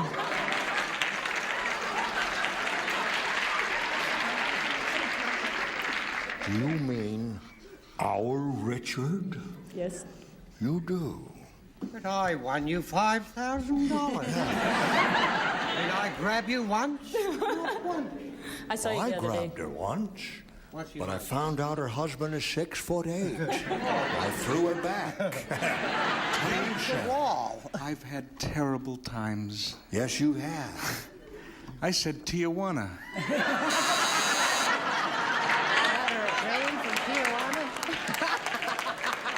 I think that's where he got his brain. It's like this in the castle sometimes. It's downhill all the way. We're in the dungeon now, Avery. I know it's a cellar game. Yes. Yes, ma'am. I'm so depressed. Why? After Tijuana, it's a new all-time low. Don't you feel that way? I agree with you, madam. I said you're gonna love this answer. Isn't a person on this panel or in this room who will disagree with me. Speaking of all-time lows, Do you mind not knowing my joke? And my answer? And my point? I'm sorry. Don't I'm interrupt. Sorry. No, I don't want this to go on seriously. In America, think that I really don't like her. We don't get along. We're from the same. We were both born and raised in Bristol. Get out of here! he did it to you, didn't he? Go. Gene Rayburn. Gene who? Gene Rayburn. You don't know him. He's an older man. Sweet little old me who wouldn't harm a... You're next. How about you there? He is next, Richard. Richard. There's one for you, Janet. I got his brain from, she says, Richard. Oh, no, it's Gene, of course. Yes, naturally. And she knows. Now, does Richard know? I didn't realize you were having this much fun. But I knew that's where they got the brains That's from. it. Gene Rayburn. Well, all right. So that's one for you for so far. Do you make it two? No, I went for one of your older actors, Georgie Jester. Is that how you got pregnant? Okay. She went for one of your older actors, and look where she is now. That's right. All right. So it's 3-1 at the end of round one. Favor of Sally Brooks. Round two coming up later. Right now, I got this message. Thanks. Okay, here we go. Thanks. Now we push this button, reveal our second round question. 3-1. What? A minute. Okay. Let's do a minute to say goodbye. You mean you're not going to do this question? Goodbye, I got a whole minute to kill here. Oh, now we only got 45 seconds. Now we can kill a minute and 5 hours here. All right, I'll tell you what we're going to do next here. Everybody's going to tune in to see this lady on television because she's very good. She's a splendid actress. She does this Young and Restless show. It's on CBS. Every day you must watch Trish Stewart in the Young and Restless there. You got the heart there. That's it. Now you've got to find me a brain. Take your hands off me, Trish. I know you're young and restless, but this is ridiculous, there. You got 2 seconds. Say goodbye. Okay. That's Gene Rayburn, Match Game 75. Join us next time. Hurry up.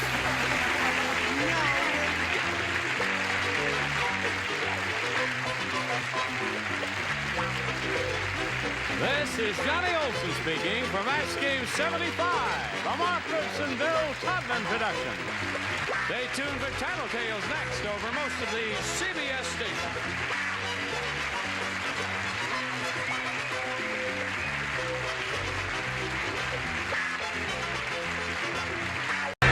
Get ready to match the stars. George Kennedy, Brett Summers, Charles Nelson Riley, Donna Mills, Richard Dawson, and Patty Norton as we play the star-studded Big Money Match Game 76. And now here's the star of Match Game 76, Gene Rayburn.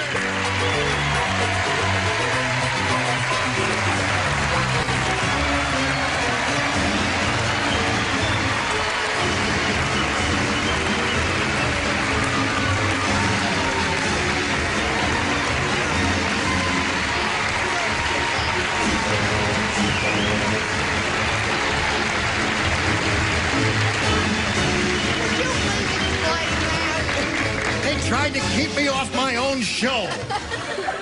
There's no explaining that, is there? I forgot I was going to make a mess. 1 year that you don't get nominated for an Emmy, you go berserk. Well, the heck with that. Welcome back, George, old bean. Nice to have you back again. Will you come on my show and do that? Yeah, sure. Oh, there's a new kid on the block. Yeah, I should do it, Rick. No. Let me hold my... I'm so nervous. Well, explain. Well, I'll explain. When we have a new person on our show, not a male, but a female, Sometimes a male. Gene does a very disgusting thing. Kisses them hello.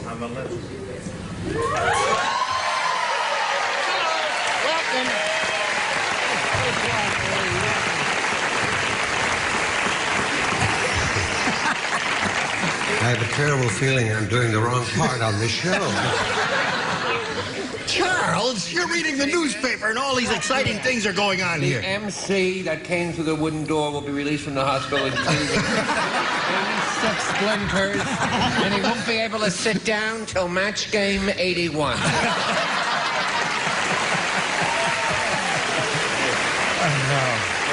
What do you say we say hello to our two players, Andy Lee and Margie Braunwalder? How are you? Marge?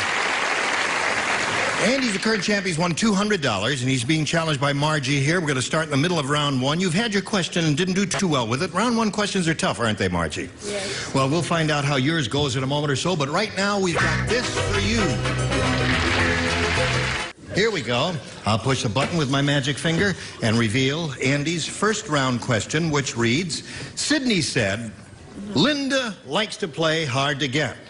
That's why when she goes out on a date, she wears a blank. Oh,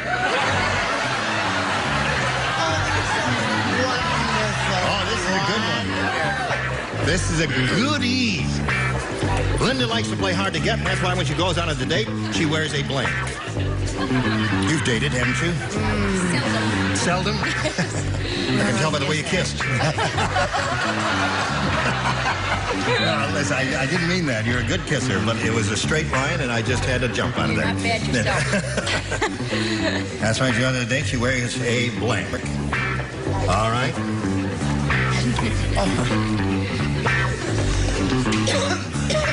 How are things over at the Blue Knight They're department? just fine. We're on hiatus, and they're just fine. Yes. Now let's see. The first time you were telling me earlier you went to Hawaii after you were with us, and you had to miss. You were disappointed. I You were missed it missing. here, and then we went to Hawaii, and they're a week behind, so I got to see all of the shows, and I enjoyed that very much. Good. Listen, I got to go to Hawaii sometime soon. I must be the only guy in the universe who's never been there. I've never been, honey. If we could get rid of Helen, we could go together. Wrong.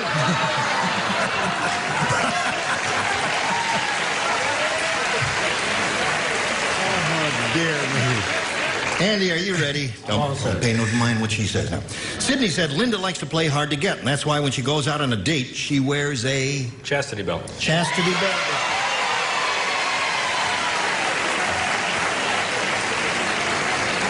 John, the way they're screaming, you'd think they were all wearing one. What'd you say? Well, I know I am. There's one for Andy. Now, You know that little key you carry that everybody thinks is a Phi Beta Kappa key? she's only funning. She's only funning. It's not. It's the key to my chastity belt.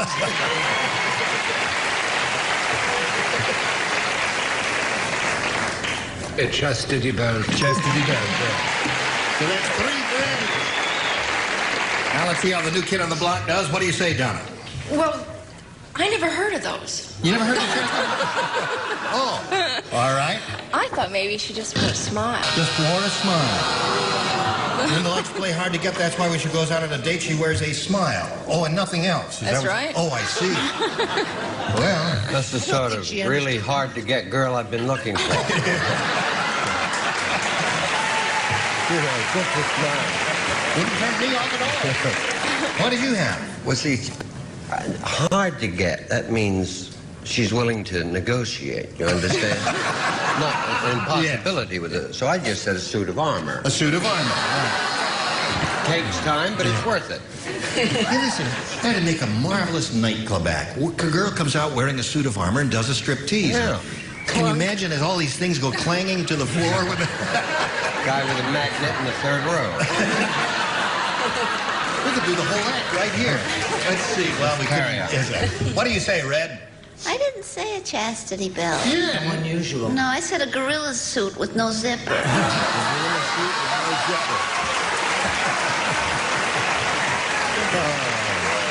Well, you got through. So here we go to round 2, and we ask Margie to make a selection. A, please. A, all right. Listen carefully now, Marge. Tommy, the gang leader, said, "My gang is so tough." Take him out and rehearse him, Joe. "My gang is so tough, yesterday we took Clancy the cop and made him blank his billy club." Yesterday we took Clancy the cop and made him blank his billy club. I don't think I like that question, much less understand it. Again. Into the breeze. Tommy the gang leader said, "My gang is so tough. Yesterday we took Clancy the cop and made him blank his billy club." So Now, you know what a billy club is? Yeah. Sure. Thing with the hunk of leather thong on it. They swirl around as they're walking through Central Park looking for Let me victims. see now. The operative word is tough. Tough, right. Gang is so tough they made Clancy the cop. Okay, I got it. I get it. Go ahead. I was thinking about All right. other stuff. And Okay. Hello, Margie. I think we're ready for you. Tommy the gang leader said, "My gang is so tough. Yesterday we took Clancy the cop and made him blank his billy club." Eat. Eat his billy club. Very good. Well, that's a simple, straightforward, direct, terrific answer that little girl gave. Certainly. Oh. What'd you say? What did she say? She said, "Eat his billy club." Oh, okay. All right. See? You got the idea, George. Miss Dingbat here probably didn't get it. Listen, I want America. You kids are going to side with me, I know. Eating doesn't imply toughness and strength and all that swell stuff. Well, eating a hunk of wood, that's That's dumb. That's not tough. That's well, if they dumb. forced him to do it, I'm not going to debate with you. Just hold your card up. I said he banned his little, made him bend his billy club. Why would they not care for that answer? I don't understand. What did you say, Sir Charles? Her new outfit is gorgeous, but the answers are still the same. Boring. Suede cloth? Yes. I said this has to be a match. I must immediately tell you that this definitely has to be Swallow. Swallow and eat is a match. That's 2 for you, Marge. What did they make Clancy the cop do with the billy club? Well, I go along with Charles. Swallow it. Swallow. 3 for you, Marge. At this moment, we have a tie score. What do you say, sir? I say let's undo the tie. Undo the tie. And now for a change of pace. You mean her answer's so bad it's going to go back to a tie? Just a change. It might. I said they made him marry his Billy Joel. Okay. So, Margie, you recouped nicely there. You now have 4. You have 3. And before we can give you your second and final round question, we've got to do a little business with America. Now we are ready? You ready? Andy, here's what you have to do. You have to match 1 celebrity to achieve a tie, 2 to win. But if you want to match more, that's okay. All right? When Marvin went out on the window ledge and threatened to jump, his wife ran down to the street and painted a blank on the sidewalk. Oh, just the bottom tier. Because he matched the upper tier in the last round. Do you know that when Charles and I went out when we were in New York last week? Yeah. And he arrived and he had on a tuxedo. He looks and great in a tuxedo. And he had his gun in his holster. What is that? This is a medal that they give you. It's a television award. It's the FSNTB award. What is FSNTB? They give it to anyone for sitting next to Brett.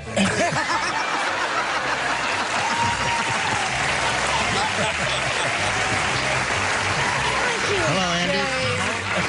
When Marvin went out on the window ledge and threatened to jump, his wife ran down to the street and painted a blank on the sidewalk. Bullseye. Bullseye! Bullseye, what he said. Donna, what do you say? Well, I think I've met Marvin. Bullseye. Bullseye, that's a tie score at this moment. Now here we go with Richard Dawson. He painted a blank on the sidewalk. Yeah, what was the question? Yes, when Marvin went out on the window ledge, threatened to jump, his wife ran down to the street and painted his wife. You said he painted. Oh, no, his Yeah, wife. Exactly. I didn't say he and did. she's much more subtle than painting a bullseye. She painted a net. A net?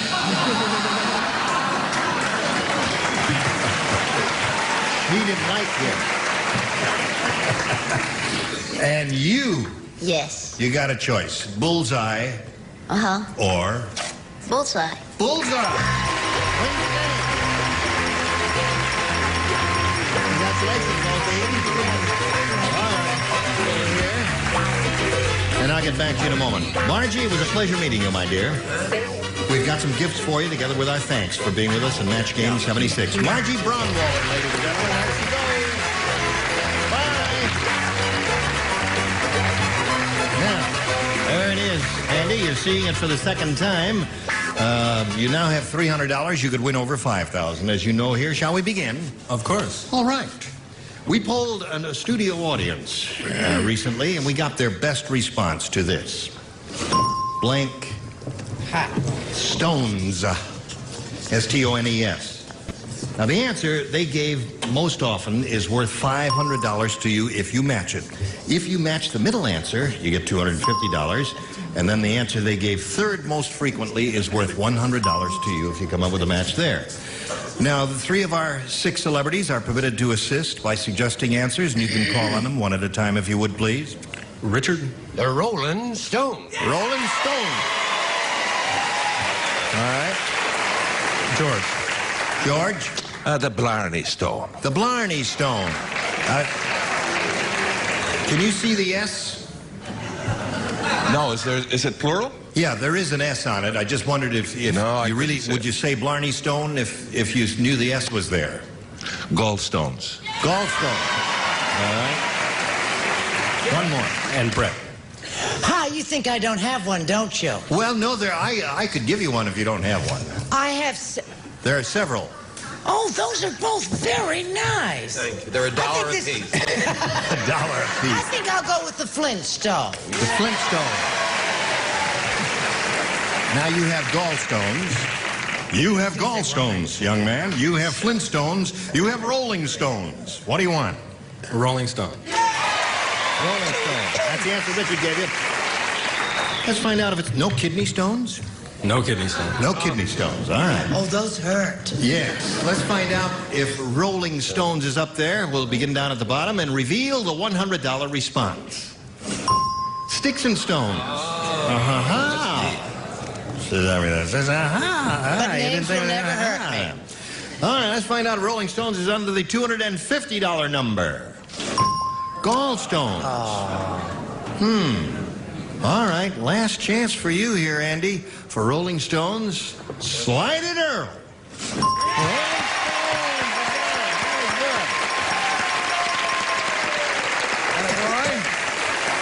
Now you got $800. And you're going to play for 10 times the amount showing up there, or $5,000. Now remember to collect. You've got to match one celebrity.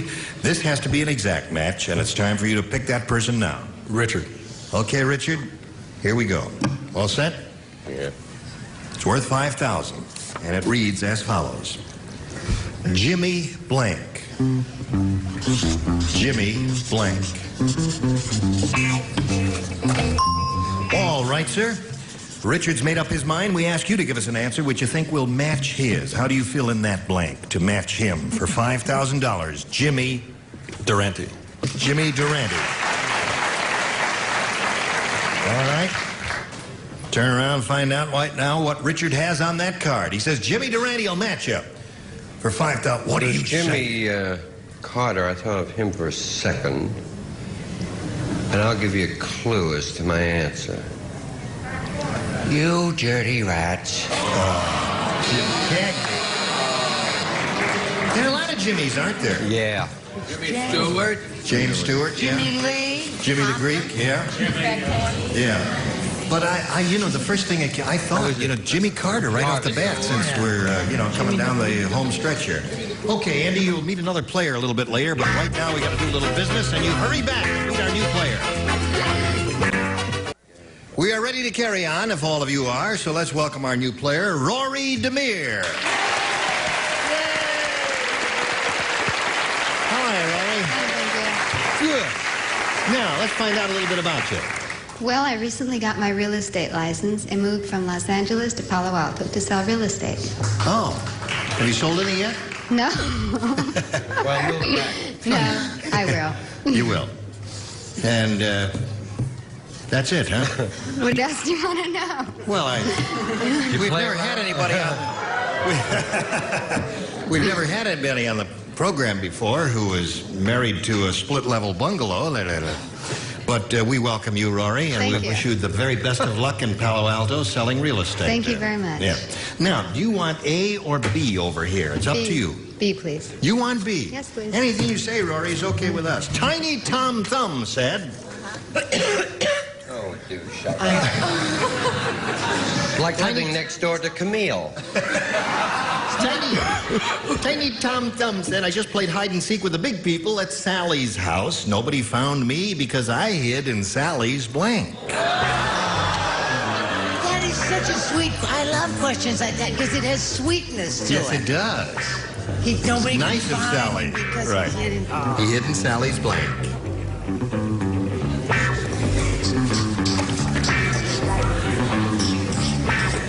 All right.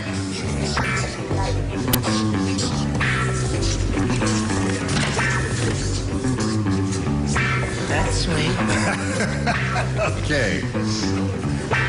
All righty over there, Rory. Let's see how you do with this. Tiny Tom Thumb said, I just played hide and seek with the big people at Sally's house. Nobody found me because I hid in Sally's... Bra? Bra! That's a perfectly splendid answer. Which I don't have. You don't have that? No, I had him hiding in her purse. Hiding in her purse. Hidden Sally's purse, eh? Looking for a bra here. Well, see, I loved it because it was so sweet. I had it here hiding in a little pocket. Hidden Sally's little pocket. Oh, I see. She was on her bloomers, you know, when they used to... That's enough of that, yeah. Oh, okay. We're looking for a bra large enough to take a 9-inch man. They're about so tall. What? Tom Thumb, remember? Famous Tom Thumb. Tom Thumb was 9 inches tall. Yes, we remember. That's right. What do you say, Charles? No, you haven't been the same since you broke through that door. I said cleavage. Cleavage. Yeah. You got a buzz and a ding there. It's the first time we've had a ding and a buzz on one question. do it again. Let's hear the buzz and the ding again. That's it, thank you. Now, John. Write songs like that anymore. No, Tiny Tom Thumb said I just played hide and seek with the big people at Sally's house. Nobody found me because I hid in Sally's... Well, I didn't really remember that Tom Thumb was 9 inches taller. My answer might have been different, but I had bra. Bra. That's Peter Roy. Did he wear elevators? I thought he was about 4 inches tall. No. Oh, 4 inches, yeah. I think I he don't was. know. Truly.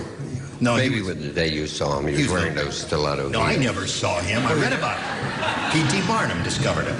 Little fella, not so big. Bra. So far, she's got 3 or 6, depending on how you look at it. You can add 2 or 1. I thought he was littler than that. No. No, I thought he was hidden in her ear. No. But that'd be a good hiding place. Okay, so that's 3 for her, and we'll give you your first rounder after we give you this. We've got to put these 2 charming people in cold storage until we all have a chance to get together again. You will join us next time, won't you? Sure. Splendid. And you will join us, won't you? We're Why, are you coming apart? No. Oldies but goodies. Yeah, yes.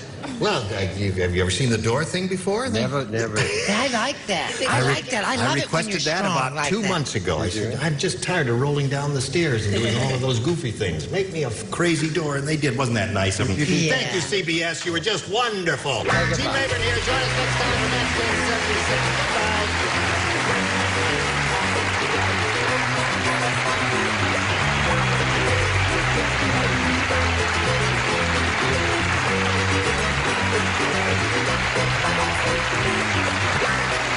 This is Johnny Olson speaking for Match Game 76, a Mark Fitz and Bill Todman production. Stay tuned for Tattletales next over most of the CBS stations. Get ready to match the stars from Charlie's Angels, David Doyle. Here's Brett Summers, Charles Nelson Riley, Deborah Lee Scott, Nipsey Russell, and Betty White as we play the star-studded Big Money Match Game 78. And now, here's the star of Match Game 78, Gene Rayburn.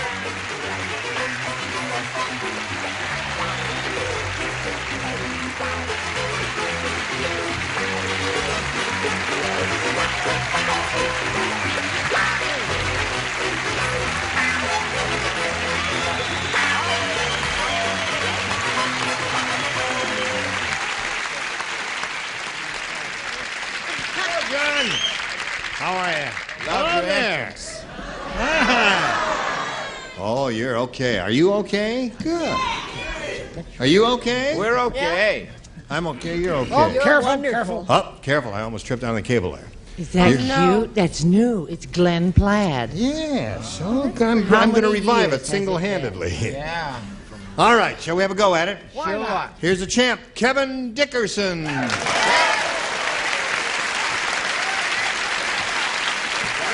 I sure am.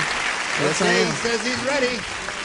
Now, here's the way it is. He's won $250, which means the least he can be playing for is 10 times that amount, or $2,500. However, he can spin that wheel and get a lucky spin of the wheel and play for double that, or $5,000. Kevin, we'll see how it turns out after we see about this.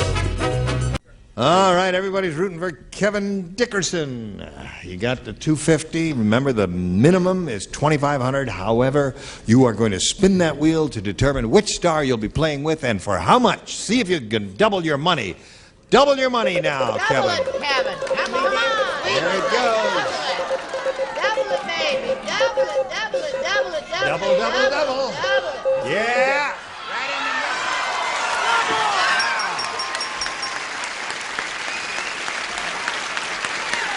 You got it. Yeah. Okay. He's doubled it. He did his part, and it means he's playing for $5,000. Oh, my good gosh. Good luck to you. Here it is. Blank condition. Blank condition. C-O-N-D-I-T-I-O-N. Blank condition. please. Okay, now she's finished. Kevin gives the answer that she has written on the card, and if you do that, we give you $5,000. What a deal. Blank condition. Top condition. Top condition. Don't like that one, eh? What would you say? You don't know what you'd say. They say heart condition. You're giving me a heart condition with that answer.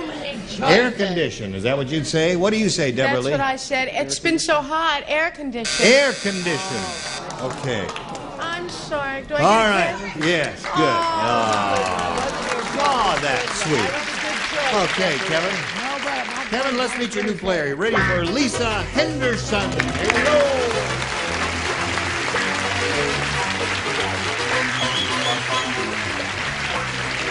Lisa. Hi. How are you? I'm fine. Good. Lisa, where are you from? I'm from San Pedro. San Pedro. Yes, where I have a husband and 2 children. Yeah. I'm originally from Texas, where I have 2 beautiful grandmothers who just are crazy about you. And Really? I'd like to say hello to them if I can. What are their names? Eura Spence and Blanche Clark from Port Arthur, Texas. Yes. All right, say hello there. Where are they? Hello, Granny. Hi. Oh, Granny, there you are, you rascal. You're jumping around on me, aren't you? Okay.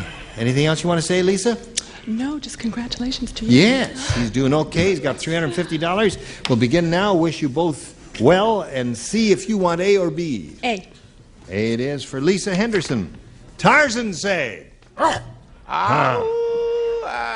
Yeah, that's what he said. That's exactly what he said. Tarzan have to go to Jungle Department Store and buy back loincloth. Buy black loincloth. Buy black loincloth. That's much better when you do Bela Lugosi. Because Tarzan just get job as blank. What? Tarzan have to go to Jungle Department Store. Tarzan have to go to Jungle Department Store and buy black loincloth because Tarzan get job as blank. Well, I can only think of one thing. Okay, here we go, Lisa Henderson. Tarzan say Tarzan have to go to Jungle Department Store and buy black loincloth because Tarzan just get job as blank. Usher. Usher. Ushers wear black? I think, they're cruel. They're cruel. Yes. Oh, we're nice, though. Turn on you. Yeah, right. Okay, she said usher because she thinks ushers wear black. Anything is better than mine. You're not going to believe me. I think that was a good one. Usher is brilliant compared to what you're going to hear. And you know what we think of Usher. I said he got a job as Jane's stand-in. Now, that's a new low for you. Jane Stand-in. Yes, I mean, he's Now, the would you like happiest me to- loser we've ever had on this show. Would you like me to explain that? No. In the jungle, when Jane goes out, she wears your little black tops and your bottoms and your pearls and your pumps and your glass. He's still in the 50s. Jane Stand-in when you wore your simple black dress with your pearls. Okay. Get it? It's still bad, right? It's still bad. I understand the it, explanation but didn't I help, hate did it. Yeah. folks? Now, Okay. this may be a match, because I think that what that little girl was thinking of when she said usher, what kind of usher did you mean, Angel Face from Texas? Don't weasel your answer. Just show us your card. Well, I think this is a match. Now, don't give us a hard time. No, I think this is all right. Pallbearer. All right. Well, now, wait a minute. No. I'm going to get tickets for a show that's playing at the Schubert here in Los Angeles. It's called, what's the thing that George sees? Sly It's Fox. Sly Fox. And a pallbearer will conduct you to your seat. Yeah. Well, sure. Okay? Would you like that? Yes. I don't think it matched. No, it didn't. I said a maitre d' in the Jungle Club where Nipsey Russell opens in the Cheetah Room November 3rd. Is that true? Are you playing that game? Well, now that's logical. You know, a maitre d' in the hotel, he wears black, doesn't he? Yes, and he does. pallbearers In do the wear club where I black. work, Yes. he does. I see. All right. And you? And undertakers. Undertakers and pallbearers, all those people wear black. All right, Nipsey, what came to your mind? An usher at the funeral. Okay. They're trying for you, Lisa. Yeah. Okay, Miss Betty, honey. A swinging undertaker. A swinging undertaker. Yeah.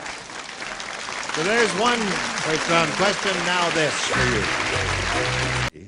Hello there. Now, this is the other round one question. Kevin, this is yours. Larry said. Shh. What did I say so far? And said. Larry said, I don't think my girlfriend likes me anymore. Oh. When we first met, she blew up my photo. Last night, she blew up my blank.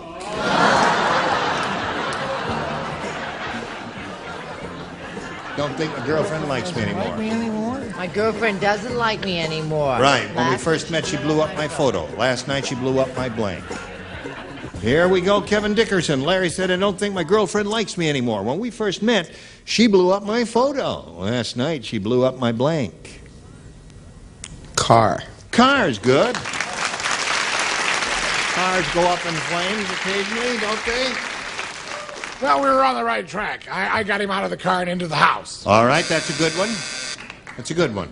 Oh, honey, When he does so... does a good one, I have to tell him it's a good one. Yes, I don't know. I get tired of saying it's a rotten one all the time. Well, it don't do no good to tell him it's good, because next time he goes right back to where he was before. I see. Yeah, well, that was a rotten one. Thank you. Even though it was a good one. No, that was a good one. I'm only kidding. What? Well, car's awful good. Yes. But I got him right into the house. Into the house, too. 2 houses there. Chuck?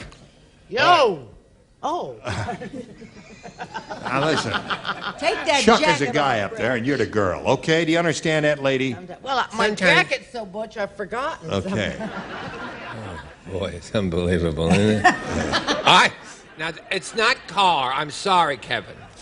It's Mazda. Oh.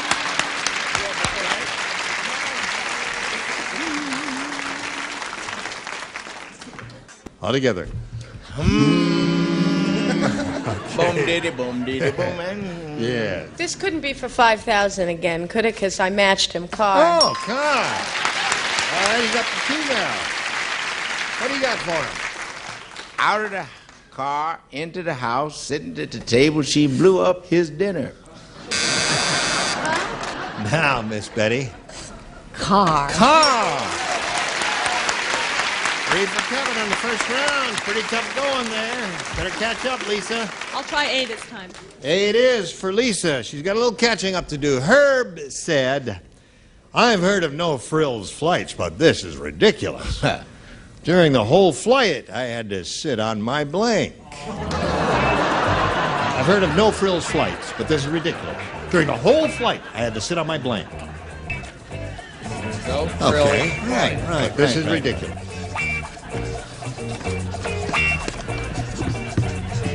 Yeah. Oh, wait, just terrible. Yeah, excellent. It must be a real bummer. No, he's looking at his. Okay, everybody ready? Here we go. Lisa Henderson. Now think about this carefully before you respond. Herb said, I've heard of no frills flights. What, this is ridiculous. During the whole flight, I had to sit on my blank. Luggage? Luggage is a perfect answer. Isn't that good? I think luggage is excellent. They like it. You like it. I liked it. I had the carry-on bag. Well, that's luggage. There's one. Well, now, you have to think about this, because this very often can be a bag or luggage or something. A wife. Oh. And a pretty little baggage she was, Yes, too. a very little bag. I say, yes, sir. Confucius say, you talk a lot and answer wrong. An American luggager attaché overnight case. That's it. Okay. We got 2, Lisa. Deborah Lee, do you make it 3 for Lisa? No, Why? I said wife. Oh, I all matched right. Brett. Okay, it's 2 wives and 2 luggages. What do you got there?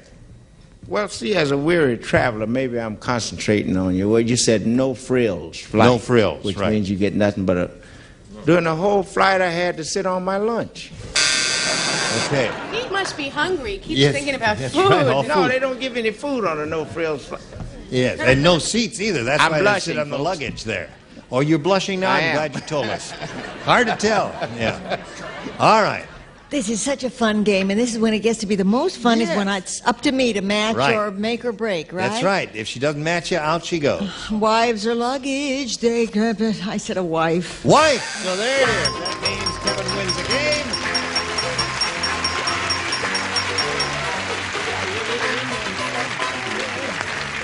Lisa, it was a pleasure to meet you. Enjoyed it. Had a I'm great glad you had time. some fun. We're going to send some gifts your way. Lisa Henderson, ladies and gentlemen, while we're spinning her off. Let's spin a message or two for you. Okay, Johnny Olson, here we go. Now, Kevin's won another game. Got a total of $450 here now, and he's going to have to go at the big money once again. We polled the studio audience, Kevin. We said, you please write down your best answer to this. Adams blank. Remember, for matching the most popular, you get $500. For matching the second most popular, $250. And then for matching the third, $100. And we are going to help you. Deborah Lee. Adam's apple. Adam's apple. Brett. Brett. Adam's rib. Adam's rib. We're so Nipsey? biblically today. Nipsey. Third is a tough position, so think about it for a second I was thinking or about two. his old lady, so let me see. Adam's Eve. Adam's Eve. Yes, that's who got him in trouble. That's the night before Adam. That's the night before, okay. Adam's Eve, Adam's apple, and Adam's rib are the three. You may choose one of those or give us one of your own. Adam's apple. Adam's apple is what we want. Let's go over there and find out if it's under the $100 number. Adam's family. Yeah. Well, that was spelled with two D's, wasn't it? The Adams family. Cain That and was a TV Abel, show. is that? May we see the $250 number? Adam's rib. Oh, Gotta be the apple. pretty good for the apple. All right, let's go with the big one. Yes! Sure, congratulations.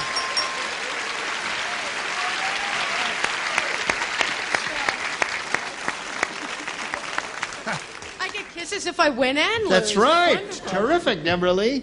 Okay, now you got the $500. Again, Kevin, it means the least to play for is 10 times that amount or $5,000. However, you can double it and play for $10,000. Baby. If you have a lucky spin of the star wheel here to find out which one you'll be playing with and for how much, give it a go. There it is. Come on, sweetness. Let's Let's get see a double if that blue light stays on. It'll be doubled. And it looks like we're going to make it. Ho, ho, ho!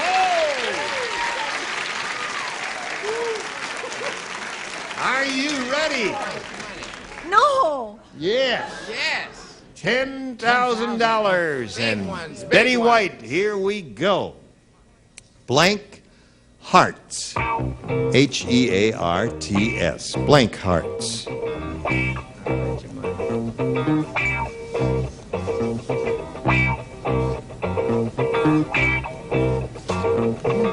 H-E-A-R-T-S. All right. Kevin, give us the answer that she's put on the card. If you do that, we give you $10,000. What do you say to that?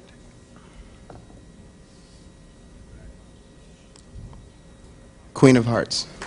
Queen of Hearts. Queen of Hearts, Betty says, will match you for $10,000. I'm so sorry I had three of a kind, but no full sweethearts. Sweethearts. Sweethearts is a good Sorry, one. Kim. King of Hearts. I had King of Hearts. Yeah. Queen of Hearts. Sorry. Ace of Don't Hearts. do that. That makes the contestant feel awful and it makes the panelists feel awful. Makes me feel like a schlub. Yeah. No, listen, there are a number of good possibilities there, and they both had good ones. And now, Kevin, we're going to press on. You got $950. You're going to meet another player, Colleen Callahan. Hello there. Okay, we'll get right back up there now, and we'll welcome Colleen. Is that the way you say your name? Colleen. Colleen. Colleen Callahan. That's an interesting name. It's not Colleen. No, not quite. It's not Irish. No. It's not Irish. What is it? I really don't know. Where are you It's from? kind of a cross. You know where you're from? Well, I did. Where? Rolling Fork, Mississippi. Mississippi. You vacationing here? Yes. Having a good time? Terrific. You married? No. That's why she's having such a good time.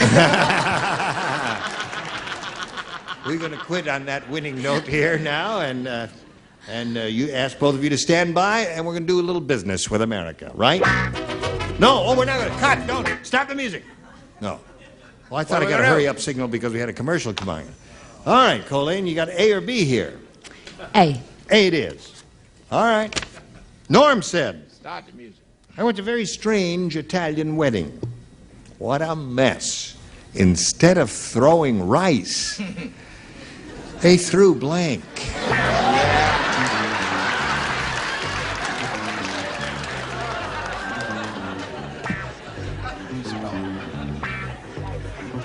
That's close enough. It's not right. Well, show them how to spell it. How do you spell it? That's weird. Okay. Spelling doesn't count here. We'll figure it out somehow. Don't worry about it. Sweet. Colleen. Yes. Norm said, I went to a very strange Italian wedding, and what a mess. Instead of throwing rice, they threw blank. Da spaghetti. What's that? Da spaghetti. Spaghetti. They threw spaghetti? Well, I don't think spaghetti would be as messy as some other things, because just plain spaghetti. I thought pizzas instead of... Pizzas. Yeah, pizzas, you see, would have tomatoes and anchovies and all that stuff in it. That would make a mess. Oh, honey, and it was all cooked and stringy and everything spaghetti. Oh, wet spaghetti. Yeah. I wish we had some Julia Child. I wish you could get the line straight and try and get the laugh. And then we could throw some spaghetti and meatballs on that suit and see how stainy it can get. What do you got for us, Deborah Lee? I got the spaghetti. You got a spaghetti. That's 3 for her. Little spaghetti there for the lady? It looked like linguine, but it really was spaghetti. Spaghetti, okay. 4 for her. Now what? I don't want to open another whole can of worms here. I said spaghetti. Okay. So she did very well with her first round question. Most unusual. Now we've got a commercial for you, so pay attention. Listen, you were all a splendid bunch, especially the funny hat. Head, you were right. Yeah. Thank you all. Well, join us next time for Match Game 78. I'm Gene Rayburn. Goodbye.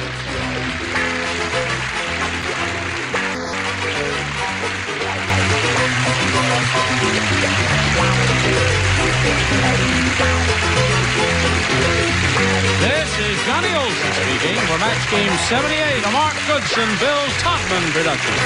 This program was edited for broadcast. This is Match Game 74, production number 0230, and it's take 1. Get ready to match the star. Bert Convy, Brett Summers, Charles Nelson Riley, Louisa Moritz, Richard Dawson, and Kay Stevens as we play the star-studded big money Match Game 74. And now, here's the host of Match Game 74, Gene Rayburn.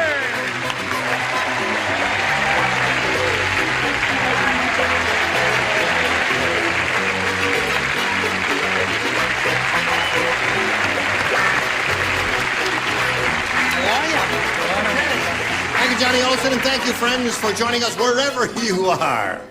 I don't know. I was way back there, and I took a flying leap through that. I've been asking you to do that for years, and you never did it. Listen, is everybody ready? Certainly. Are you ready? Yes, sir. Hey, how's Tattletales going? Terrific. Grand. Yeah, we're having a good time. That follows us here on CBS, as you know. Has anybody else got anything they want to plug I'm or say? working in Bachelor's 3 in Who Fort asked you? Lauderdale, Florida. Yes, she is. I want to do his Tattletales game, but I have to get married first. Okay. Well, we'll see what we can do. We'll work something out. All right. I have a full-time job as a domestic starting on Monday. She doesn't do windows. No windows. Or All walls. right. Let's say hello to our 2 players, John Kashmarek and Teresa Negretti. All right, John. John's the current champion with $6,200. And he's being challenged by Teresa. We're going to start right from the top. Right? Right. Are you ready, Teresa? Yes. Okay, we'll do that right after we pass along this message of considerable interest to all of you. We have playing a cameo role on the show. I got my start on this show, and I just wanted to come back and say hello. You know what I mean? It's been wonderful, and I've always loved you, and I've always respected you. All right, I'll tell you how I feel about you. Listen, Bert used to be on the old match game. That's right. With his buddy, Got $1.50 for that show. Don Meredith and I. You're still getting John $1.50. Meredith said, hey, listen, why don't you use my old buddy? We went to college together. I said, who is that? He's the guy who plays the Indian on television. I said, he said, Burt Reynolds. I said, who's he? We got him together. You really are as bad in person as you are on television, aren't you? But they were terrific. Yes. And one of these days, you're going to sit in one of those seats, right? Yes. It's wonderful to be a big star and come on the big shows like this. What are you doing in this building? I'm across the hall, actually. You really? I'm doing cameos. I wanted to come over here and see Charlie, because Charlie was so great on the Tonys. Wasn't he brilliant on the He was terrific!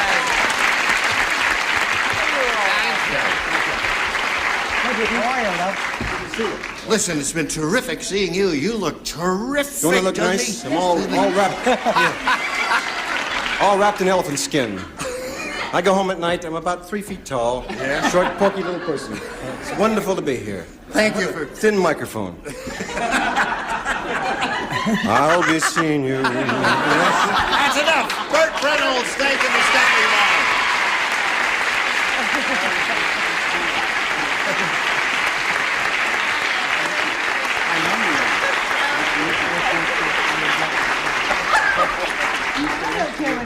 All right, that's enough of that. Don't stop that.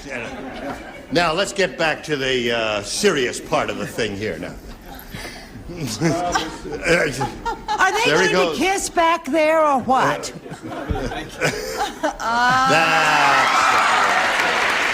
Thank you, Bert. Well, I hope we get him here sometime to do a thing there. Well, I hope we get Bert Convey back so we can play the game. We will. Where are we? We got to start, don't we? Okay. Push this button and reveal 2 questions here and ask Teresa, the challenger, to make a selection. B. B is what she wants. Okay, Teresa. Bert Convey. I'll sit in Bert's chair. No. Get up there. Here it is. This is interfering with your social life. Please let it go. When the 102-year-old lady went to the department store, she lost her blank in the revolving door. Wait a minute, darling. I have to put my glasses on to hear that. Okay. When the 102-year-old lady went into the department store, she lost her blank in the revolving door. I'm so excited about the appearance of Burt Reynolds. I'm just all a Twitter. He looks like $1 million, doesn't he? Yep. Oh, wait a minute. I write down my number and send it out to him. He used to be funny on the old match game when he got his old buddy Don Meredith. They used to be team captains opposing each other, and they were really terrific. All right. Hey, we ought to get Don Meredith sometime, too, if we can. Are you ready, Teresa? When the 102-year-old lady went to the department store, she lost her blank in the revolving door. False teeth. False teeth. Okay. She said false teeth. Bert, what did you say? Oh, yes. That's what I said. False teeth. There's a match. Okay, Brett. I told you I was all shook up by Burt Reynolds. She lost her virtue. In a revolving door. Why not? I'm so happy for her at the age of 102 to have that happen. Charles, what did you say? I said Kane because I could lose my false teeth. All right. And how about you?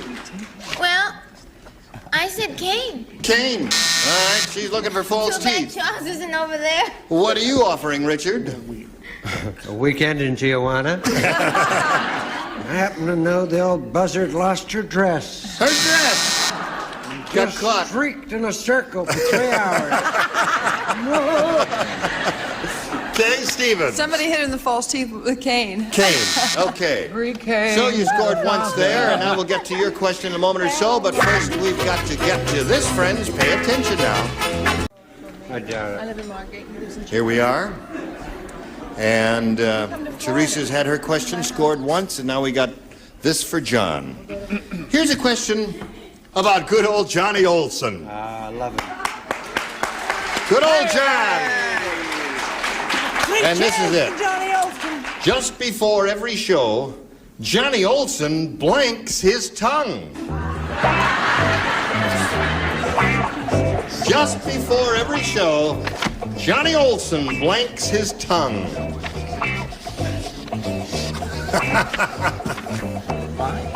You don't? Yeah. Yes, you do. All right, the upper tier is ready. What are we going to do about that Cuban with the funny hat on is what I want to know. All right, we're all set. John, here's a question about Johnny Olson. Just before every show, Johnny Olson blanks his tongue. I've seen him do it. He brushes it. He brushes his tongue. That's so he doesn't have a slip of the tongue, a mishap, as can happen sometimes on television. He brushes his tongue. I thought he tippled it. No. What do you say, Bert? Well, he's got to talk fast and it has to go quick, and he's the best, so I said he oils his tongue. He oils his tongue. Yes. Old slippery tongue Olson, they call him there. Brett, what'd you say? Well, I think he's one of the most terrific people who ever lived in this whole world, and of course he oils it because he's so smooth. He is smooth, indeed. And all right. probably very well oiled. I said he was oiled when he walked in here today. He sprays his tongue. Okay, John Kashmarek is looking for brushes. Just before every show, Johnny Olson brushes his tongue, is what he says. What do you say? I say he exercises it. He exercises it so he can talk fast. Right? Yeah. Okay. Yes. What did you say? I happen to know that slippery silver-tongued devil drinks a great cup of coffee, which Mrs. Olson makes for him, and then oils his tongue. Oils his tongue. All right, Kay, does he oil his tongue or brush it, or what does he do to it? Luis and I are always right, and we know him extremely well. He exercises it, and we are certain of that. He exercises his tongue. Okay. So it's 1-0 at the end of round one. We go to round two. And Teresa, would you make a selection? B. B. All right. Jack said. Jack When I don't know. We listen to the rest. Jack said when that opera singer hits a high note, she opens her mouth so wide you can see all the way down to her blank. What is that? So Jack said that. She opens her mouth so wide you can see all the way down to her blank. Oh, we're running into another spelling problem. No, spelling does not count here. Well, you have to spell it so people can figure out what you're spelling, right? Sounds like. Sounds like. That's very good. Right. It's all right for her. She's a foreigner. I am now a citizen. Are you a citizen? For 6 years. Okay, and then after I'm 6 not. years, what are you going to do? Throw you out? I have been for 6 years. Oh, you have been for, I see. Okay, Teresa. Jack said when that opera singer hits a high note, she opens her mouth so wide you can see all the way down to her blank. Navel. Navel. Navel is her answer. Now, last time out you matched Bert, so Brett, you are first. Very good. You're getting better. Yeah, I'm catching on to the whole thing. All the way down to her intestinal tract. Did I spell that properly? Intestinal. I don't care about the Intestinal spelling. tract. It's a rotten answer. Charles, what did you say? I said toes. Toes. Boy, that is some high note. Big mouth. Yeah, and a big mouth. What did you say? I said navel. Navel. There it is. Ann Richards, she's looking for the answer, navel. Well, I know on a clear day you could see Claire Trevor. All the way down to your feet. To the feet, okay. And all the way down to the toes. To the toes. Toes and feet. So you got 2 there. And now let's go to John's question here and see how he does. John, you need 2 to tie and 3 to win. The astronauts radioed back from the moon. This place must be inhabited by giant green birds. We just landed in a crater full of giant green blank.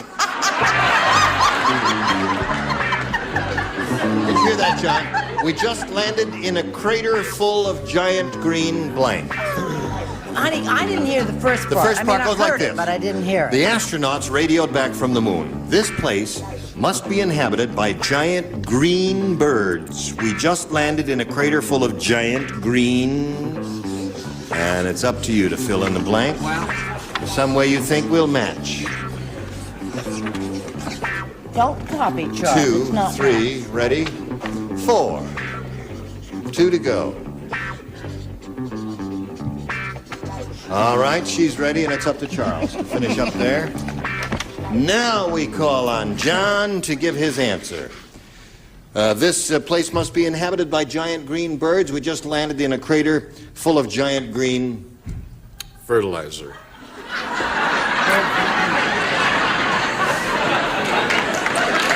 Okay. He said fertilizer. Oh. All right, Bert, maybe see... Many people don't know that moonbirds excrete something that we all know is green and is also packaged here as chlorophyll. Chlorophyll. It is green, you know. Chlorophyll is kill green. myself Yes, for that it's a dumb thing. And you're going to have a lot of help killing it. Oh. What did you say, darling? Fertilizer? Fertilizer, I the said answer, fertilizer. In a way, I said bird doo-doo. Is that a match? That's a match. Okay, Charles. Did I throw that on you? I'm sorry. No, yeah, no, you did. Wipe it off. What do you say, Charles Nelson Riley? Bird juju. I said eggs. I said eggs. Eggs. Okay. Oh, heavens. All right, what do you say? Well, I said birds come from eggs. How do I know? Giant green eggs. One All more right. doo-doo does it. Okay, Richard. One more doesn't do. More doo-doo does it. Get no doo-doo from me, you hamburger. Just throwing it down here. What did we get to you from you? Yes, well, those birds are bald. They are bald. Oh, sure. And so they landed in a nest of green feathers. They were molting. Yeah. Now, John, you've got to Let's hear match it for the Kay to feathers. stay in the game. Fertilizer's the answer. Feathers. Bird feathers. So, Teresa wins the game. Come on down, Teresa.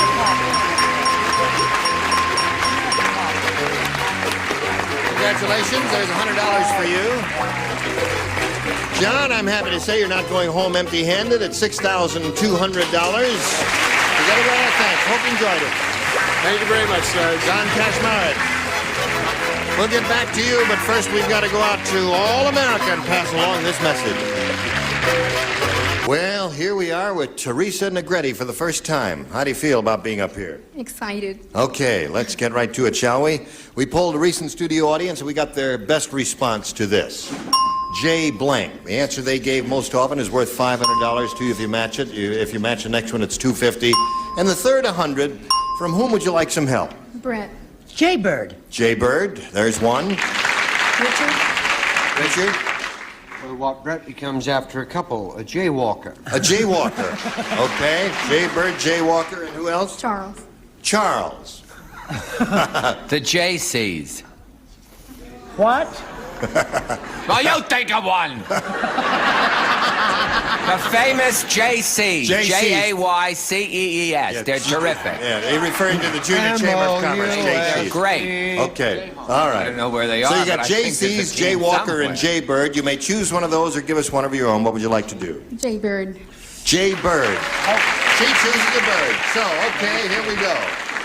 We're looking for Jaybird, and we'll find out where it is. May we see the $100 response?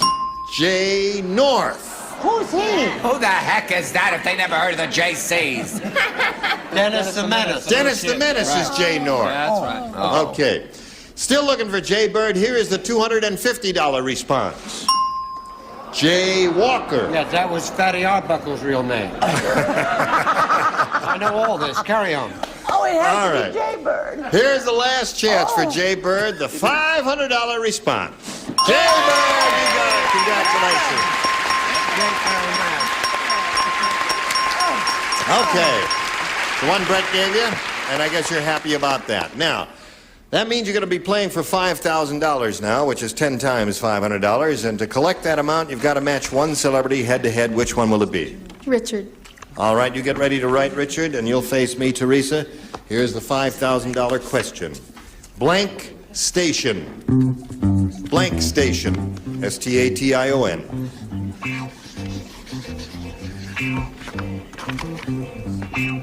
Okay, he's finished. Now, Teresa, what word would you give us now, or how would you fill in that blank in order to match Richard? Blank station. Gas station. Gas station is what she says. All right, Richard, for $5,000, may we see your answer? I really wish I could show you that, darling, but I guess I have to take a bus. Bus station. Yeah. You know that was kind of a hard one because there's so many good Railway ones here. station, bus Railway, station, bus, gas station. Yeah, a lot of good ones Filling there. station. All right, Teresa, you've got $600, and no one can take that away from you, and you're going to play another game. Here is Rolanda Lallier.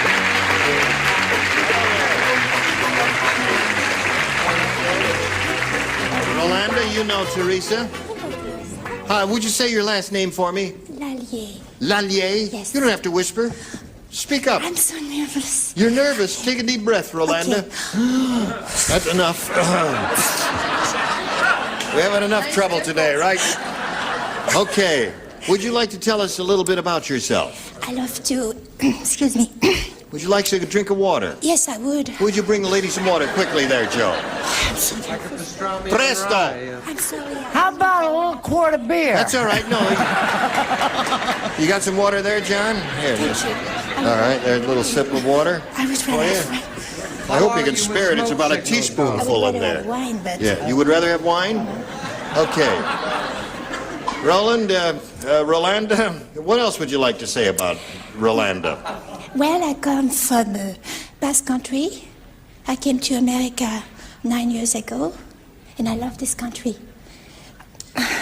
Okay. So, yes. All right, shall we have a go at it now? Public relations. You what? Public relations. You're in public relations. For gourmet food. Listen, you don't have to whisper. Everybody can hear you anyway. All right, Rolanda. For silent film. I'll push a button here and ask you to make a selection, Rolanda. A, please. A is what she wants. And here we go, I think. The butcher was so nearsighted, when Fat Fanny walked into his butcher shop, he tried to blank her. Did you hear that? When the butcher shop was, the butcher was so nearsighted, when Fat Fanny walked into his butcher shop, he tried to blank her. All right, do it as quickly as you can, if you Well, you please. can't get Bert to move any faster than a snail. Charles is ready, Bert. Why aren't you ready? All right. Stop Okay, picking on here we me. go. Rolanda. The butcher was so nearsighted, when Fat Fanny walked into his butcher shop, he tried to blank her. To make shop out of her. To make what? Shops. Shops? Yes. Oh, chops. Oh. Some of these French are violent, aren't they? Chops. He's going to cut her up. What do you say, Bert? This butcher was a little weird and he tried to marinate her. He marinate. Well, marinate is not chops. well, What I'm is sorry. that? You couldn't be more wrong. Butchers don't marinate, they carve. Carve. Does that make Oh, chops yes. out of? Is that a match? No. All right. All right, Charles. Don't say anything dirty in French because I said slice. Slice, make chops, no match there. What do you say? I said slice. Slice. All right, what do you say? Carve. Carve. And I Kay. know for a fact he tried to weigh her. He tried to weigh her. Yes. Oh, very good. I like it. Thank you all. Next time we'll have these celebrities. Jack Nard, Brett Summers, Charles Nelson Riley, Elaine Joyce, Richard Dawson, and Fanny Flagg. Gene Rayburn for Match Game 74. Join us next time.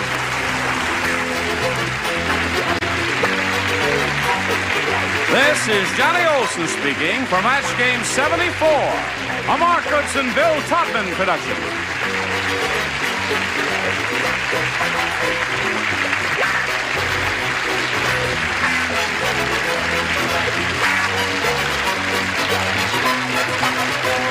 Stay tuned for Tattletales next over most of these CBS stations.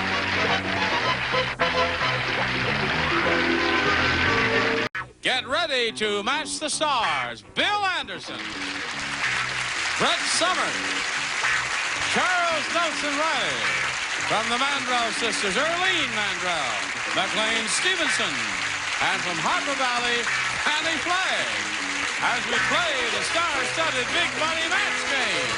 And now, here's the star of Match Game, Gene Rayburn.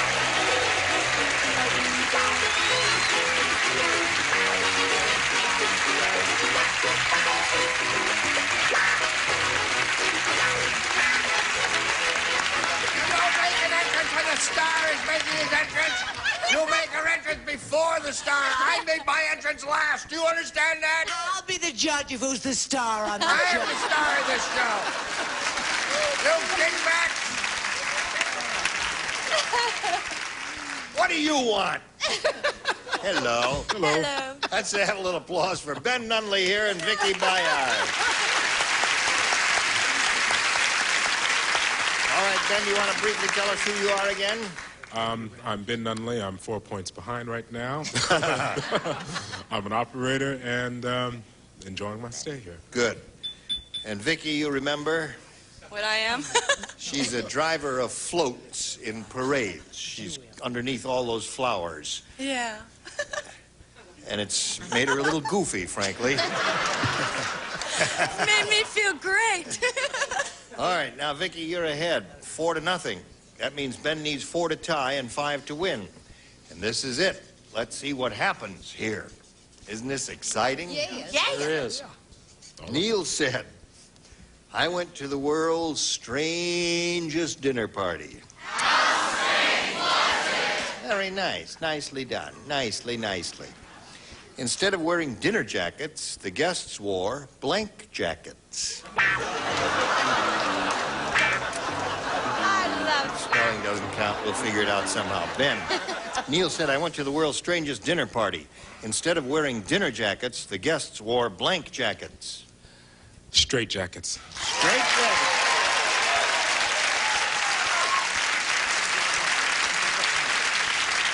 What do you say? Pretty good answer. I thought of life jackets. Right. Yellow jackets. But I said straight jackets. There's one for him. 4-1. Yasm? I thought of curly jackets. I thought of crooked jackets. I thought of crinkly jackets. I thought of wrinkled jackets, but I said straight. 4-2 score. I thought of all the men I know in my whole life, and I couldn't think of a single one that was, but anyway, well, we can't go on with that, can we? I thought of gay jackets, and I said straight. Love it out there. All right, Erlene, instead of wearing dinner jackets, the guests wore blank The only jackets. thing I could possibly think of would be straight jackets. High score, 4-4. What did you think of? Boy, this is really something, isn't it? That's right. Yes. Tension mounts. We're going to know now whether Ben wins, right? Or whether the tie continues. Right. Ben wins. Another straight from Fanny. All right, come on down, Ben. Now, Vicky, this whole thing is going to turn around with you sitting in that chair, and you'll go backstage for a little while, but you'll be back for game number 2 later. Okay. Look forward to seeing you. All right. Good luck to you, sir. Here we go. Got all of this paraphernalia here for your benefit to see how much money you can win. We polled a nice bunch of people here one day in this very building, and we said, write down your best answer to this. Lamb's blank. Aww. Lamb's blank. I love that. That just makes me so happy. Well, Brett? Lamb's tail. Lamb's tail? Well, isn't that what it is? McLean? Lamb's? Lamb's wool.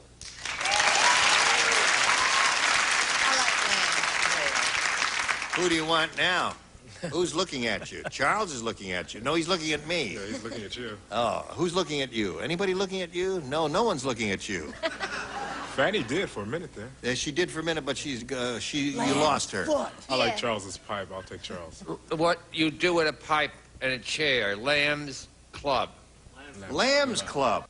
Right. No, it won't be beyond because it's before most people's time, but my daddy told me about it. Yes. You want the Lamb's Club, lamb's wool, or lamb's tail? Lamb's wool. Wool is what he wants. All right, let's see if we get a little wool there. May we take a look at the $100 response? Lamb's stew. No, hon, that's lamb stew. That's right, but you know how they work. May we take a look at the next one, please? Lamb's tail is there. All right, it looks pretty good for lamb's wool. Slide the big one if you please. Yeah! Attaboy. Now you've got $500, means the least you'll play for is $5,000, but a lucky spin of the wheel and it could be $10,000. Get up there and see if you can double it up. Don't spin it too hard because the wheel is a little loose and it's going to run for 9 days, so take your time. Don't be too strong. I told you not to spin it too hard.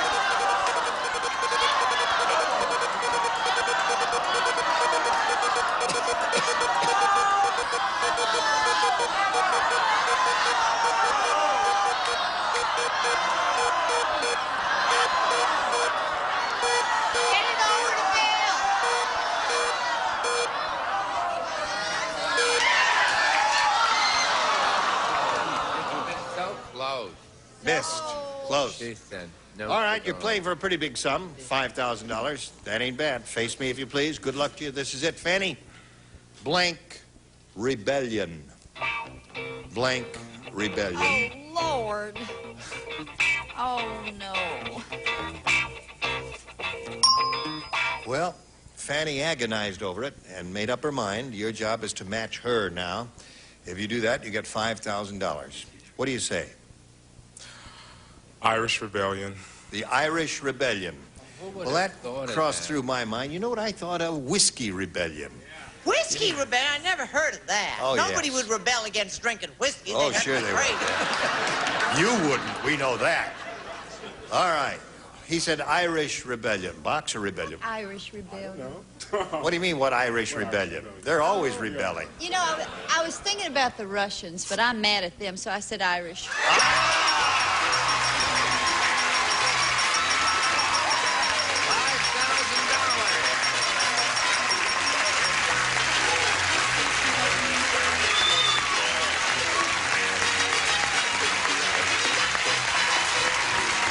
Vicky Bayard back here and start game number 2. Vicky, are you ready? Yes. All right, A or B, my dear? I think so. Can we start back A or over B? where I we think were? so. Sure. All right.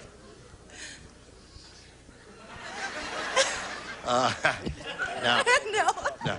you have to listen to as I speak. I say, do you want A or B? You can't say, I think so, when I say, do you want A or B? I can't? No, you have to say A or B. A or B? We're going to be here all night, friends. That woman's been into my vodka. B. B it is. Yes. Anything you say, Mickey? Strong Sam is really strong. Yay. He's the only guy in the world who can blow out a blank.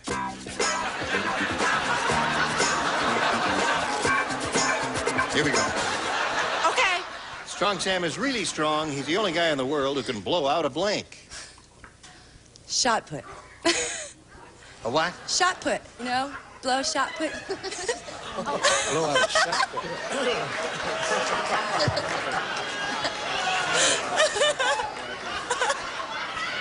You mean put it into a tube like a pea shooter and blow Blow it out. This girl is really sick.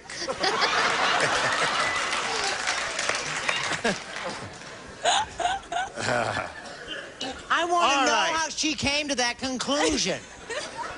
Well, I guess, I don't know. You put it in a big pipe, you say, and you just blow it through like a pea shooter, huh? Shot put. You know what they weigh? Yeah. How much? That's why he's so strong. 14 pounds, something like that. I told Well, you she was into my vodka. You would expect... She must... I think it was the Irish whiskey. All right. Show us your answer. Show us shot put. Down where I come from, we'd say Vicky's cornbread ain't done. I said blowtorch. Blowtorch. Good. Blowtorch is a wonderful answer. What do you say? In Maine, we'd say she's dealing with an awful short deck. Right. Now, oh, well, sweetheart, I almost said shop. I said the light at the Statue of Liberty. Aha. Because I'm a patriot. Right. Okay. Tall, dark, and handsome. And thank you, Gene. Light bulb. Blow out a light bulb. All right. Erlene, the only guy in the world who can blow out a Blow out a forest fire? forest fire. Adorable, Early. Very good. I put down oil well fire. Oh, well fire. I should have put shot put, but I was just stupid and put all well fire. Everybody knows you blow out a shot put. Sure. Takes an idiot to say all well fire.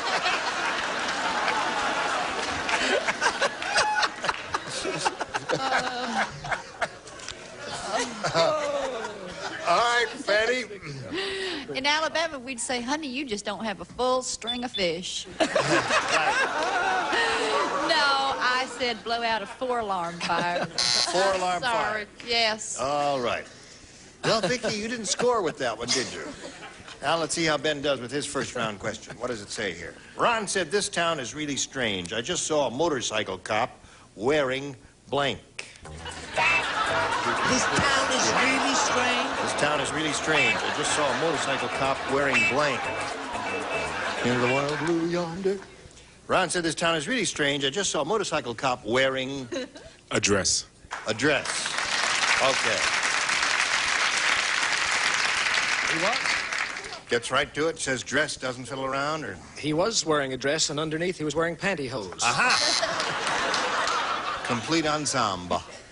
Really? Well, I spelled this wrong. Wait till I correct the spelling. I'm getting like Fanny. Anyway, no, I said he was wearing a poster of Bo Derek and a blonde wig. Oh-ho.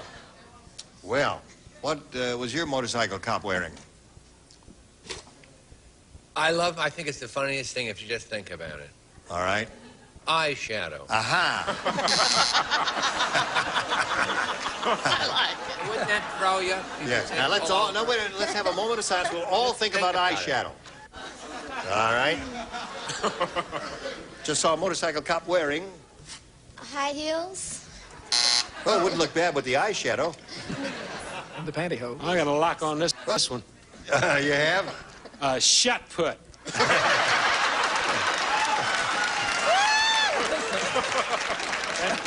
Finally caught up with the crowd. Earrings and pantyhose. Earrings and pantyhose. LAPD, we're only kidding. All right, Fanny. Think about it. Eyeshadow. You're still thinking about it. Well, what if there are lady motorcycle police women? Are there? I don't know. There are. But I wanted to play my bet, so I said wearing nothing at all. Nothing at all.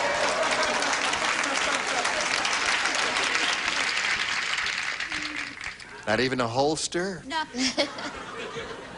They're How would wearing he their draw badge and their hair. How would he draw his gun?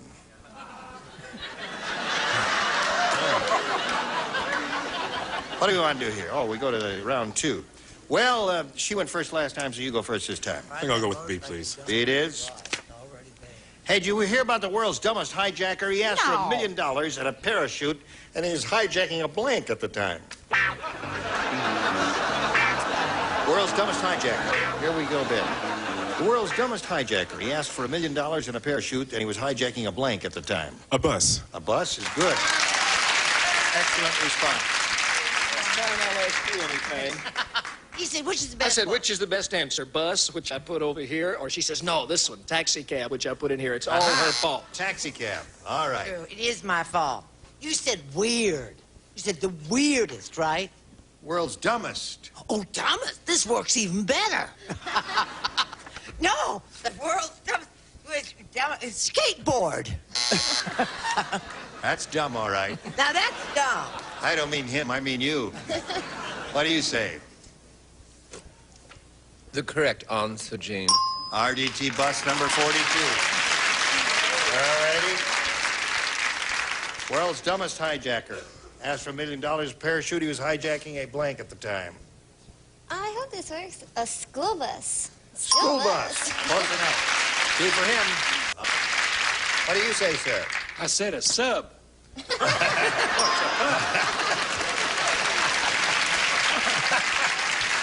All right. That's Fanny. funny. Hope this is a match. Bus. Close enough.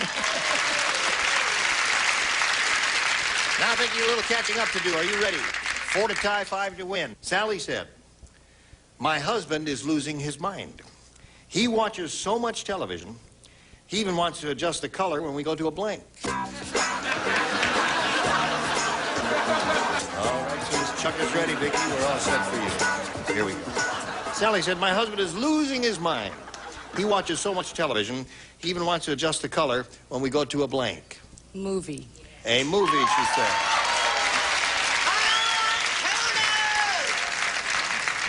Good answer, I think. What do you think? I think so, but I tried to cover myself just in case. I said a movie or a shot put, just in case. All right, one for her. 4-1 the score. Well, I started to say supermarket. But then I thought that wasn't such a good idea, so I said movie. That's 2 for her. Movie. 3 for her. Score is 4-3 at this moment. Earlene, it's up to you. Is it a tie? Well, movie, yes. That is a tie. You know what your trouble is, Earlene? You talk too much. All right, McLean. He watched so much television, he wants to adjust the color where we go to a... Movie. Movie wins the game. What'd you have, Fanny? Come on down, Vicky. All right. Right there on the blue dot, if you would, please. Now, Ben here has won some money, and a pretty good amount, too, and we congratulate him for that. $5,500 for Ben Nunley. Thank you, Ben. Now we roll him off and roll this commercial for you. Here again, the star of our show, Gene Rayburn. Okay, John, thank you. Here we go with Vicky Baird. We polled the studio audience and said, write down your best answer to this. Blank Ernie.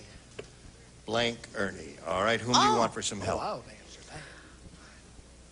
Bill. Yeah. Why, right where I'm from, Tennessee, Ernie. Well, that's what I was going to say. Charles. Big Ernie. Big Ernie. The wrestler. Yeah, no, wasn't he in Sergeant Bilko in that show? Oh, yeah. Yeah. Big Ernie. Right. McLean. Little Ernie. How about Illinois Ernie? All right, so you got Big Ernie, Little Ernie, and Tennessee Ernie. You want one of those or one of your own? One of those, I guess. Which one? Listen, don't laugh. With this dingbat, she could choose Little Ernie. Tennessee. Come on, Vicky, take Tennessee. Okay, Tennessee Ernie, right. Okay, thank you very much. Oh, boy. And may we see the $100 response, please? Uncle Ernie is there. The $250 one says, Bert and Ernie, whoever they are. Who they are? And the big one says, Tennessee Ernie.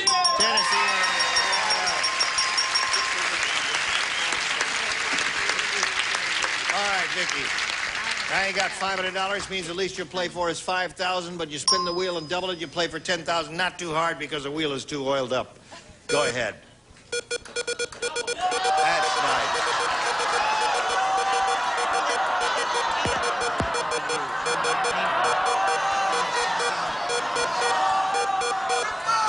It's going to be Earl Wayne.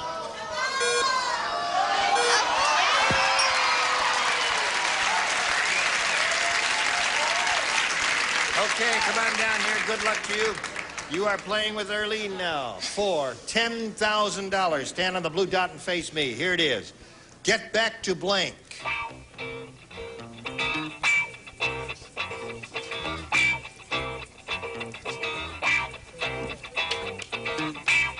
All right, your job is to match Earlene. If you do that, you get $10,000. What do you say? Work. Get back to work? All right, Earlene. She says work for $10,000. What do you say? I never think too much about work, so it was kind of hard for me to think of that. But I put work in.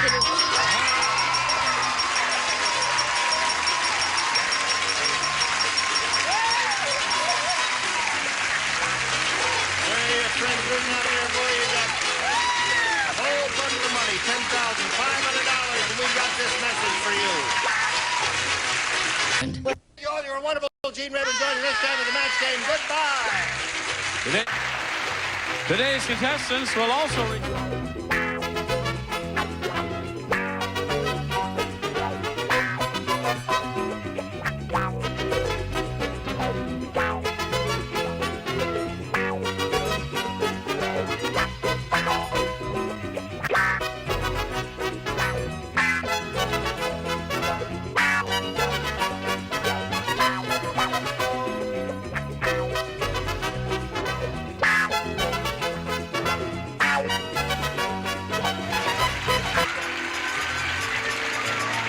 This is Johnny Olson speaking for Match Game, a Mark Goodsonville Todman production.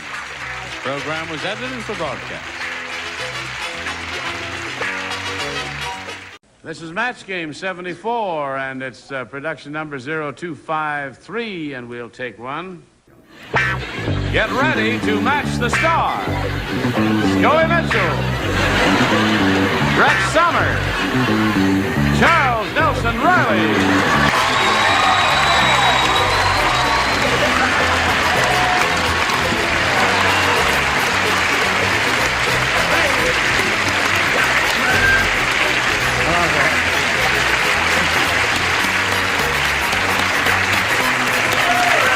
Oh, boy. Before you say anything. Sure, puts a lot of pink in your cheek. What? Before you say anything, I must point out, Gene always knows when he has enough. He falls down. There goes your back again, That's a dumb honey. thing to do. No, how are you? Oh, we're fine. Much better, thank Yeah, terrific. You know why I did that? No. Because No, I just found why? out a couple seconds before we came out here that this show plays in Ogden, Utah at 7:30 in the morning, and I fell right down, and then he says, here's Gene Rayburn. I rolled down the stairs. Hello, players. Here's Carlotta Nelson and Judy Pagano. How are you, ladies? We know that Carlotta Nelson's the current champ. She's got $4,050 to her credit, and she's very happy about that, and she is now going to be challenged by this lady, whom we shall hear something about now. Well, I'm a housewife. I've been married for 10 years, and I have 2 children, Lori and Mike. Okay, good luck to you, Judy. You ready? Thank you. Yes, I am. We'll be ready right after we have this message of interest. Hello there. Now, we're all ready? Push button. Ask challenger, make selection. B, please. B. You say B. I have B, and I will read this to you. Yul Gibbons said... Oh,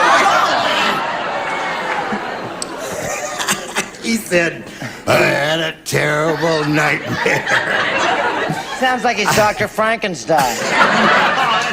He says, I dreamed a giant blank ate me. Yul Gibbons said that. I had a terrible nightmare. I dreamed a giant blank ate me. Think about that, Judy. While everybody's finishing up, I would like to make one public announcement. What is that? Charles Nelson Riley has been wearing socks the entire week. Well, The same ones. the same ones. All right. And Now- we know because we sit in the second tier. Okay. They're basic black. That's right. All right. They now weren't when we started. Here we Wonderful go. to have Come on now.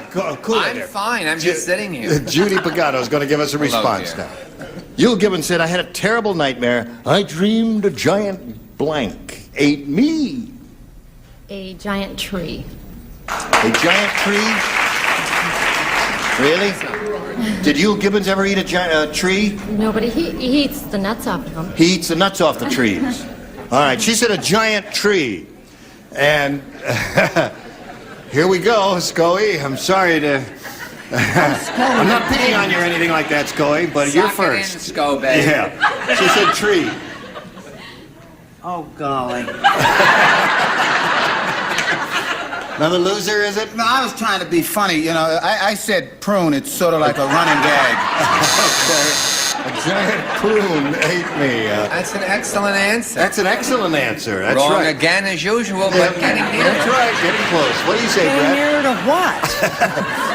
Well, he's always eating that terrific cereal. There are many edible things. And then he says, I said a giant grape nut. A giant grape nut. Yeah. He said that. Okay. Charles, what did you say? I chose a pretty dandelion. A giant dandelion ate me. What is he up to? Lousy as the other two. Mine was a good one. Yeah. Okay.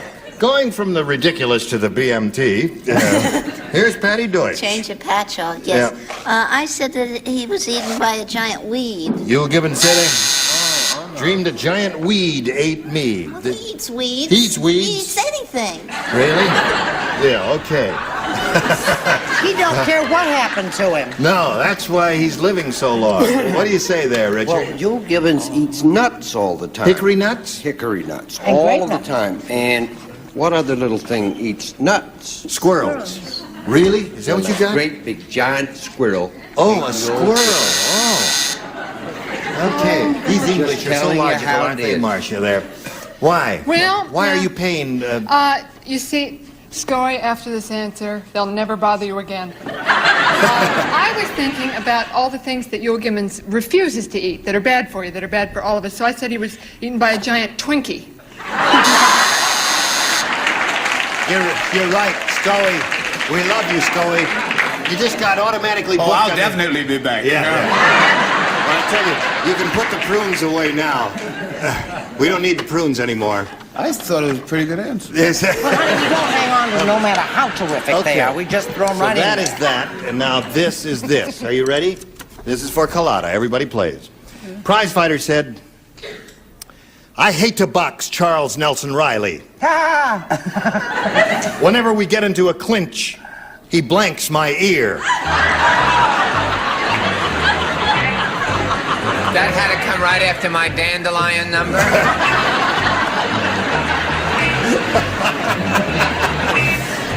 All right. Did you hear that, Carlotta? The prize fighter said, I hate to box Charles Nelson Riley. Whenever we get into a clinch, he blanks my ear. Richard Dawson was a professional fighter at one time. Did you know that? I didn't know that. Yes, Just for one fight. 1 hour and a half. 2 jokes in one mind.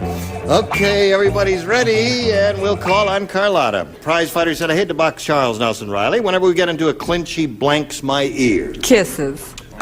Really? Kisses my ear. I thought Scoey had it this time. You mean Scoey hasn't got it? Well, I may have it. It depends on how liberal the judges are. Well, all right. The judge is over there. If it's prunes my ear, they're not going to All right, Scoey, you're on. How can he see what I wrote? I said blows in it. Blows in my ear. That's sort of like kissing. Yeah, well, the audience loves it. The judge hated it. I'm sorry about that. Get the money, Mama. Brett? Love that line. I figure as long as you're not belting somebody in the ear, it comes close to kissing. I'm on your side, sweetheart. Yeah. I said tickles. He tickles my ear.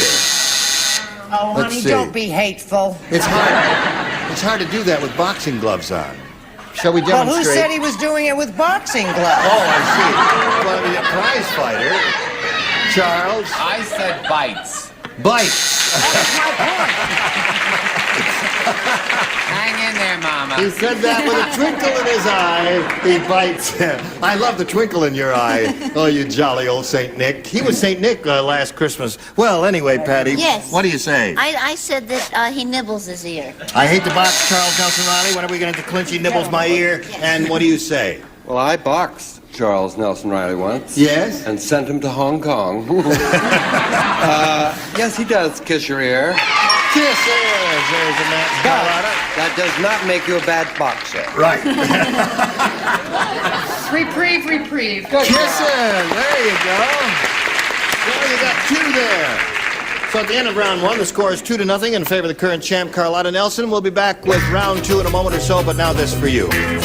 Now, we're ready to carry on with round 2, and I'll push a button and reveal the round 2 of final round questions. Ask Judy to make a selection. Try B again. B again. All right. You didn't match anybody the first time. That means everybody plays in the second round. Sally lost her blank in the bathtub. Sally lost her blank in the bathtub. I know where I lost mine, but I suppose it's not related, is it?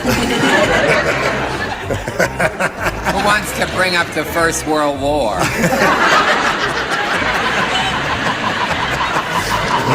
They really like each other, Scully.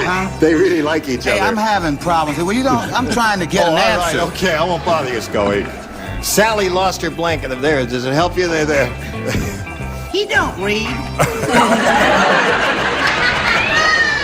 know that. I can read the blank. Sally lost her blank in the bathtub. Bottom tier is just about ready. Yes, they are ready.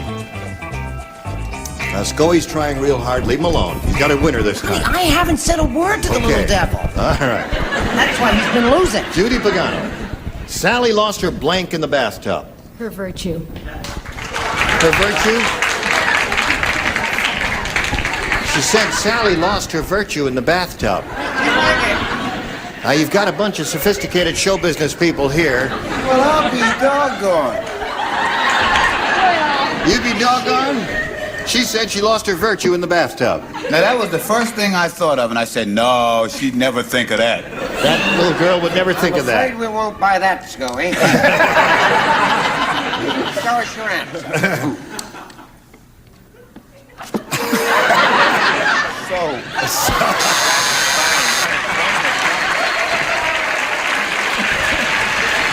I feel so sorry for him. Scully, you just set a new world's record, new champ on match game for consecutive wrong answers.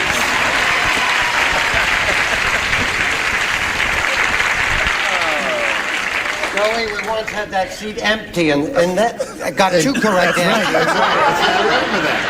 Scully, I'm trying. You are trying, and you're a warm-hearted, lovable person. Honest, I thought of the word virtue, and then I looked at her and I said, you know, such a clean-looking face. And Yeah. she'd never think of that. Right, she wouldn't. But apparently she's been thinking about it. So, come to my dressing room after the show, and we'll talk. Now, Brett, it's your turn. It's amazing how people get fooled by pink, isn't it? Yes, it is. She's wearing pink. I've worn it myself upon occasion. Never fooled anybody, but it's worth a try. Did you say virtue? Virtue's what she said. Good heavens, it must have been an enormous tub. Yes. I said innocence. Innocence and virtue is a match. Okay. They do make enormous bathtubs. Charles. The size of the tub has nothing to do with it. How would you know? Call it now. Show and tell. I said virginity. Same thing. There's another match for you. Okay. Hello there, sweet little innocent Hello. girl. You wouldn't say an answer like that, would you? No, I've Sally led a... lost her virtue in the bathtub? No, I've led a very sheltered life. You have. What did you say? I said ducky. Her ducky.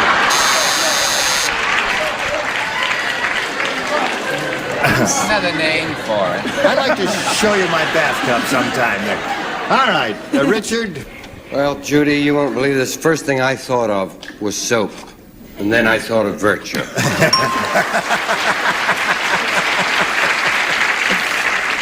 Marcia. Gene. Marcia. Well, since I'm saving myself for my husband. If that were true. Rubber duck. Rubber duck, yes. Okay, so that was 3 for you, Judy. And now you've got 2. And as we come to this question here, I point out to you, you need 1 to tie, 2 to win. All right, here we go. Long John Silver said, Aye, that new pirate has a mighty weird dog. That dog tried to blank my wooden leg. That new pirate has a mighty weird dog. That dog tried to blank my wooden leg. You play, you, and you, but not you or you. You definitely. Isn't it wonderful the way Scully always gets to play? That's right. He likes to participate. Long John Silver. You all know Long John Silver. It's an easy one. Come on now. There's some Well, of course, three there are some terrific answers answers. here. I'm just trying to phrase it properly. That's not one of them, is it? I make no judgments here. It's my job to make judgments against Charles? the world. Would you read it once more, Yes, please? Long John Silver said, Aye, that new pirate has a mighty weird dog. That dog tried to blank my wooden leg. Did that help? Easy. Sure, I don't know. He's got one. By Jove, he's got one. Okay, now we'll call on Carlotta. Long John Silver said, Aye, that new pirate has a mighty weird dog. That dog tried to blank my wooden leg. Bite. Bite. What's wrong with that? That's good. Don't boo her. She's won over $4,000. Bite is good, fetch is good, and all that stuff. Scoey, what do you say? I got one. You got one? If the judges are still liberal. I said chew. Chew and bite?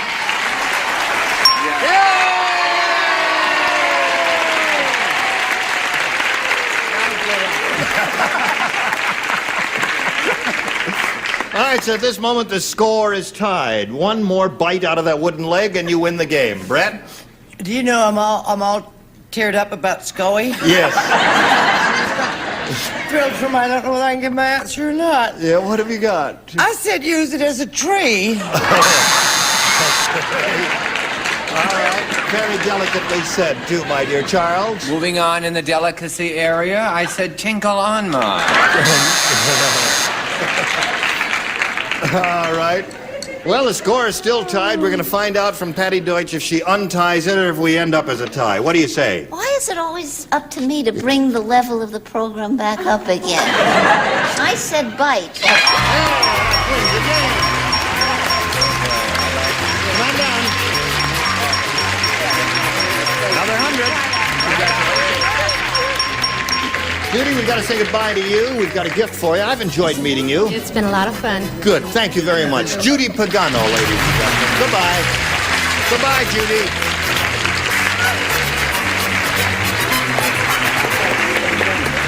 We've got to stand by here for a moment or so, and I'll hang on to you so you don't fall over in a dead faint here. You've won $4,150. We got a message of interest for one and all gathered here today.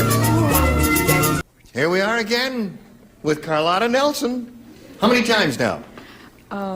4. 4 is right. All right. Gonna try for over $5,000. Shall we have a go? Yes. We polled a recent studio audience. We got their best response to this. Blank crab, C-R-A-B. Now, the answer they gave most often is worth 500, and the second most frequent response, 250, and the third, 100. Which celebrities do you want a little assist from? Richard? What is it? Cracked crab. Oh, well. Cracked crab. Okay, there's one. Charles? Long Island crab. Long Island crab. Okay. Scoey. Scoey? Old. Old crab. So you got old crab, Long Island crab, and cracked crab. You may choose one of those winners or think up one of your own. What would you like to do? Sand. Sand crab. That's what you want to say. Okay, she says sand crab. She's on her own, and that's her decision, and it's entirely up to her. We're looking for sand crab. May we see the $100 response? Buster Crab. They didn't know how to spell his name, did they? All right, we're looking for sand crab. Here is the $250 response. You old crab. Well, Scoey said that. That would have won, wouldn't it? All right, last chance for sand crab. King crab. Oh, well, listen, you picked up another 100. She'll learn to stick with me before. That's right. That's right. You've got to go with a winner every time. That was a hard one. So, yeah, that was a hard one. So you're up to $4,150, and you're going to meet another player. Here comes Susan Warren.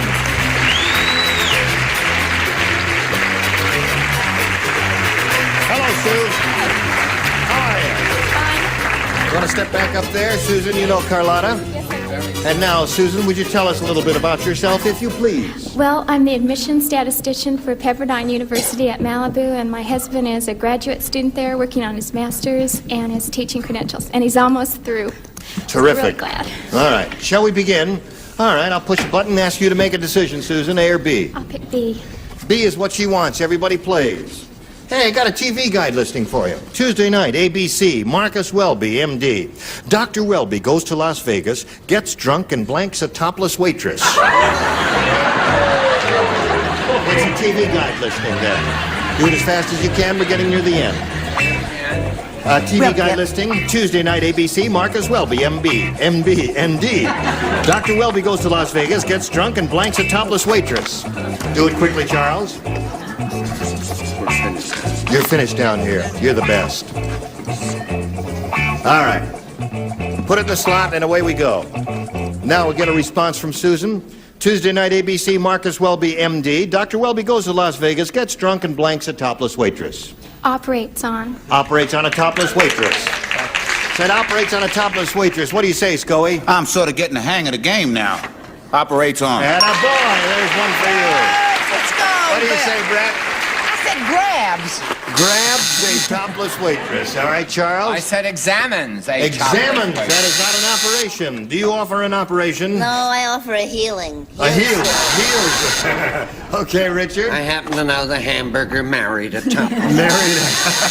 And Marcia. Well, he bandaged her up. He bandaged her up. So you picked up one there, and your first round question comes up later, but right now this comes up.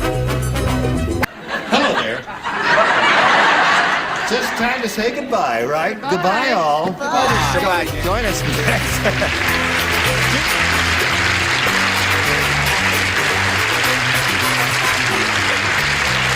This is Johnny Olson speaking for Match Game 74, a Mark Woods and Bill Todman production.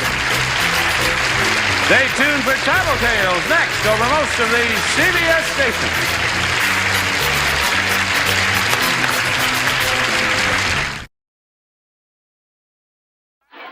Get ready to match the stars. Greg Morris,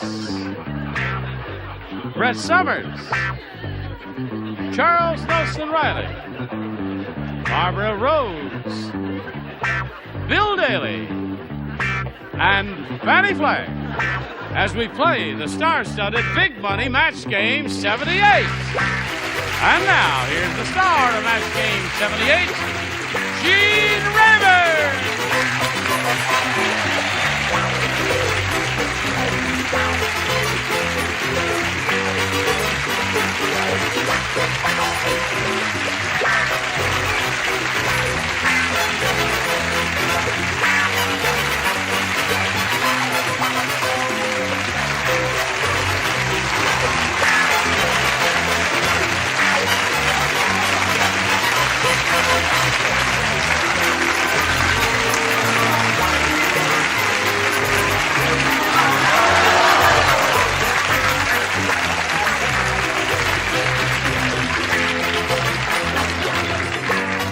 Who's gonna do the show?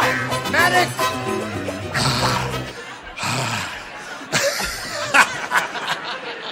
A little jogging there, huh? I didn't have my exercise for today. I don't believe Should've it. A done man that. 75 years old acting like that. Talk to each other. April Damon and Beverly White Wilson. Applause, applause, applause.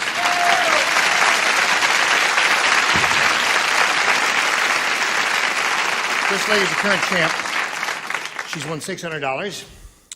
And Beverly White has had her first round question and has matched two of our celebrities, right? Right. You ready? Yes. I'm out of breath. I'm not. All right, oxygen. Oxygen. Listen, while they're getting the oxygen, watch this commercial, will you? Thank you. Here we go. This is the other round one question. April, it's all yours, and it says, Muggsy said, our neighborhood movie theater is really tough. No, sorry. Fire them, John. Get the other bunch of actors in here. They ran around the studio before they did their answer. Oh, I see, they're out of breath. Our neighborhood movie theater is really tough. One night in the middle of the movie, someone stole a blank. Neighborhood movie, tough. One night in the middle of the movie, someone stole a blank. Got it? I got it, but I don't know what to do with it. It's tough. So tough. Oh, I get it. Somebody in the middle of the movie, somebody stole them.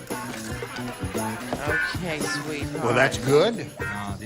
Well, that's good. Yeah, a couple of good. I just am not That's too good. thrilled with the questions this week. So I think this is a wonderful question with some good possibilities. All right. Oh, yeah? Yes. To why each his don't you own. play? Well, they're not up here. You ready? They're not. up there. Wait. Okay. We don't Okay. Muggsy said, our neighborhood movie theater is really tough. One night in the middle of the movie, someone stole a blank. The projector. Projector's good. Anything like that. Anything you'd find in the theater.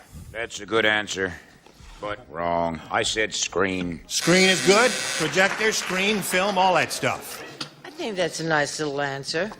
Projector. There it is. One for her. What my brother said, screen. The screen. 2 screens, 1 projector so far. What do you make it, Barbara? I make it 3 projectors? 2 projectors. 2 projectors, 2 screens. Yeah. 3. 5 golden rings, 4 calling And birds. about 3. 5 calling. Yeah. Mine is not clever or it's not right. I put left with the stage. You see, that's left, like leaving with In the the stage. middle of the movie, someone stole the Left with the left stage. with the stage. You see, the stagecoach left with the stage. That's it. Every last drop of it. Okay, Fanny. If only I could follow that with a good answer. Unfortunately, I said they stole the seats. Seats is good. Okay, so the score in the middle of the game is 2-2. Now we go to round 2 and see if we can break the tie. Beverly White Wilson, what do you want? A. A it is. 2 people do not play, Brett and Barbara. All right? Yeah, that's right. You were right. The baseball manager said, my pitchers get sent to the shower so much they have a blank as part of their uniform. My pitchers baseball manager. My pitchers get sent to the shower so much they have a blank as part of their uniform. Do you get sent to the shower if you're a pitcher because you act bad? Well, no. If you're pitching the game and the opposing team is getting many hits and runs off of you, then they take you out of the game and you go to the locker room, and because you've worked up a sweat, you take a shower. Do you cry? Some of them cry. Okay. Okay. Here we go. The baseball manager said, my pitchers get sent to the shower so much they have a blank as part of their uniform. Towel. Towel is the only logical answer that I can think of. Maybe others? An excellent answer. Well, because it's part of the uniform, I said shower cap. I don't care whether you like it or not. Oh. He's getting hostile. Yes. Towel! Towel it is. 3-2 the score now. Bill? I just wanted to say something. I'm a pretty good friend of Greg's, and I just wanted to say now I admire his work, and I love he's a very intelligent actor. I also said shower cap. Shower cap, eh? Okay, what do you say? Don't riot. Shower cap. Oh, seat air. All right. Smart guy. 3-2 the score, which means you need 1 to tie and 2 to win. But first, this. Here we go. April, 1 to tie, 2 to win. Jim said, the T-shirt craze is really wild. Ah, shut up. Get your own show. I just saw a girl with a salad on her front. She had the biggest blanks I ever saw. You don't play. Oh, I don't. You don't play. Wow. T-shirt craze is really getting wild. T-shirt craze is really wild. I just saw a girl with a salad on the front. She had the biggest blankets I ever saw.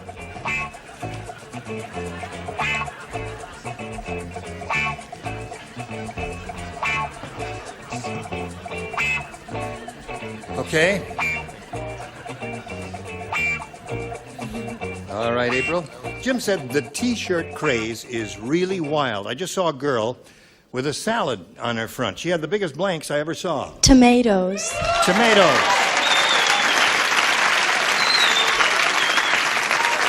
Okay, Greg? There are a bunch of dirty old men out there, you see. No. I would never say anything like that. I said tomato. Tomato. Score is now tied. Tomatoes. That wins the game. What do you have down there? Tomato. All the way. Now, Beverly White Wilson, pleasure to meet you, my dear. Nice meeting you. We'll send some gifts your way for Match Game 78. Thank you for being here. Goodbye. April, you're going to get another shot at it. All right, let's see how you do this time. We polled another studio audience and said, write down your best answer to this. Butch blank. Remember how it goes? If you match their most popular answer, you get $500. For matching the second most popular, $250, and then for matching the third, $100. 3 of the 6 loonies will give you a hand. Charles, please. Butch Cassidy. Okay. Barbara. Barbara. See, this card has one answer on it. Butch Cassidy. Wait a minute. Something may come from above. Butch. Sometimes if you pray, the Lord helps you out. Let me see here. Yeah. Oh, I don't know who that is. Butch Jenkins. Butch Jenkins. Jenkins. I know who she is. Anyway, Fanny? That's Grandma. You know who she meant? Tell me. No, Who? maybe I don't. I'm Oh. afraid. Actor. Butch Jenkins is an actor. Little kid, he's Boy, 183 movie, the years old human now. comedy. Oh, all right. Butch Jenkins. He was a Come on, I star. got a Who really do you great call on answer. the third? Fanny. Fanny. A really great answer. Butch Cassidy. See? Butch, all right, I know it. Butch waxed. Put Butch wax. Is that hair wax? Oh, no kidding. Butch wax is hair wax. Haircut. All right, let's go over here to the other side and find out where. Oh, listen, you got to ask you first. What do you want? Well, since everyone seemed to go for Cassidy, that's my choice. Yeah. Have any others in your mind? No, it's Cassidy. Okay. Cassidy's what she wants. Let's reveal the $100 number. Butch wax, Fanny. Take a bow, Fanny. Hey! Yeah, she really You know knew. that Butch Jenkins wears Butch wax? He does. It's hard to say. Yeah. Okay. Maybe we see the $250 number. Butch haircut. That's what you get with Butch wax. Last chance for Butch Cassidy. Slide it, Ori. Another $500. Charles gave that to you. Okay. Now you're up to $1,200. And again, $500 means the least you'll play for is $5,000. But, you know, how many times have we had a double come up here? Last 4 times? Yeah. I mean, we're setting a new record here with double, aren't we, Ira? 4 times it's come up. Let's see if it happens again. Give it a good spin. Must make 1 revolution. Here we go. There it is. 1 revolution. Double, $5,000 or $10,000. All right, Fanny, for $5,000. Here we go. Ready? $5,000, a lot of money. Good luck to you, my dear. Here it is. Ready? Blank, look. Blank look. Or blank look.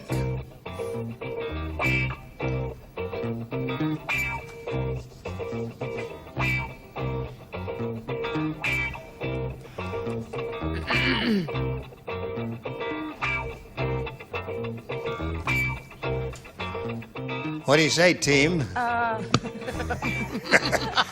can't turn around, folks.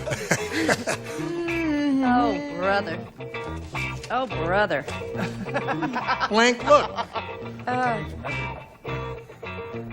Oh, my. You got one, haven't you? Yes.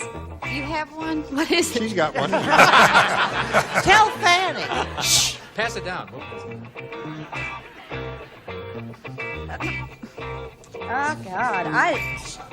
I don't... What? Wait a minute.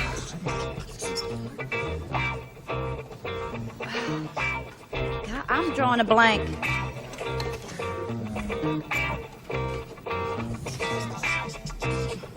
Huh? Now leave her alone. Would you just shut up? I didn't do anything. Yes, you did. That's the problem. Really? Are you ready, my dear? Yes. Okay, here it is. Blank look. Give us the answer that Fanny has, and we give you $5,000. Take a look. Take a look. Take a look already. Okay, Fanny, she says take a look. Sorry. I said new look. New look. Yes. New look. It's a fashion phrase. I guess that's familiar to all the ladies. What else is there, John? Dry look. The wet look. Second look. Okay. There were too All many right. choices. $1,200 is what you have, and you're going to meet another player now. April, if you're ready, let's bring on Chris Bednar.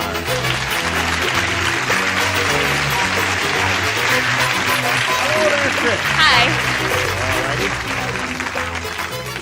righty. We welcome you, Chris. Bednar, is that what you say your name? Yes, it is. Where are you from, Chris? I'm from St. John, Indiana, and right now I'm a secretary, and I cocktail waitress on the side. Okay. You must make a lot of money altogether. Yes, I do. You do that in this area somewhere? No, out No. in St. John, Oh, Indiana. in St. John, Indiana. You do Yes. all that out there. Yes. Okay, Chris, we can't start at this moment. We have to do a little business with America, but we welcome you and thank you for coming in. Right now, we have this for you. Today's consolation prizes are first, Broxident automatic action toothbrush with interchangeable brushes for the entire family. It's a great gift idea from Squibb. And from Kinney Shoes, the great American shoe store, an up-to-the-minute selection of fashion footwear. Kinney Shoes not only fit your feet, they fit your life. And 8 tickets to the new Warner Brothers mystery comedy, Who is Killing the Great Chefs of Europe, starring George Siegel, Jacqueline Bisset, and Robert Morley, rated PG. And a rug-making kit and Sayel hand-knitting yarns of DuPont Orlon to hand-knit your labor of love. It's the dependable one, stays new-looking. More blanks to fill with our blankster, Gene Rayburn. Where? Oh, here, yes. Are you ready? Yes. Bing. Shh. Now listen to this. Does it sound like Star Wars? No? Oh, all right. Well, let's go on with the game. Chris, you want A or B? A. Okay. The Statue of Liberty said... No, she can speak English. Oh, my arm is tired. No. She said... I knew I shouldn't have an... she said... Oh, she, had trouble because it was cold out there. And a little stoned. Yeah. It's all that oil in the river. She said, I knew I shouldn't have had an affair with King Kong. He gave me a blank. Statue of Liberty said, I knew I shouldn't have had an affair with King Kong. He gave me a blank. That's all I know. Ready, Chris? I don't know, I think so. Statue of Liberty said. You know the Statue of Liberty? Yes, I do. Okay. I knew I shouldn't have had an affair with King Kong. He gave me a blank. I said a monkey. A monkey. All right. Kind of a cute answer. What do you say? I say I want to go home. Got another rotten answer, eh? All right, you got to show it. It's in this daytime television, too. Yeah, right. Well, What do you got that there? kills that. I said the baby. A baby. Yeah. Is that what you meant? Yeah, but baby monkeys smaller. This is the French spelling because you see the Statue of Liberty, she does not speak English. Oh. He gave her the hickey. Oh, that rascal. Yeah, but she bleeds like anybody else. Hickey! Hickey. Well, there was some fancy kissing going on there at Bedloe's Island, right? What do you say, Barbara? I said that he gave her another hickey. 3 hickeys so far. 3 hickeys, 1 dicky. No, I said he gave her the monkey business, so I think that would. What? The monkey Wait, business. think about that. Hey, wait a minute. He gave her the monkey business. I certainly don't mean the business that a monkey has. All right. Give her the monkey business. Yeah, I know. Yeah, right. Stay with me. Okay, stay with him. Hello there. Hello there. You must have a wonderful answer. No, I'm trying to appeal to the judges. All right. He gave her a hairy child. Now, wait a minute. Now, wait a minute. A hairy Would it child, have been couldn't a that be a monkey?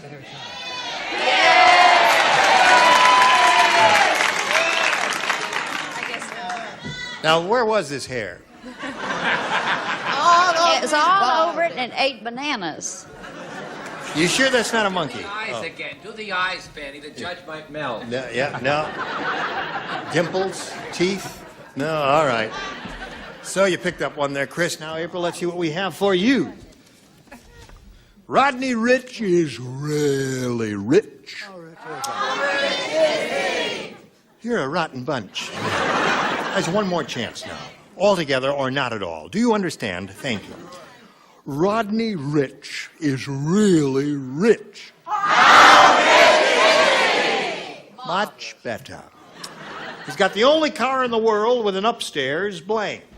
The only what with an upstairs He's got blank? the only car in the world with an upstairs blank. Rodney Rich is really rich. He's got the only car in the world with an upstairs hill. Oh, hill. Thank you. Finish. All right? Rodney Rich is really rich. He's got the only car in the world with an upstairs... Bath. Bath. With an upstairs bath. Okay. All right, that's not bad. I marched to a different drummer. What do you say? Well, I said bathroom. Oh, look at that. Surprises me. What do you say? I was thinking more along the line of a good friend. He had an upstairs John. Aha!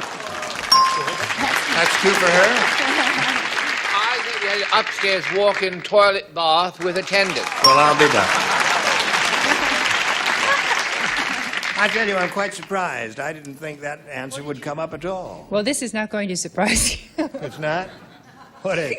I said he had an upstairs maid. Aha! Good one. Now, that was more what I expected. Upstairs maid. What do you say? I say, old man, I said an upstairs John, too. Oh, you did say that. I would have said something like, he's the only one that had an upstairs and a downstairs. Stinks. Stinks, right? Okay. I said maid. I'm sorry. Maid. That's right. Second floor, maid. There's chambermaids upstairs and downstairs. 4-1 is the score at this moment. We're at the end of round one. Stand by, ladies. We want to do a little business with you. All right. I guess it's time to go. We'll look forward to seeing you next time, ladies. Thank you, Chris and April. What's the name of the play you're doing at the Pheasant Rum Theater in Chicago? That's called, gee, I wrote it myself. I can't even think what it is. Oh, yeah, Adjoining Rooms. Yeah, that's right. Adjoining Rooms. Adjoining Rooms. You wrote that play? Yeah. Yes. A longhand or in a typewriter? It isn't funny, but it's long. Yeah. Not funny, but a long play. And you're in a movie, too? Is that it? Yeah, I did a new series for CBS. It's called, actually, I can't remember anything today. It's called Rendezvous Hotel. That's right. Rendezvous Hotel. I've been very busy lately. Is anyone else? And I'm doing in this show also. Yeah, that's true. It's on CBS, too. Is anyone else in it besides you? Yeah, but they're not important. I'm the only one. Oh, no, I see. No, I'm just kidding. They're all great. I don't remember them. I don't remember my name. I didn't remember the name of the play. What's the name of this show? I don't remember the name of this show. I wish he were kidding, but he isn't. Listen, We'd all feel have that. we got the straight jacket? Because we can I have get it rid on. of What do you mean? you're wearing it Tie now. my arms. I'm leaving. I hope you'll join us next time for more of the looniness on Match Game 78. Goodbye.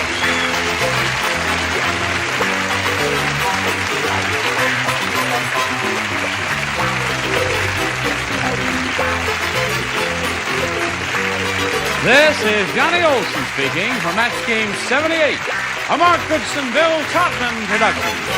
The program was edited for broadcast.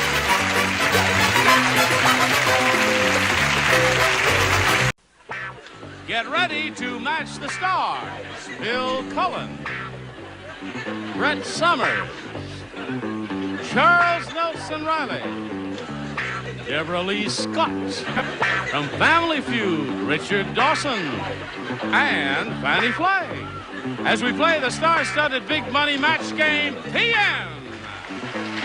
And now, here's the star of Match Game PM, Gene Rayburn.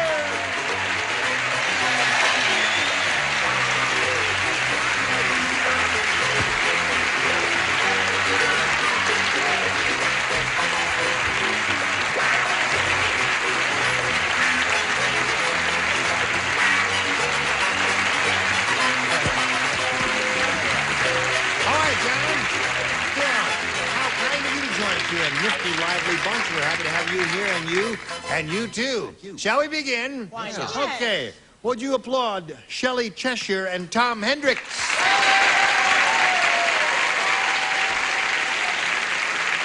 How do you do?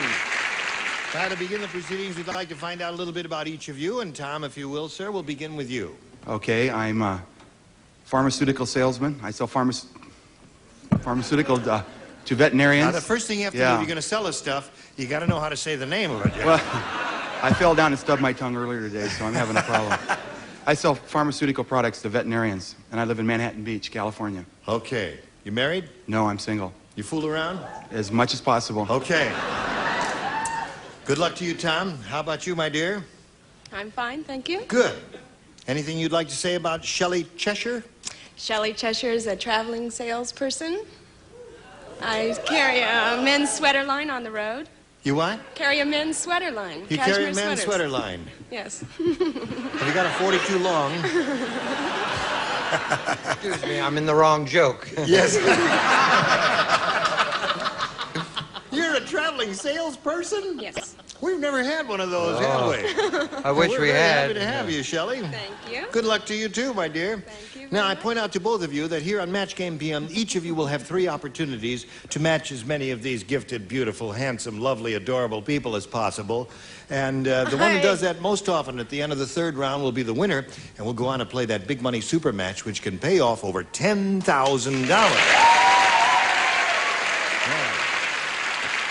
Here we go.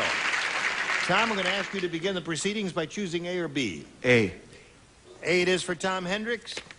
And this is it. Jim and Linda have a weird idea of what's fun. When they got married, they didn't spend their honeymoon in a hotel room. Instead, they spent 2 weeks in a blank room. 2 weeks in a blank room. Weird idea of what's fun. Right. It's up to you. All right, now we're ready. Tom, Jim and Linda have a weird idea of what's fun. When they got married, they didn't spend their honeymoon in a hotel room. Instead, they spent 2 weeks in a blank room. Bathroom. Really?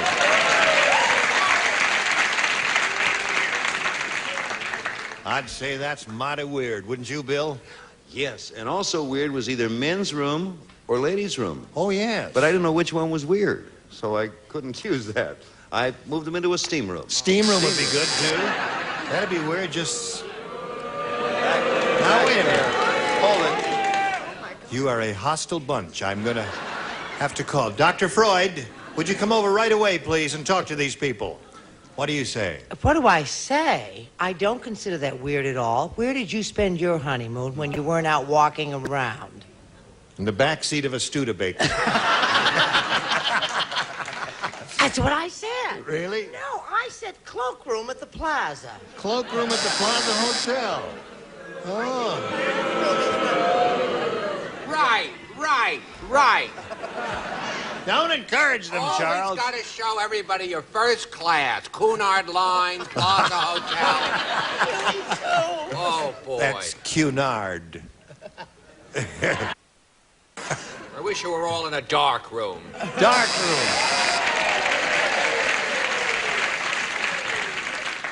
When they got married, they didn't spend their honeymoon in the hotel room. Instead, they spent 2 weeks in a blank room, and he said bathroom. What do you say? They're so hostile, I'm afraid to show my answer. Well, and you're since right. you're a sweet young ingenue, maybe they won't boo you if you got a rotten answer. Okay, bar room. That's not a bad Drinking away, right? That'd be weird. I agree that'd be a weird place to have a honeymoon there, wouldn't you? Right on the... Excellent. When I give mine, I want you to say why. Okay. I said a dark room. Why? Well, they wanted to see what would develop.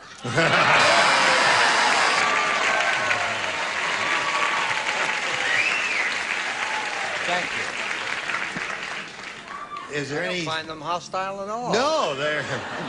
Anything I can do to straight for you, Miss Fanny, honey? When I give you my answer, don't ask me nothing. I said bar. Bar room. Okay. So, Tom, you have your first rounder. Remember, they're tough. Shelley, this one is yours. Jake the Hillbilly said, I am downright disappointed with the U.S. Post Office. Had this barn dog. I'm going to tell you how. When my mail order bride arrived, she was blank. What do you think of that? Downright disappointed with the U.S. Post Office. I don't like it. It's all right. Here we go. Shelley. Jake the Hillbilly said, I'm downright disappointed with the U.S. Post Office. While when my mail order bride arrived, she was blank. Opened? Open. Illegally. I mean, I guess we'd better just get on with it. Just move along quickly. I wish I had thought of that. Me too. I do too. A lot of the things happen in the post office. Right. Pregnant is what she was. Pregnant. Yeah. My mail order brought right, she's pregnant. Right. Winning them back. Somebody had been tampering with the mail. Or the female in this case. Oh, well. Oh, that's life. I said no. I said she was broken. She was broken. They do that, too. They throw those boxes around and... Moving right on. Yes. I said she was overdue. Overdue. Getting some interesting responses here, Shelley, but none that you want. She wants opened. I said canceled. Canceled. All right.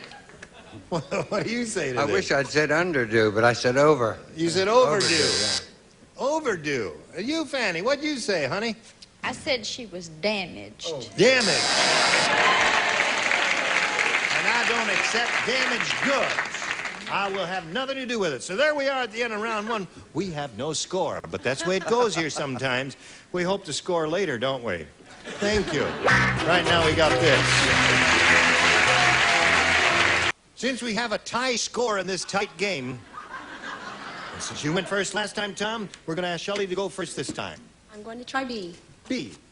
Anything you wish is our command. Albert invented an amazing talking bathroom scale. When his 300-pound wife got on it, it yelled, blank!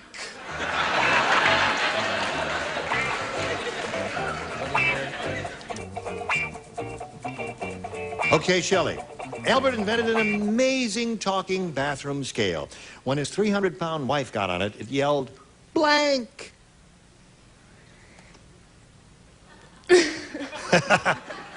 Think about it now. I have. Now just look at them. What do you think they would write? And that's Help. what you're going to say. Help. You said help. What do you say? Ouch. Ouch. Ouch. What do you say? Get off me! Get off me. Chuck, she's looking for help.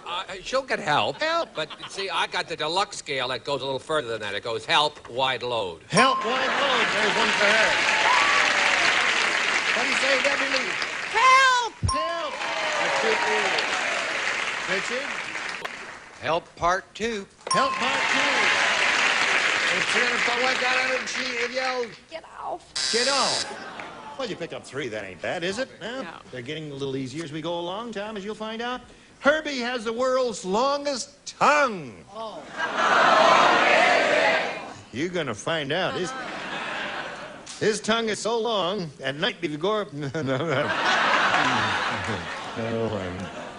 His tongue is so long, at night before he goes to sleep, he ties it around his blank.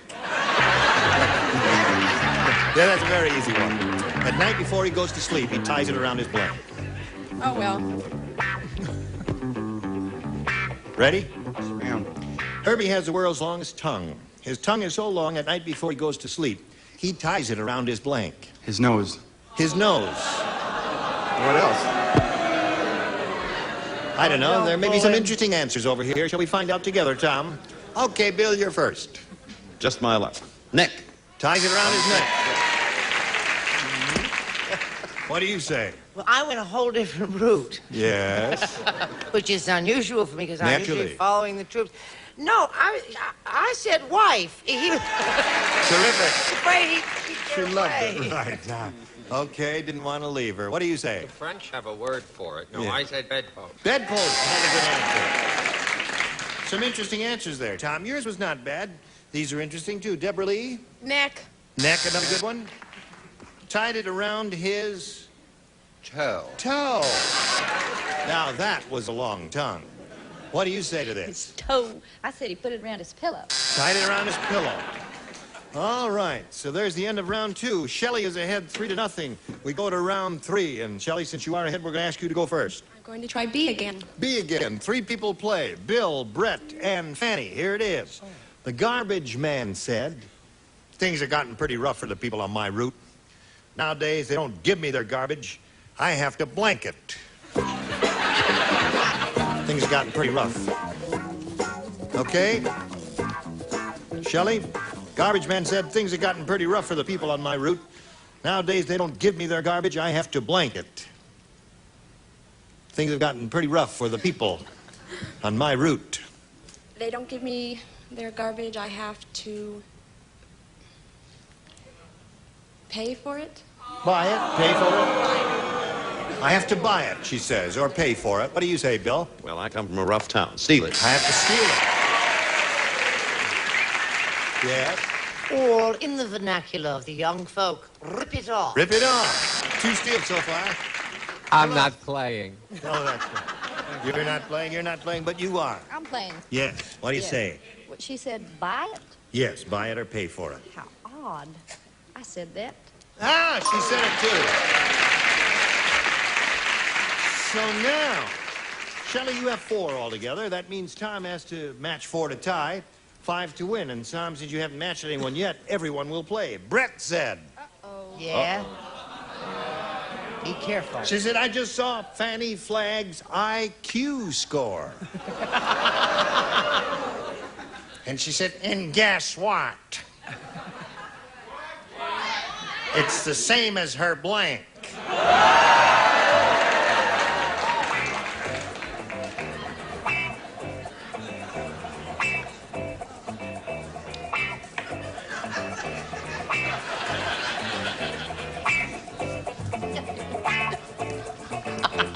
Okay. You ready, Tom? Brett said, I just saw Fanny Flagg's IQ score, and guess what? Fanny's IQ is the same as her blank. Her bust.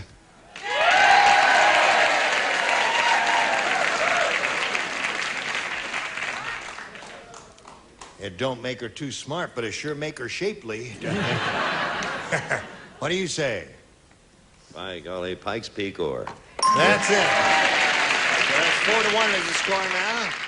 What do you say to this? Perk up, Tom, all is not lost, my darling. I said bust line or bra size. There it is, 2 for him, scores 4-2.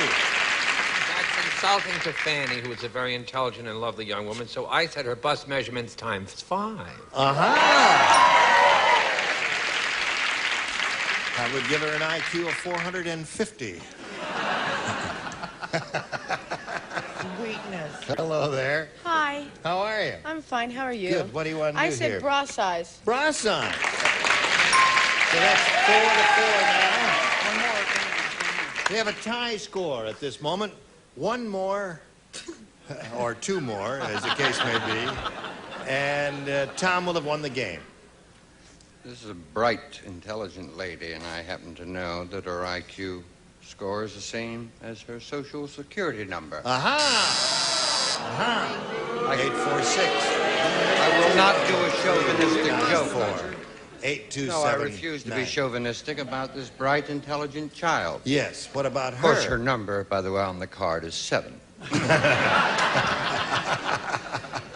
Thank you. You are a gentleman. I'm going to kill Brett when I get her upstairs. Bra size. I knew she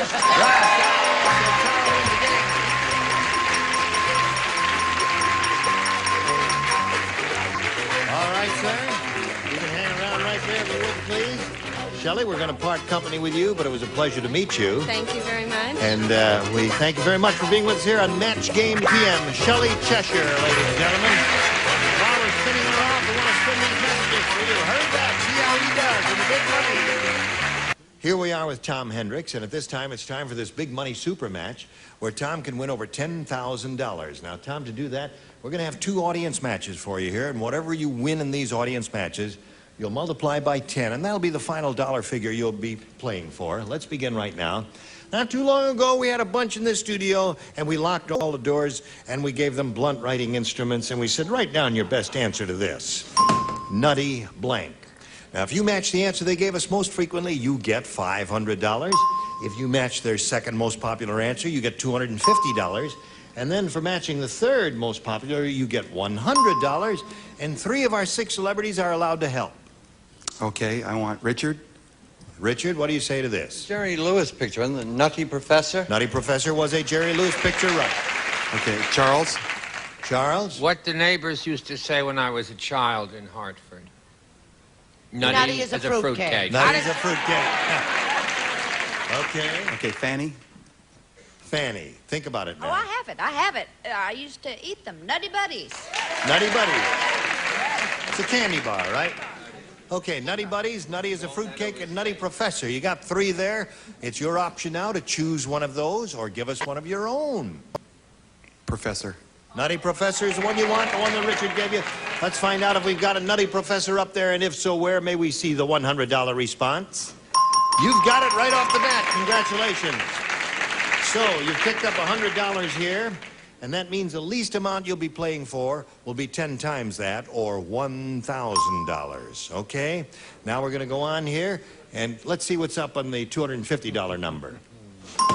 Nutty Buddy, that's the one that Fanny gave you. Nutty's a fruitcake?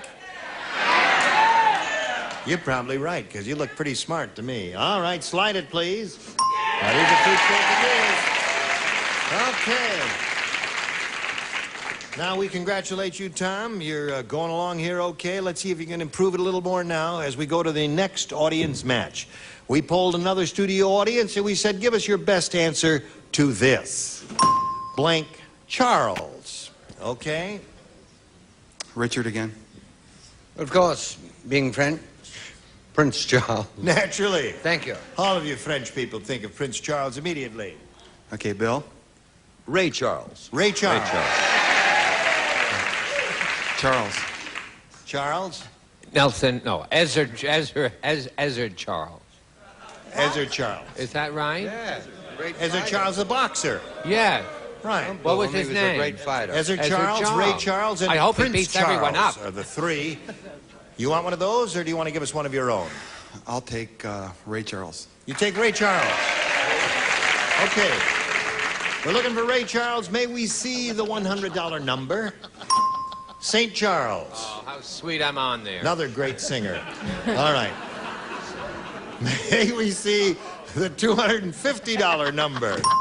Prince Charles. Oh, Well, he since had they a voice like devalued- a nightingale. No, they devalued the pound. He would have been up Yes, there. that's but right. Yeah, he should have been 500. I didn't take that into consideration, did That's I? true. All right, last chance for Ray Charles. Go. You got it. Oh, it's a candy bar. Yeah. Okay. Now, another $500 multiplied by 10 gives you $5,000. Added to the previous $1,000, you got a pot of $6,000 to shoot for here. And we will be delighted to give you the money if you'll just match one celebrity exactly. Okay, Richard. Okay, Richard. Now, you just stand on that little blue dot in the carpet there. But you can't look at him while he's writing, because that wouldn't be fair now, would it? Because you could see what he's writing. So just face me there. May I have this dance? Do the waltz and well. Oh, you want to lead? All right, here we go. Good luck to you. Get your ESP going. It is reads as follows: impossible blank. Impossible blank. Now he's finished. Tom, give us the answer he's written. We give you $6,000. Impossible blank. Dream. Impossible dream. There we go. All right, now you can turn around. Okay, he says impossible dream will match you for $6,000. What do you say, Richard? I wish it did. Oh, it does. It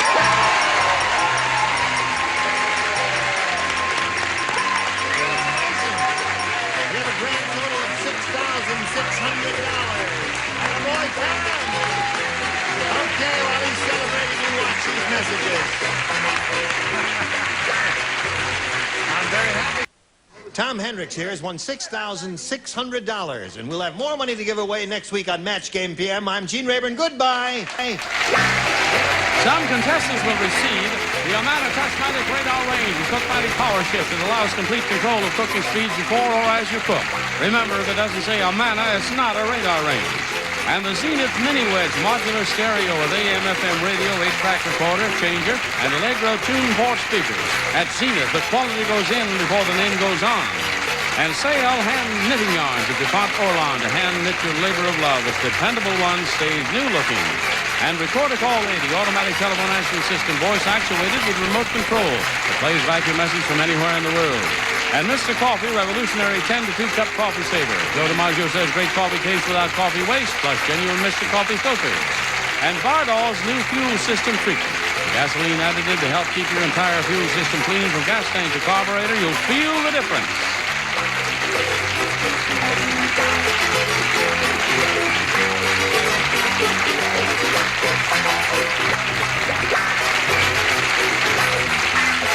This is Johnny Olson speaking for Match Game PM, a Mark Goodson, Bill Todman production.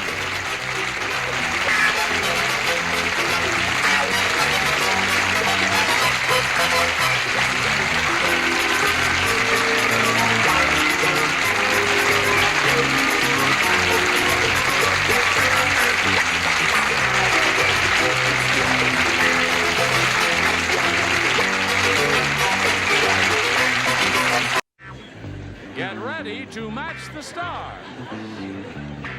Greg Morris, Brett Summers, Gary Berghoff, Joyce Bulafont, Richard Dawson, and Fannie Flagg as we play the star-studded Big Money Match Game 75. And now here's the star of Match Game 75, Gene Rayburn.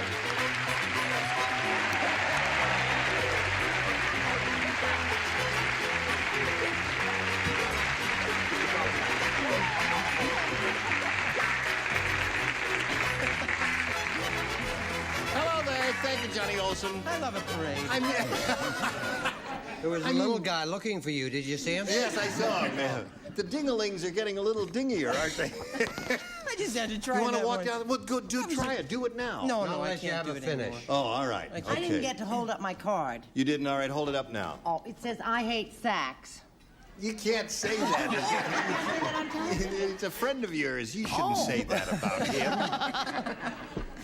They have Are great you? clothes. What are you? Oh, you've got. Is that Alfred Newman? Now, this is a picture of my oldest son. That's Howdy Doody. Charlie McCarthy. Is that Charlie McCarthy? Howdy doody. Howdy doody. You're Oh, younger. You're yes. younger than I thought you were. How soon they forget. Now watch. Inhale deeply and you will see him frown. Let's get on with it. Let's Come get on. on with it. Hello, Marcia Kaufman and Judy Adams. Ladies, how are you? Marcia's our current champion here with $5,600. How about that? Good. And Judy is challenging her. We've played round one, and we have a score of 0-0. That's very close. It's what you call a pitcher's duel. And we'll see if we'll break this tieless score here in a moment or so, but first we've got this message. Here we go. Round two coming up. Judy, would you make a selection? B. B. Now, let's see. Everybody plays. Betty said, I think my husband has been a policeman too long. How long has he been I'll a tell you how long he's been a policeman. Last night, while he was sound asleep, he read me my rights, then he blanked me.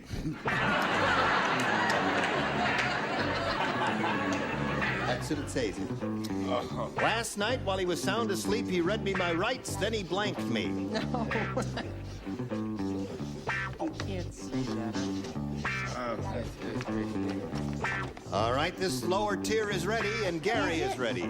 Well, so is this upper tier. Okay. All right. Now we're all set. We'll come over here to Judy Adams. This lady Betty said, I think my husband has been a policeman too long. Last night, while he was sound asleep, he read me my rights, then he blanked me. Handcuffed me.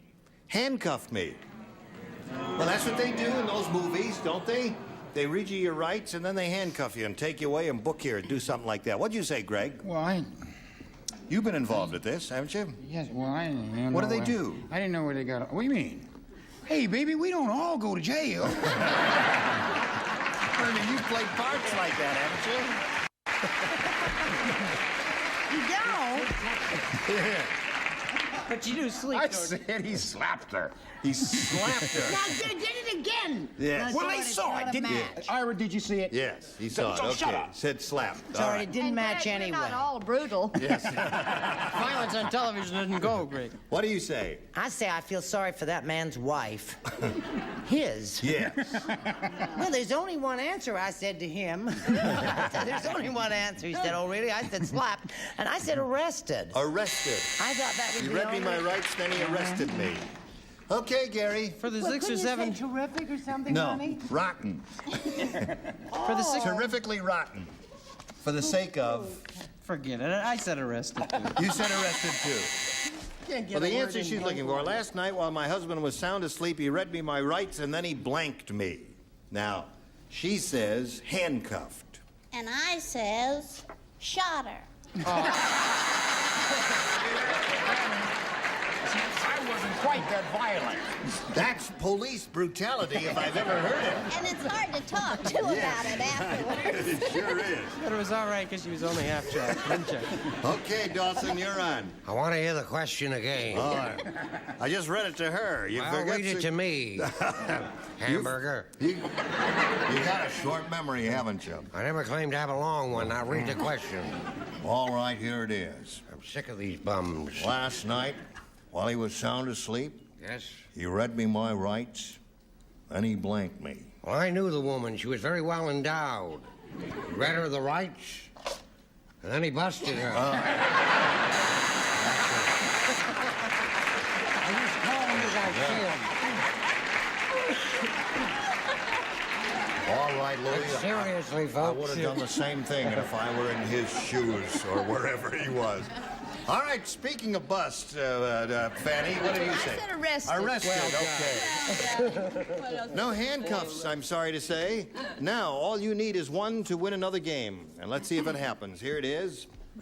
One counterfeiter said to the other, I'm telling you this dollar bill you've made is no good.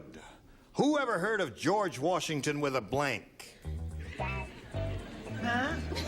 You're really thrilled with this question, I can see. Oh, I know that. Two counterfeiters are talking to one another, and one says to the other, I'm telling you this dollar bill you made is no good. Who ever heard of George Washington with a blank? I give up. I never heard. Who did hear? I don't know. There you go. Am I gonna... We've all finished now. They're just doing this way. Stop with your gag answers. I think I've gone crazy. That's not how this story goes. Come on, now, write it, Nancy. George please. Washington. Who ever heard of George Washington with a blank? I have no idea what to say. Well, put something down. Come on, please, Brett. I am trying. This is the only show I've got. Please. I know the television audience is getting free, but I'd pay to be down there. Sorry, the service We is ordered 20 minutes ago. I got it. Nothing's I got it. happening. Oh, Okay. just Dig my that head was fine. totally blank. All right, Marcia. One counterfeiter said to the other, I'm telling you this dollar bill you made is no good. Who ever heard of George Washington with a... I haven't the slightest idea. A hat? You didn't have the slightest idea. You drew a blank on it, huh? You've been thinking about it all this time? Yes. And all you can think of is hat. It's a toughie. All right. Well, now, on the dollar bill, he is not wearing a hat, is he? On the regular dollar I think bill. it's just a plain So that would be, crinoline with pearls. that would be a dumb thing. He's wearing his normal String white of wig and pearls? his... I think it's just plain black crinoline. No. Because you see, the white ruffled shirt, the pearls wouldn't show. No, you're right. But he's wearing... Yes. Go ahead. This is the same thing, and I want you to know that. All right, now wait a minute. I said hat with a yarmulke. A yarmulke. That's a hat, and that wins the game. What is yours, Richard?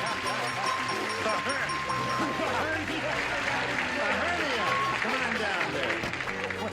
We got some dingbat answers there. We had hernia from him, and you had bird and hat. And what did you say finally? Without a wig. Without a wig. Without a wig, the world... Well, congratulations to you. Now, you stand by for a moment or so. We've got to say goodbye to Judy Adams.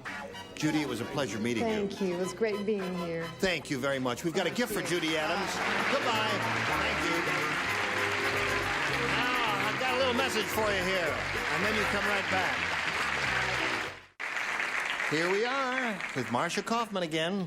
She's got $5,700, and she's going to have another go at it. Ready? Ready? We polled a recent studio audience, and we got their best response to this. Betsy Blank. Now, the answer they gave most often is worth $500 if you match it. If you match the next one, you get $250, and the third, $100. Whom do you choose? Joyce again. Joyce again. Betsy Ross. All right, you got one. Richard. Betsy Palmer. Betsy Nice Palmer. actress that I Yep. like. Okay. Not Gary. as much applause as Betsy Ross. Gary, have you got one, Gary? All I can think of is Betsy Blaine. Betsy Blaine? Not many It's a people girl I think of used to her. go out with in high school. Now, come on. No, jeez. Are you serious? That's a girl you used to go out with in high school, Yes, Betsy Blaine? Yeah, she's related to the Hoovers. Yeah. I'd pick that. Come on, if now I were you've got to you. give us a better answer than that. Betsy Blair. Betsy Blair. Okay, you got Betsy Blair, Betsy Ross, and Betsy Palmer. But Betsy Blaine was a better girl. Ross. You want Betsy Ross. Okay, Betsy Ross is the one she's looking for. Let's find out if it's up there, and if it's there, where is it? First, we'll find out if it's under the $100 response. No, it is not. Betsy Ross. Well, that's Betsy Blaine's married No, name. I'm sorry. That is Betsy Blaine. That's it. That's why I stopped dating Marcia her. tells me that Betsy Wetsy is a doll. Who's Betty Blaine? But does you don't she hear us really? talking. She does, huh? Oh, she does. Oh, I see. Okay. So little girls getting So trained here to we be go, mothers. looking for Betsy She has a Ross brother all named over the Whoopi. place. Let's find out if it's under the $250 response. Betsy Palmer there.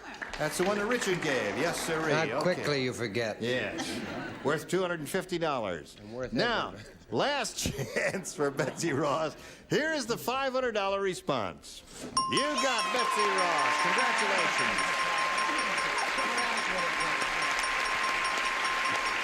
Well done. Now,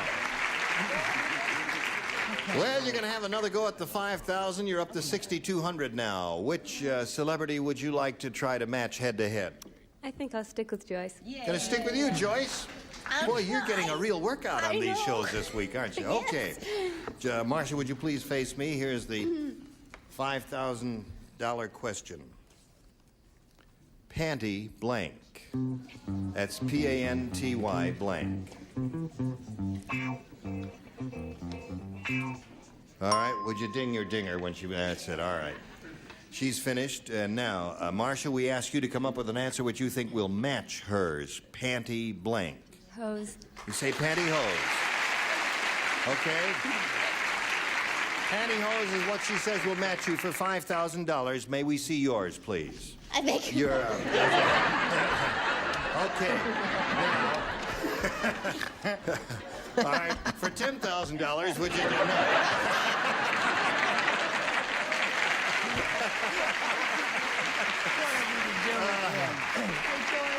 Now may we see the answer, if you please.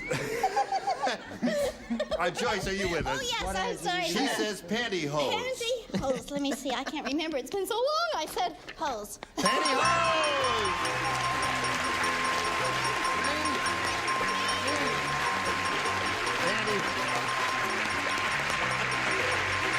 Congratulations. You got $11,200 now. How about that? You got plans for that money? I'll think of something. You think of some... She says she's going to figure out some way of spending it. She will find a way. Where is your husband sitting now? He's down the fourth row down there? Now my grandmother's here. Your grandmother? You turned your husband in for your grandmother? Babysitting the kids. Oh, he's babysitting the kids. Which one is your grandmother now? Oh, there she is. Oh, hello there, Mrs. What's her name? Mrs. Herman. Nice to have you with us. Okay. Now, Marcia's going to play another game, so let's bring on another player right now and welcome William Mitchell. Hi, how are you? William, you know Marcia? Now, William Mitchell, we'd like to hear a little bit about you, if you would, please, sir. I am from Evanston, Illinois. I'm a sports writer for a suburban newspaper in Chicago. I have a wife and 2 children, and they call me Billy Mitchell. Billy Mitchell. Not related to the Air Force, Billy Mitchell. Shall we call you Billy? You may. All right, Billy, I'll push this button and ask you to make a selection. Thank you. I'll try A, please. A. New game, folks. Here we go. I guess everybody here, on the stage and off the stage, knows how wonderful Greg Morris was on Mission Impossible. How wonderful. That was a great... How wonderful was that? I'll tell you how wonderful he was. Greg Morris said, "My honeymoon was really an impossible mission. As soon as we got into the hotel room, my blank began to self-destruct.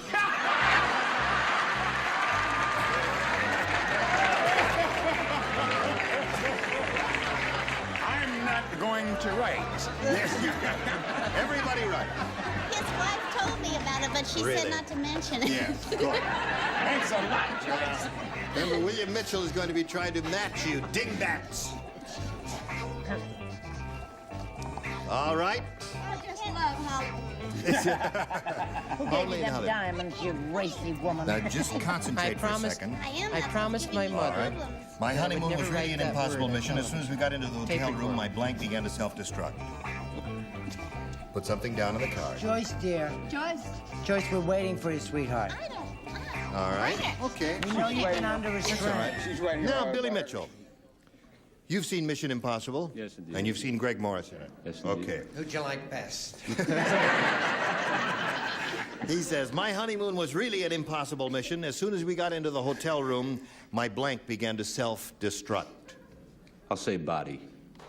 My body began to... He said my body began to self-destruct. No, he's got it all together. All right, Greg, what did you say about this? Her body. My wife. My wife began to self-destruct. Okay. Brett, what'd you say? I say when you're newly married, you don't refer to your loved one as a wife. You refer to her as a bride. A bride. Oh. Bride and body do not match. And Gary? And I happen to know that he recorded every single moment of it. He did. Yes, he did. It was his bride. Bride. Sorry. That seems to be the answer. I would... Not really. Yes. What do you... No? What is the answer? Oh, it's really his confidence. His confidence began to self-destruct. That's a good one. Okay. My honeymoon was really an impossible mission. As soon as we got into the hotel room, my blank began to self-destruct. That's funny. Your honeymoon was the same as Greg. Wow, what was your answer? My answer was... You didn't have one, did you? No, I didn't. I'll tell you why your wife began to self-destruct. Death before dishonor. Passion. Passion. All right. Nice word for it. So far, he's looking... no one's offered William Mitchell one body yet. Do you offer... Well, listen, Billy. She's offered it to everybody else. Why not Billy Mitchell?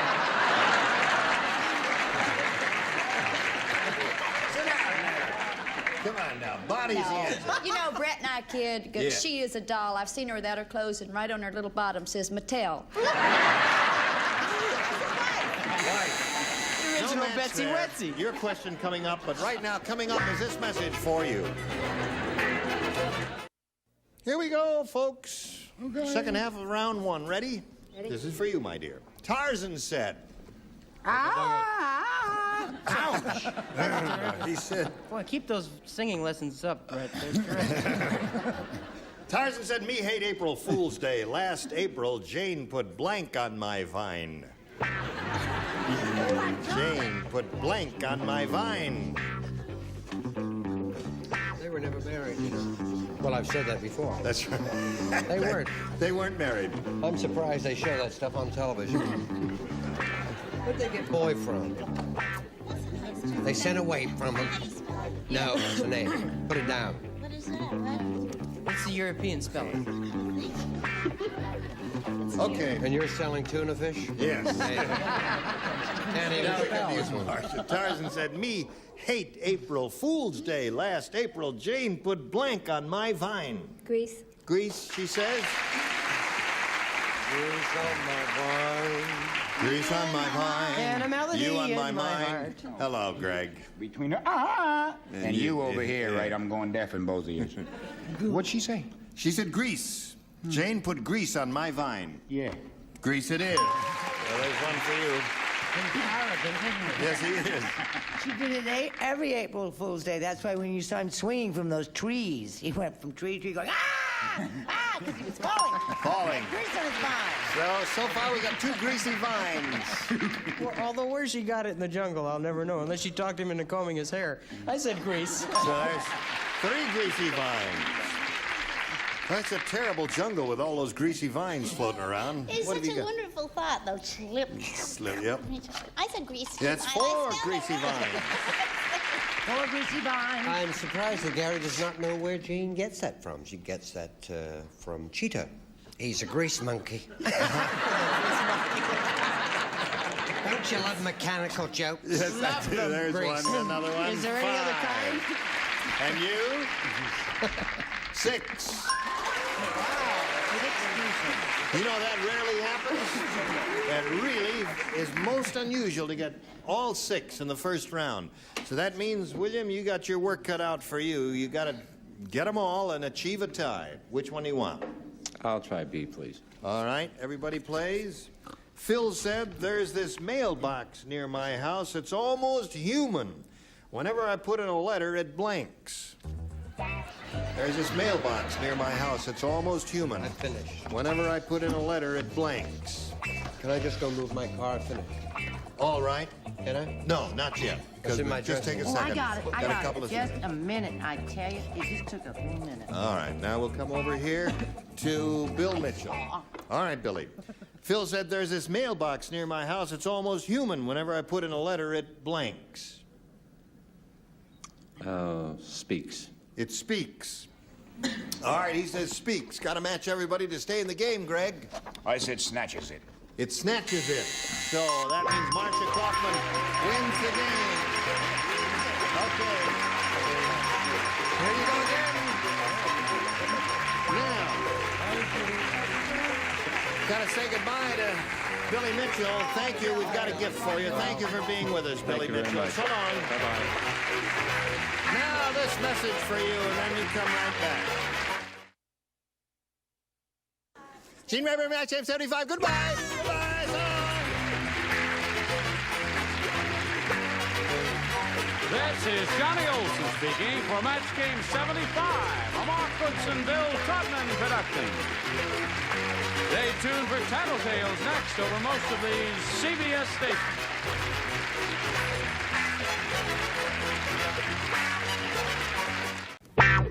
Get ready to match the stars. Robert Morse, Brett Summers, Charles Nelson Riley, Adrienne Barbeau, Richard Dawson, and Fannie Flagg. On the Match Game 74, Gene Rayburn.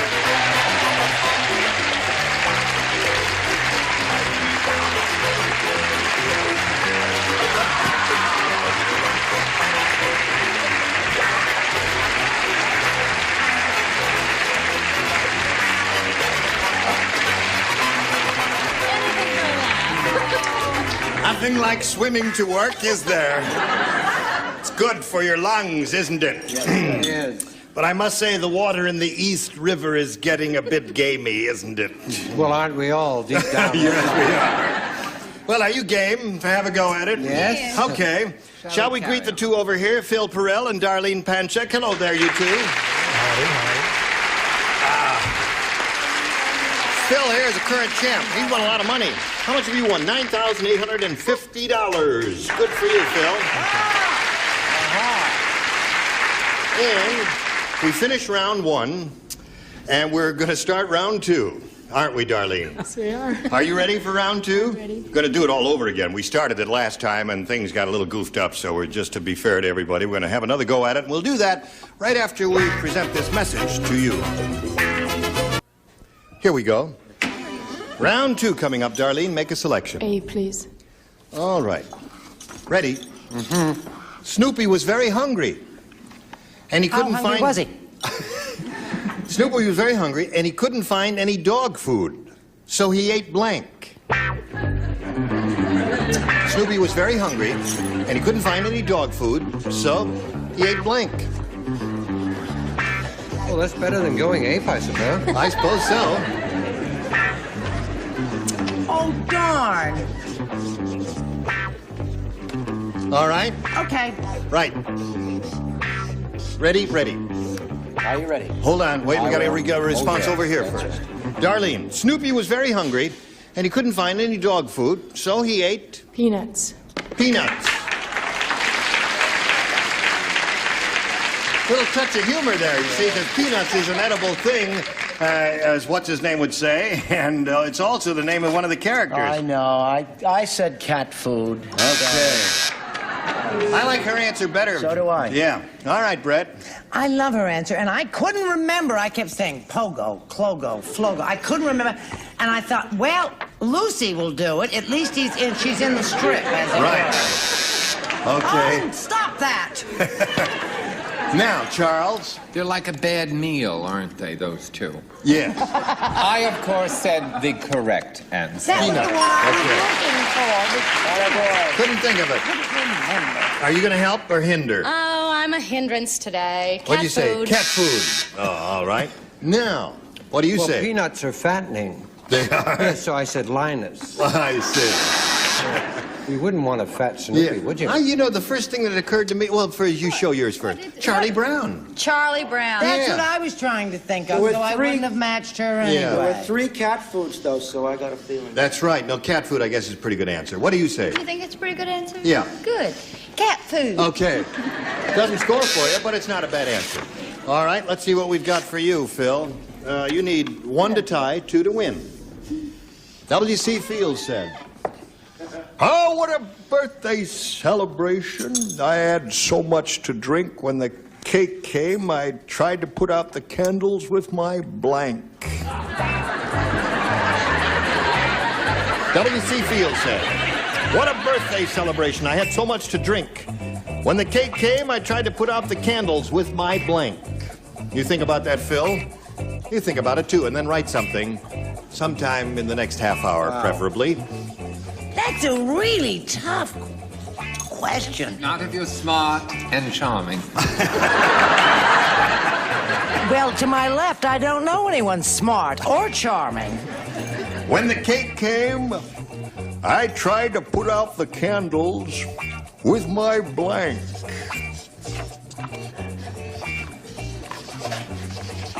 Little girl, what are you doing after the show? That's you, little girl. That Oh, little that girl. little girl. Oh. All right, let's go. Robert, you ready?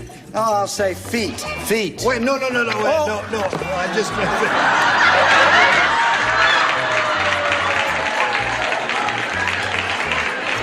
No, what I meant was, have you finished your... You see, your light wasn't shining.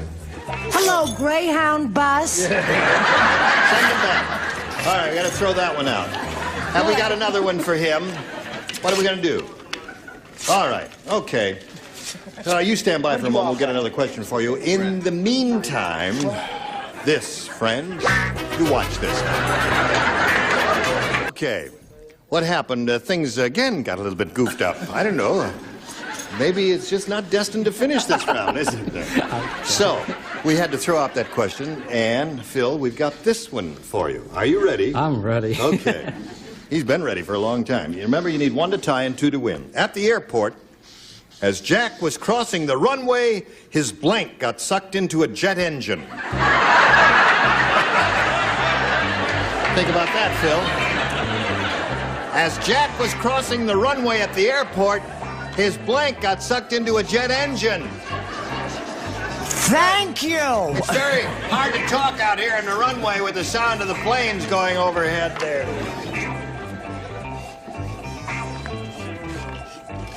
Okay. Oh, there he goes again.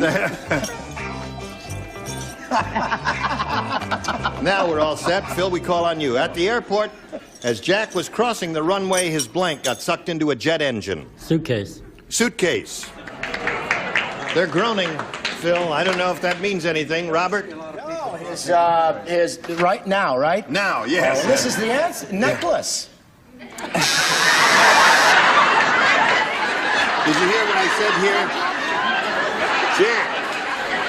Oh, all right. Not Jackie, sweetheart. Jack. Jack. Okay. Yes. All right. Jack, his necklace. Right. Brent, You what don't did you know say? Jack No, like I don't know Jack. that well. If you knew Jackie Like I know That's enough of that, Jackie. Brent. I said Jack's Jacketta. Jacketta. His Jacketta. His Suitcase, the Jacketta. answer he's looking for, Charles. I said hat. Hat. At the airport, as Jack was crossing a runway, his blank got sucked into a jet engine. I was going to say suitcase, but I said hat. You thought a suitcase? Oh, yes. Well, I guess that's a pretty good answer. What do you say, Richard? Well, the very thing, the jacket that Brett mentioned. I always forget his name. Was a seersucker jacket. So naturally I put jacket. This will come out on an album. Gotta match later. Fanny to stay in the game, Phil. What'd you say? I said his toupee. Toupee! Darlene wins the game. Come on down. Come on down. Yeah, sit back up. Come on down, Darlene.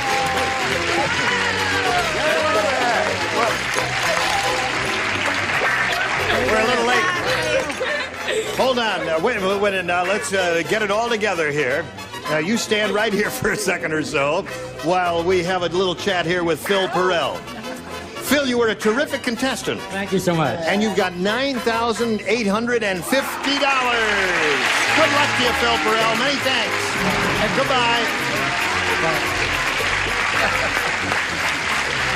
Well, now, this lady is very excited about winning $100. Now, you're going to have a chance to win a lot more here, Darlene. We're going to play for over $5,000. Are you ready?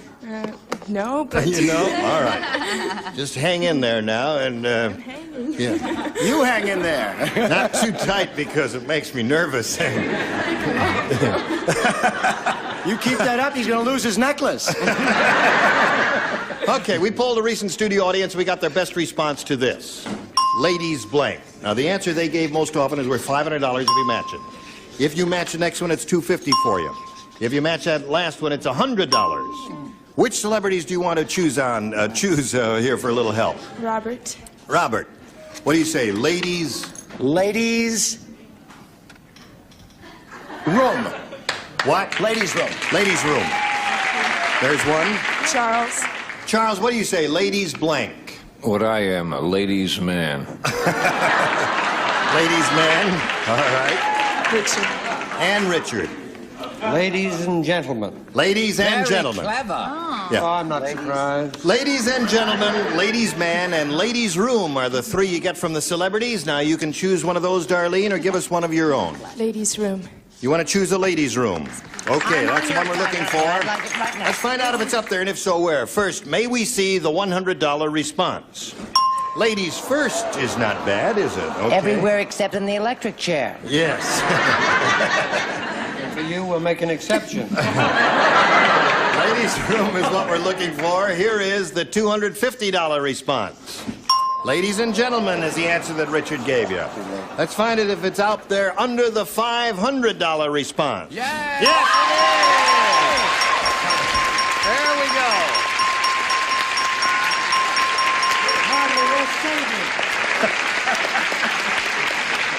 All right. Now, she's very excited about that. I'm the new host, folks. You did a great job. Let go of that girl there. Darlene, I know you're very excited, but we got to plow on here and see if you're going to win the $5,000. You play for 10 times 500, match one celebrity. Which one will it be? Robert. Robert. Okay, you get ready to write. Darlene, you turn around and face me, if you would, please. Okay, now here is the $5,000 question. Well, I don't need the envelope there. Ancient blank. Ancient blank.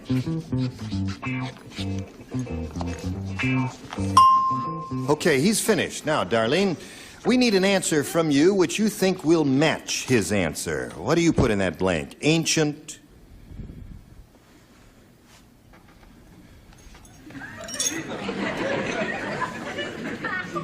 Ancient blank. Antique. Antique. Ancient antique.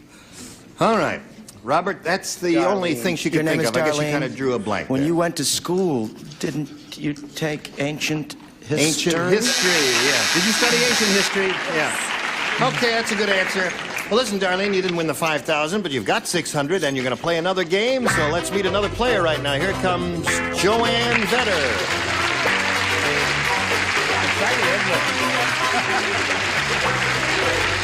Now, you want to crawl back up there?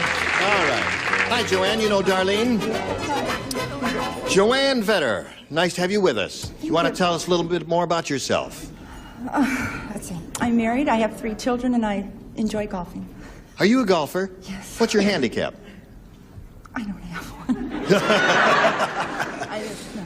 Well, I just all right. mentioned the little stuff. Oh, I see. All right. Well, good luck to you here, Joanne. And good luck to you, Darlene. Are you calm enough to have another go at it? I'm getting calmer. You're getting calmer every minute. All right, I'll push the button and reveal our first round questions and ask Joanne to make a selection. B, please.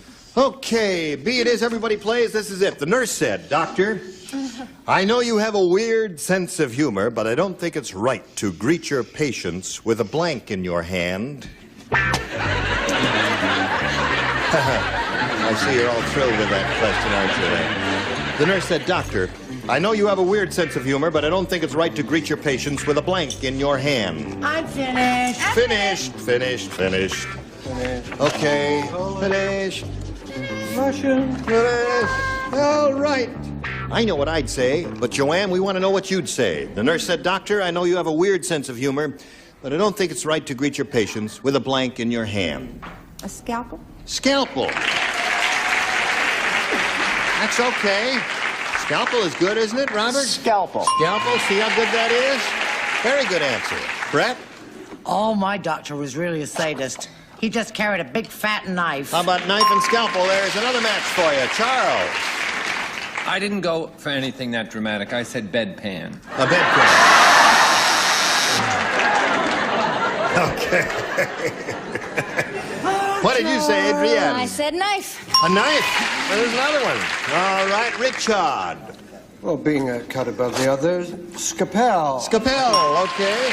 That's 4 for you. Fanny Flagg. Yes. Well, listen, my doctor, I said bill in his hand. The bill. Just kidding, doctor.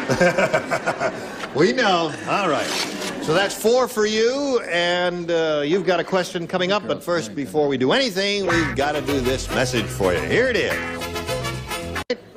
Here we go, Darlene. We've got this for you. Joanne did 4 in her first round question, which is pretty good. Fred said, my wife is a strange cook. At dinner last night, I didn't even know what I ate until I discovered my blank was missing. Another winner, isn't it? Fred said, my wife is a strange cook. At dinner last night, I didn't even know what I ate until I discovered my blank was missing. Oh, I got it. Are you thinking? Hut. Finished. Don't think too hard, Fanny. Oh, I know. You're going to strain something if you do now.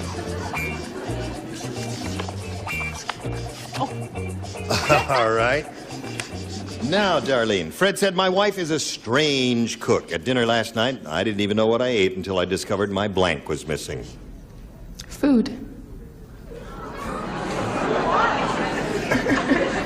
Listen, are you sure you're in the right studio?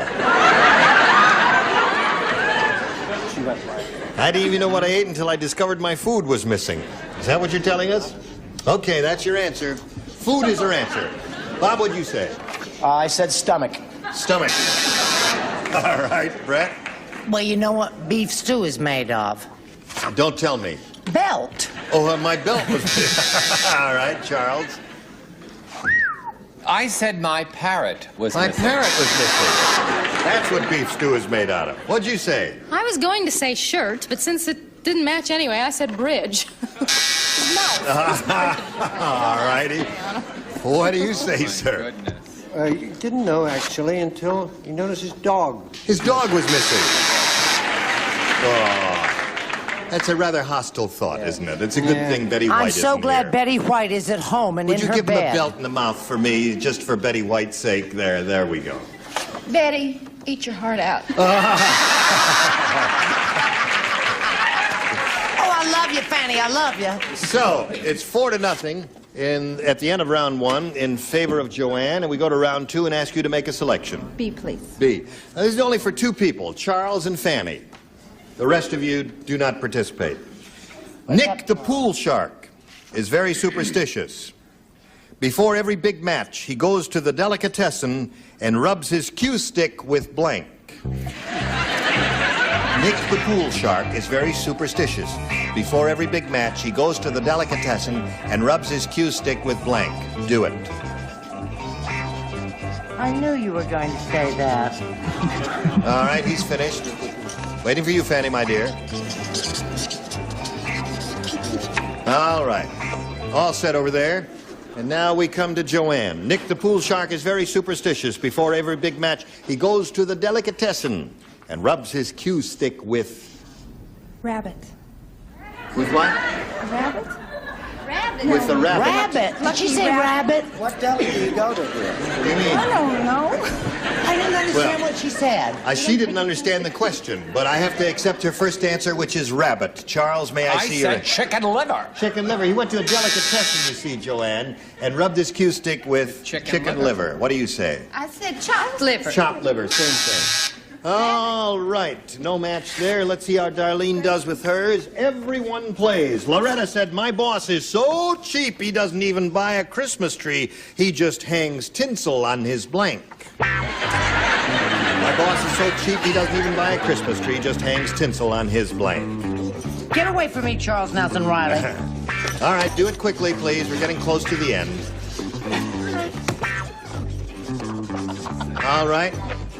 Everybody's ready, so Darlene, it's up to you to give us an answer. Loretta said, my boss is so cheap he doesn't even buy a Christmas tree. He just hangs tinsel on his... Desk. On his desk. All right. She said desk, Robert. Ear. Ear, what she said. Brett? Oh, no, my darling. He decorates his hat rack. Hat rack is a good answer. Got to match everybody else. Hat rack. Hat rack. So Joanne wins the game. Congratulations. Come on down, Joanne. Congratulations. Darlene, listen, you won something. You won one game and you got $600 and you had a few laughs. I'm happy about that. Good. Darlene Panchik, thank you very much for being with us on Match Game 74. Goodbye. Now, you've got to stand by here because we've got to do this before we do anything else. Here we go. Listen, you were lovely. Thank you. Splendid. Just splendid. You were splendid. But don't call us. No, it was really terrific, all of you. We had a good week, and we thank you, and we hope you'll join us next time when we'll have this bunch of dingbats. Orson Bean, Brett Summers, Charles Nelson Riley, Penny Marshall, Richard Dawson, and Betty White. Gene Rayburn for Match Game 74. Join us next time. Thank you. Goodbye.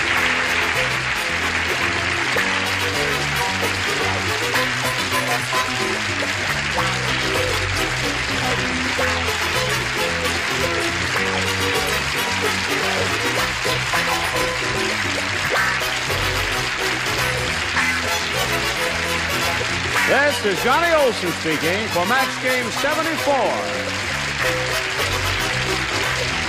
A Mark Goodson, Bill Chodman production.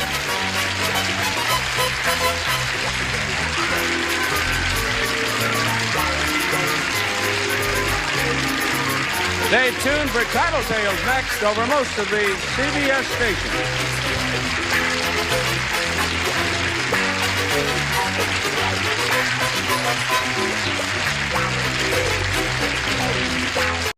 Get ready to match the stars from Dallas, Steve Canale, Brett Summers, Charles Nelson Riley, Jamie Lee Curtis, Richard Paul, and Fanny Flagg as we play the star-studded Big Money Match Game PM.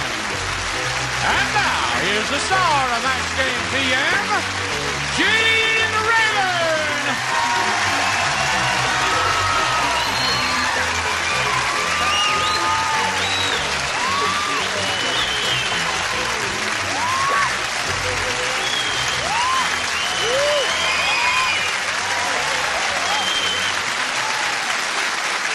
Hello, John.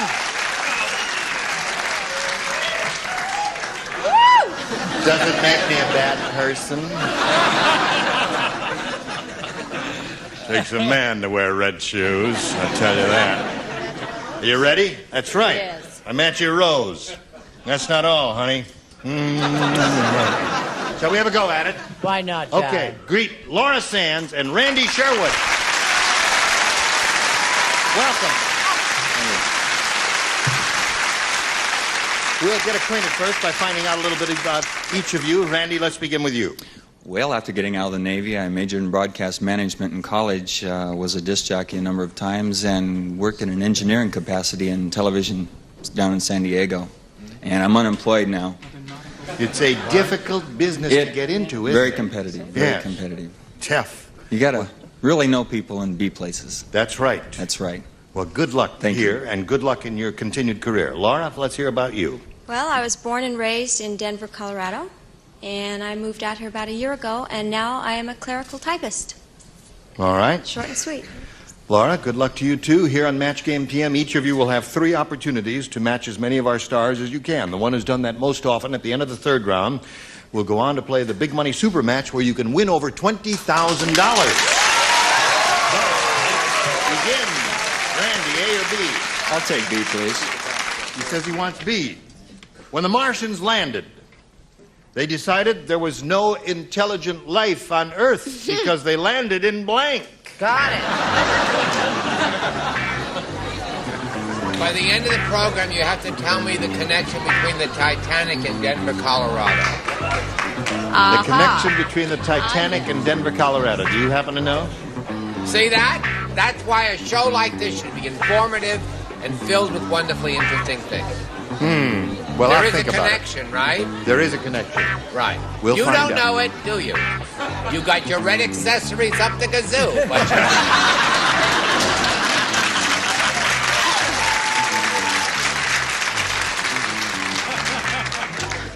Okay, Randy. When the Martians landed, they decided there was no intelligent life on Earth because they landed in blank. Washington, D.C. Okay, Randy.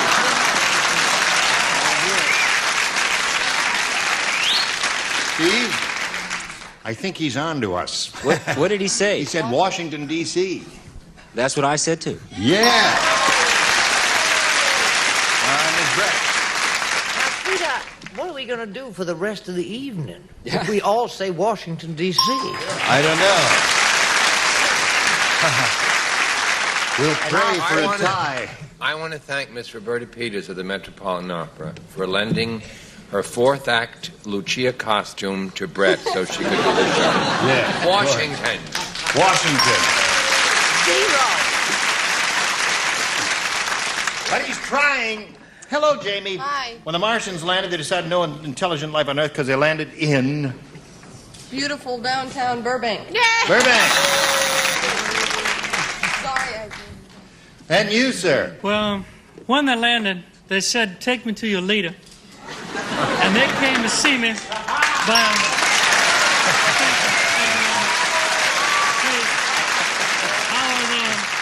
I must say I was so afraid because for a minute, those little green men looked quite a bit like a very nasty rabbit, and I was frightened. And you didn't have no peanuts on you? Nothing. All right. Miss Fanny? Well, I said that they landed in a match game run-through.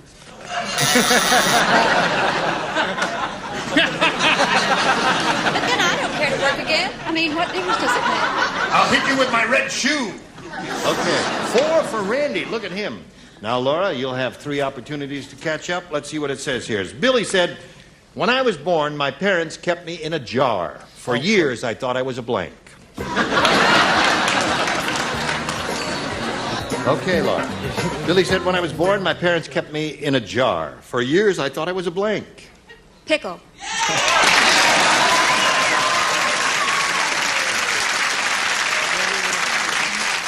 Pickle jar. Well, I think I came close, but you probably won't allow it. A pickled pig's foot.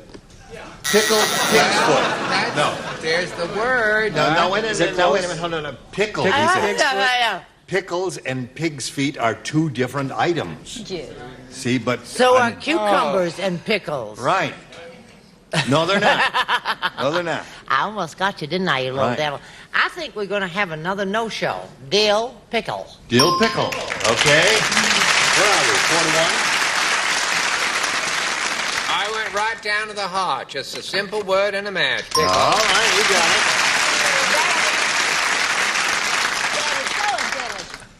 Here it is.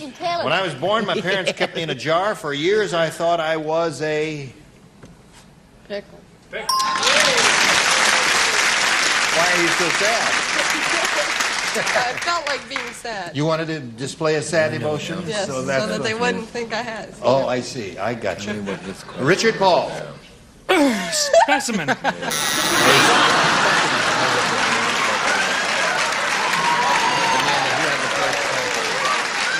in a fine physical specimen. Oh,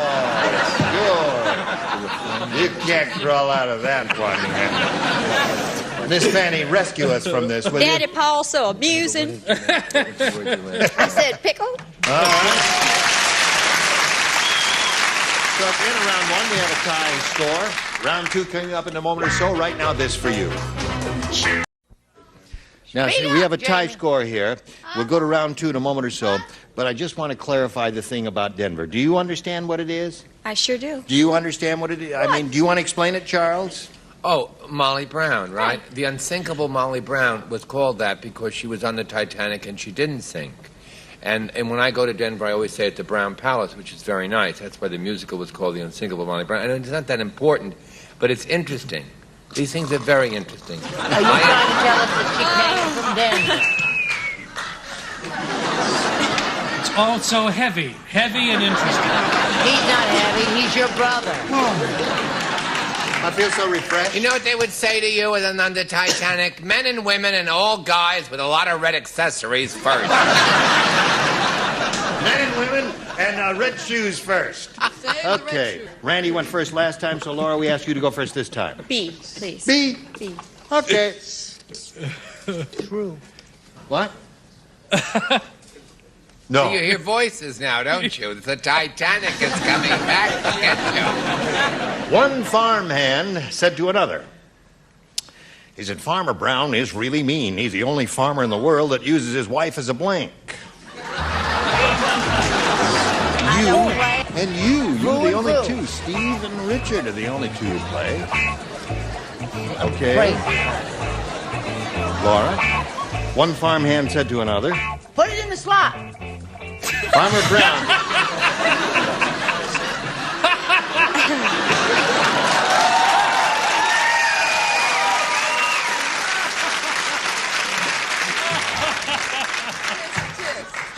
One MC per show, if you please. One farmhand said to another, Farmer Brown is really mean. He's the only farmer in the world that uses his wife as a... Plow horse. Plow horse. The answer was plow horse from her lips. What'd you say? To God's ear. Yes, 20th century, so close. A tractor. Tractor. And you, sir? Well, the woman had a very large, sharp, pointed nose, and he just grabbed her by the ankles and used her as a plow. As a plow. So there's no match there. She said plow horse. You're a sadist, Richard Paul. She had long nails and she was a pitchfork. Now, Randy, let's see if you make any progress here. Old man Periwinkle said... There you go. What did he say? 17 is when your sex drive goes into first gear. 65 is when your sex drive goes into blank.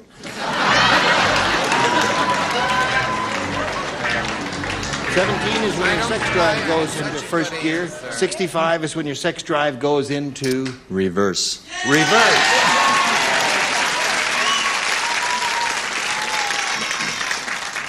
What do you say to that, Jamie? It actually should go in the repair shop, but actually goes into reverse.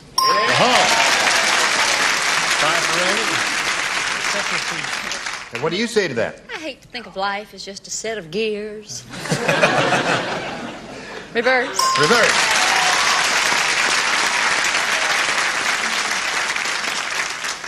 Now, Laura, we'll go to round three. He's matched all 6 of our stars. That means you have one chance to match the 2 you haven't matched, and you can have A or B. A this time. All right. A.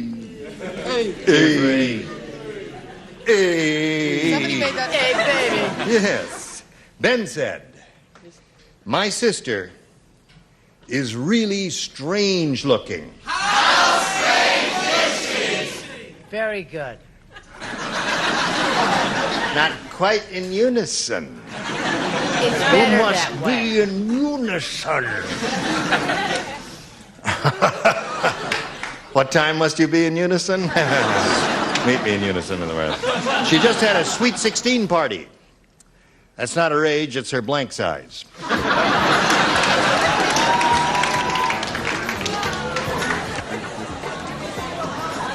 All right. My sister is really strange looking. She just had a sweet 16 party. That's not her age, it's her blank size. Bra size. Bra size. Got to match them both.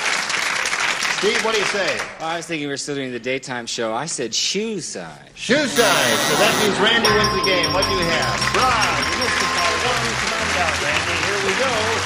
Randy Sherwood, the winner. It was a pleasure to meet Laura Sands. Going to send some gifts to you from Match Game PM. Laura Sands, ladies and gentlemen.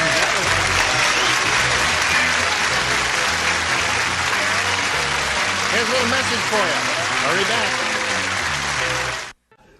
Randy Sherwood believes this is a fortuitous moment for him because he is unemployed and he has a chance to win over $20,000 at this moment. That would help. That would help. If you had a job, Randy, it would take you 2 or 3 weeks to earn that amount. At least a day. Yes. Here we go. We polled the studio audience in this very room, very smart bunch like these here. And we said, if you please, write down your best answer to this. The eyes of blank. Now, if you give us the answer, which they wrote down most often, we'll give you $500. For matching the second most popular answer, $250 for you. And if you match the third, we give you $100. Now, as you call on 3 of our 6 stars, call on the ones who have a glimmer of intelligence in their eyes. If you call on the dummies, you're going to strike out. All right, one at a time, if you please. Jamie. Jamie. The eyes of Laura Mars. The eyes of Laura Mars, the motion picture. Brett. I say the eyes of the world The eyes of the world are upon you. Now look them Could over we get a carefully. little stretch there? Richard. Texas, son. The eyes of Texas. The eyes of the world, the eyes of Laura Mars, and the eyes of Texas are the 3 they've given you. And now you have to make a choice. One of those or one of your own. Texas is a nifty answer, but my first thought was Laura Mars. I'll go with Laura Mars. You go with Laura Mars. I went with Laura Mars for 2 years. Was it nice? No, I didn't like her at all. All right, he wants Laura Mars. We all want Laura Mars. All right, let's find out if we have Laura Mars under the $100 number. The eyes of the world. Oh, There's you Brett's all laughed answer. when I sat down to play. Yes, we did laugh. Let's see if we have Laura Mars under the $250 response. The eyes of Texas. Now, I thought that was going to be on top. I really No, did. if you don't go to the movies, you poor treasure. What are you doing No, now? I just want to come down and speak for Texas. Now, wait a minute. You going to say a word about Texas? I want to talk about if Laura Mars comes up here. I'm going to talk about Texas. Yes. All right. Now, wait a minute. No, my chick is going to talk about Texas. No, I've come down to Now, we show my want to see costume. that the people choose Laura Mars over a state that is so beautiful as Texas. Go ahead, show your sign. Show your sign. Okay. Sam Houston. Wait a minute. Yeah? Hold everything. Wait a minute. I want the senator from Texas over here. All right. So they can see the disaster thing Senator, that's gonna happen would you come right over here? He's trying to give me a Would you get out of the way? Get out so we can get some people up here. All right. All right. Now, I want to say something.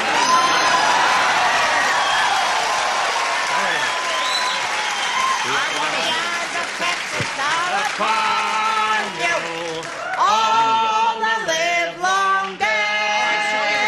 Cut. All right, let's see it. Ta-da. Laura I feel sorry for you.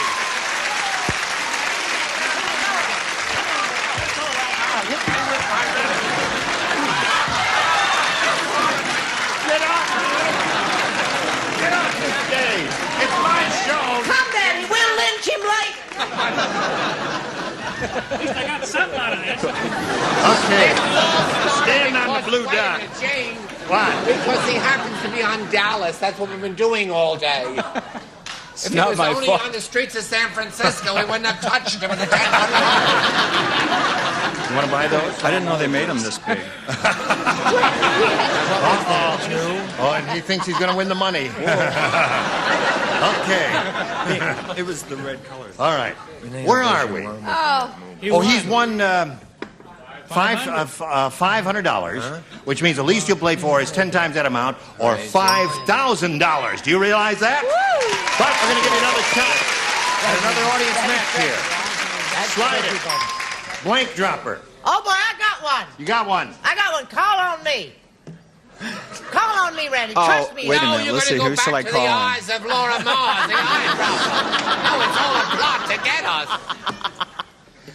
I think I'll call on Brett. Okay, Brett. I say, here and now, to y'all, the eyes of eyedropper. Eyedropper. You dropper, eyedropper. No singing. Did you see that catch? And they say I'm blind. I am not blind. Okay, that's one. You want Fanny? Yeah. Okay, Fanny. How would you like her, fried or scrambled? Over easy. Over easy. Over easy. Over easy.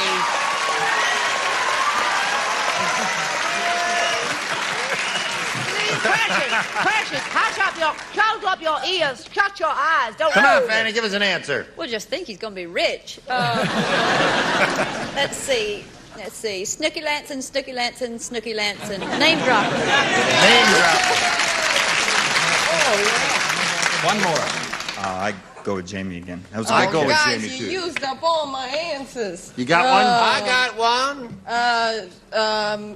No, I don't have one. I'm sorry. I'm blank. Honey. They took my Honey. only two. All right. Yes, I want to say, no, don't buzz a buzzer. Don't buzz a buzzer. I am going to say Texas dropper. Texas dropper is a bird that flies. Okay, you got a choice of eyedropper or name dropper. You want one of those or one of your own? Sure, my first thought was Name dropper is what we want. Let's see if it's under the $100 response. The big one. Eavesdropper is there. Let's see what we've got under the $250 response. Name dropper it is. Congratulations, another $250 for you. So that means you've got a total of $7,500. Wait a minute. See what's under the bottom one. That you're We playing for. did the bottom one. The top one says eyedropper. Okay. $7,500 is what you're playing for. However, you can play for $15,000 if you get a lucky spin of the star wheel. Get up there and spin Come it. on and double it up, babe. Double. And we'll all root for a double. Here we go.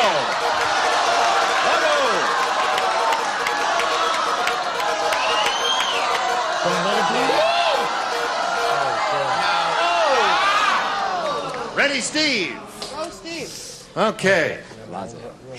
Good luck to you. Stand on the little blue dot there facing me, if you would, please. Thank you. Here we go. Begin blank. Begin blank.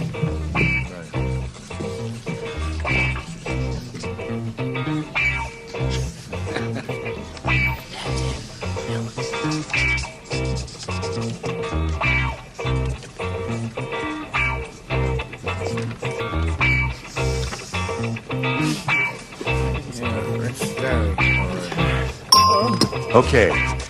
Now, if you give us the answer that Steve has written on the card, Put it in the... we give you $15,000. What's wrong? Nothing. Got to put it in a slot.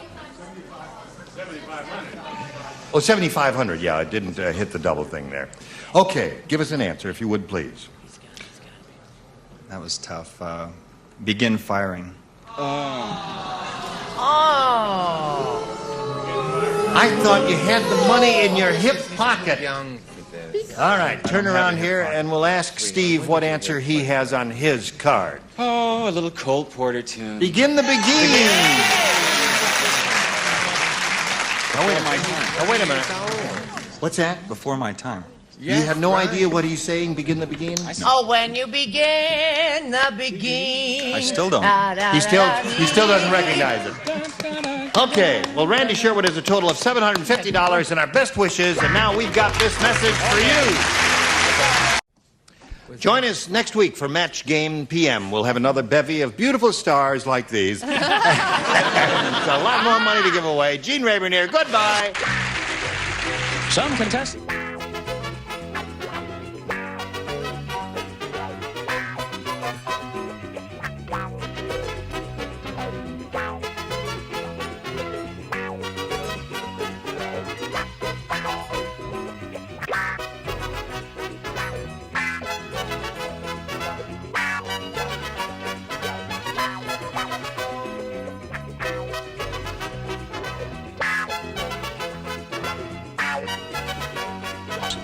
Cuts greasy dirt without streaking and makes shiny surfaces sparkle like glass. Windex shines more than just windows. And a portable radio and Popeyes, fun and delicious. A terrific freeze-at-home treat. 12 bars in assorted flavors. Treat your youngsters with refreshing Popeyes. And the Polyshell system from Turtle Wax. Space-age protection for your car's finish. 3 layers deep, 24 months long. The Polyshell system.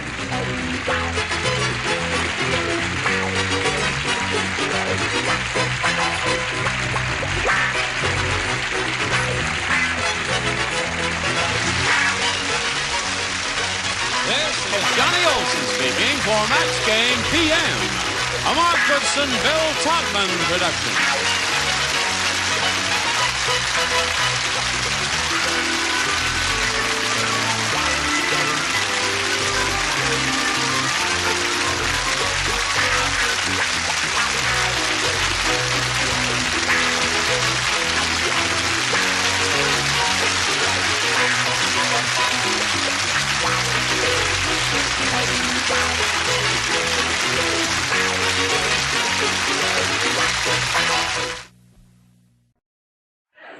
Get ready to match the stars. Bill Daly, Brett Summers, Charles Nelson Riley, Lee Merriweather, Richard Dawson, and Fannie Flagg as we play the star-studded Big Money Match Game 76. And now, here's the star of Match Game 76, Gene Rayburn.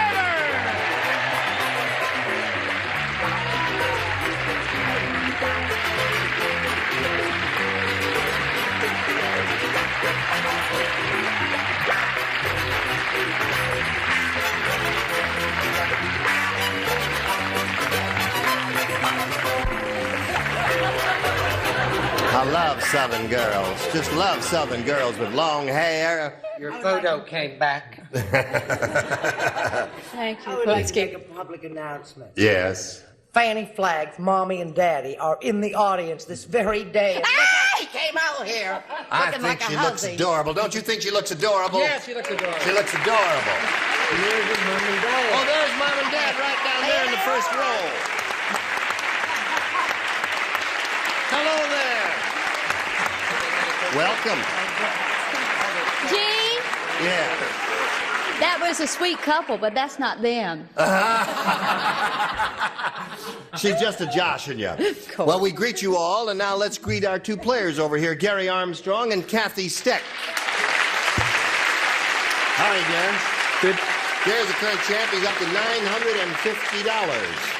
And he's being challenged by Kathy, who's had her well, you both had your first round questions. We'll start with round 2 as soon as we come back from this commercial message of considerable interest and importance. Hello there. I will push a button with my magic finger. We will start round 2 right from the top. Kathy, it's up to you. B, please. B it is. Everyone except Lee Merriweather plays. Hey, did you hear about the new dance? Let me tell you about it. It's called the Army Physical. And here's the way it goes. First, you line up in the ballroom, then everybody blanks. That's new. Now, come over here, sweetheart.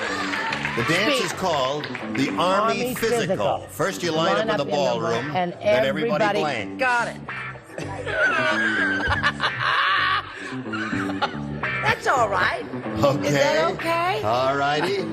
Finish. That's finish. a good answer. All right. Oh, that was very quick. Our celebrities are getting real quick here. Kathy, you hear about this new dance called the Army Physical? Sure did. Here's the way it goes. You did hear about it, right? Would you like to do a few steps for us? No. You line up in the ballroom, then everybody blanks. Strips. Strips.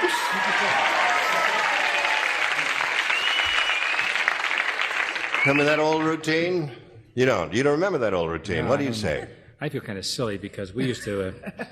I used to dance with a lot of guys in the Army, and we used to wind up marching, so I feel kind of silly. You line up in the ball and then everybody marches. I got a boo and not a laugh and dumb and all of those things together. At least right. I get the bad ones all out of my system. Good. I hope Okay, so. good.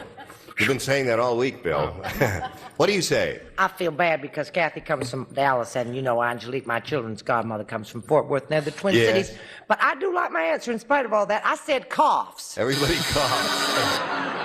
Turn your head when you cough. Charles? I went to that dance. Yes. And it's stress. Have a good time? I had a ball. May I just say something? Yes, Charles. I'm overweight. No. May I? I've seen a lot of lovely Southern girls. Yes. But that's the fakest wig I've ever seen. Is your card full?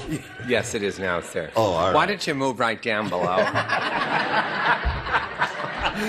Okay, Richard. Hear about this new dance, Richard, called the Army Physical. First you line up in the ballroom, then everybody strips, according to Kathy. He was topless, wasn't he? He was topless, yes. I'm in shock. I'm also in shock because I matched Brett. I said cough. Everybody coughs. Now, you were never in the Army, or you wouldn't be booing. You'd be screaming at that answer. And I It's a can't explain wonderful any more than that. What do you say? Well, Mr. Rayburn. Yes. I had many friends that were in the Army. Yeah. And they get in a line and everyone gets naked. Okay. So that's 3 for Kathy. You ready, Gary? Yeah. Match 3 to tie, 4 to win. The Tidy Bowl Man was the hit of the party when he stuck his finger in the punch bowl. Listen now, Bill, you get these answers better if you'd listen. Jody doesn't say to me. Who? What? Who? What? Did she say? What? Are you listening, Where? Bill? I'm sorry, no. The Tidy Bowl Man was the hit of the party when he stuck his finger in the punch bowl and the punch started to blank. Gene. What? I feel terrible. I heard it and I don't understand. I was so busy paying attention to whether or not he heard. I didn't hear it. The Tidy Bowl Man was the hit of the party. You never watch television either, do you? No, I know what the Tidy Bowl Man does a commercial on television. I can't tell you any more than that. I didn't get that. Oh, I see. Tidy Bowl Man was the hit of the party when he stuck his finger in the punch bowl and the punch started to blank. Oh, I got it. That's Gary, you're home. All Great. right. I got it. All right, finished. Finish, finish. That's all there is to it. Charles, you ready? Took a minute. All right, just put it in the slot, Charles, briskly. Now, Gary, the Tidy Bowl Man was the hit of the party when he stuck his finger in the punch bowl and the punch started to... Turn blue. Turn blue. He did it again. What's that? I realize I don't hear well right now. I'm going to get a hearing You didn't aid. hear what he said? No, I don't hear what you're saying right now. What? I'm not going to tell you what he said. Just hold up your card and say the answer. I'm sorry. I said put leak. All right. The punch started That's to not leak. bad. That's not bad. I didn't know what the You question don't meant when I got understand the leaked. question. You know watching television. And back to the Bob Newhart show. What do you After say? our double lecture, and he said whatever he said. He turned to me and said, "What'd he say? What'd he say?" I don't believe. What'd you say? I feel that's a terrific answer, Gary. I feel awful. I thought I said flush. Flush. What'd you say, Charles? I thought it up. I said flush too. I didn't know the Tidy Bowl was the blue. Yeah, the Tidy Bowl Man turns blue. Right. That's a terrific answer. Right. Gary. That's very good. Lee, what'd you say? Gary, you and I. Turn blue. 3-1 the score. Now you must match Richard and Fanny to achieve a tie. Let's see what happens here. Now, it says there that they all loved him, didn't it? When it The happened. Tidy Bowl Man was the hit of the party. Yeah. When he stuck his finger in the punch bowl and the punch started to... The punch turning blue wouldn't make anyone a hit of the party, would Well, it? that would be like magic. I would say that, he'd be the hit of the party if he touched the punch bowl and the punch started to fill up again. Aha! So, Kathy wins the game. Flush. Okay. Here we are. right there for a moment or so while we talk to Gary Armstrong, who's going to be leaving with how much? $950. $950. I'm not Best speaking to wishes. any of you. Gary Armstrong. Yes, here. Bye. Now, while he's spinning off, we'll spin these messages for you. Come back and see how Kathy does. Don't we make a lovely couple? This is Kathy Steck, who's just won $100. This is her first game, and now she's going to try to win over $5,000. Are you ready for that? Yes. Okay, Kathy, here we go. We polled a recent studio audience, and we got their best response to this. Rod blank. Now, the answer they gave most often is worth $500 to you if you match it. If you match the answer they gave second most frequently, you get $250, and the bottom one gets you $100. Whom do you call on for a little help here? Lee, please. Oh, Rod McEwen. Rod McEwen. There's one. Yeah. Okay. Richard. Rod Steiger. Rod Steiger. Brett. What about Rod Serling? What about Rod Serling? Okay. So those are the three, Rod Serling, Rod McEwen, and Rod Steiger. You may choose one of those. Or if you have a better idea, let's hear that. I think Rod Serling. You think Rod Serling is a one? Okay. Let's find out about that right now. Let's find out if Rod Serling is under the $100 response. Rod Steiger. Okay, that's the one that Richard gave you. Let's see if Rod Serling is under the $250 response. Rod and Reel. That never occurred to me. Now that I see it, it's not too bad. Okay, last chance for Rod Serling. Here is the... Serling. What's that? It's Rod Serling. I said Rod Serling. You don't hear any better than Bill Daly does it. What? They're both getting deef up there. What did she just say? What did she just say? She said it's Rod Serling. Oh, go on, I'm having I said a heart Rod attack. Serling. All right, here we go. Earl, slide it. There it is. Congratulations.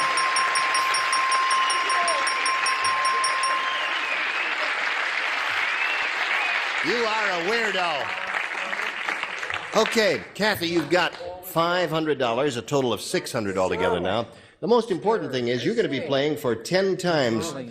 Would you just cool your jets up there while I'm talking to this lady and while I'm camera? You're talking louder than I am. He's talking to Roger. He's not talking to me. Now, you're going to play for 10 times $500 or $5,000, but to collect, you've got to match one of our celebrities exactly. Which one will it be? Richard. Okay, Richard, you get ready to write. Kathy will face me, and here we go with the $5,000 number. Blank door. D-O-O-R.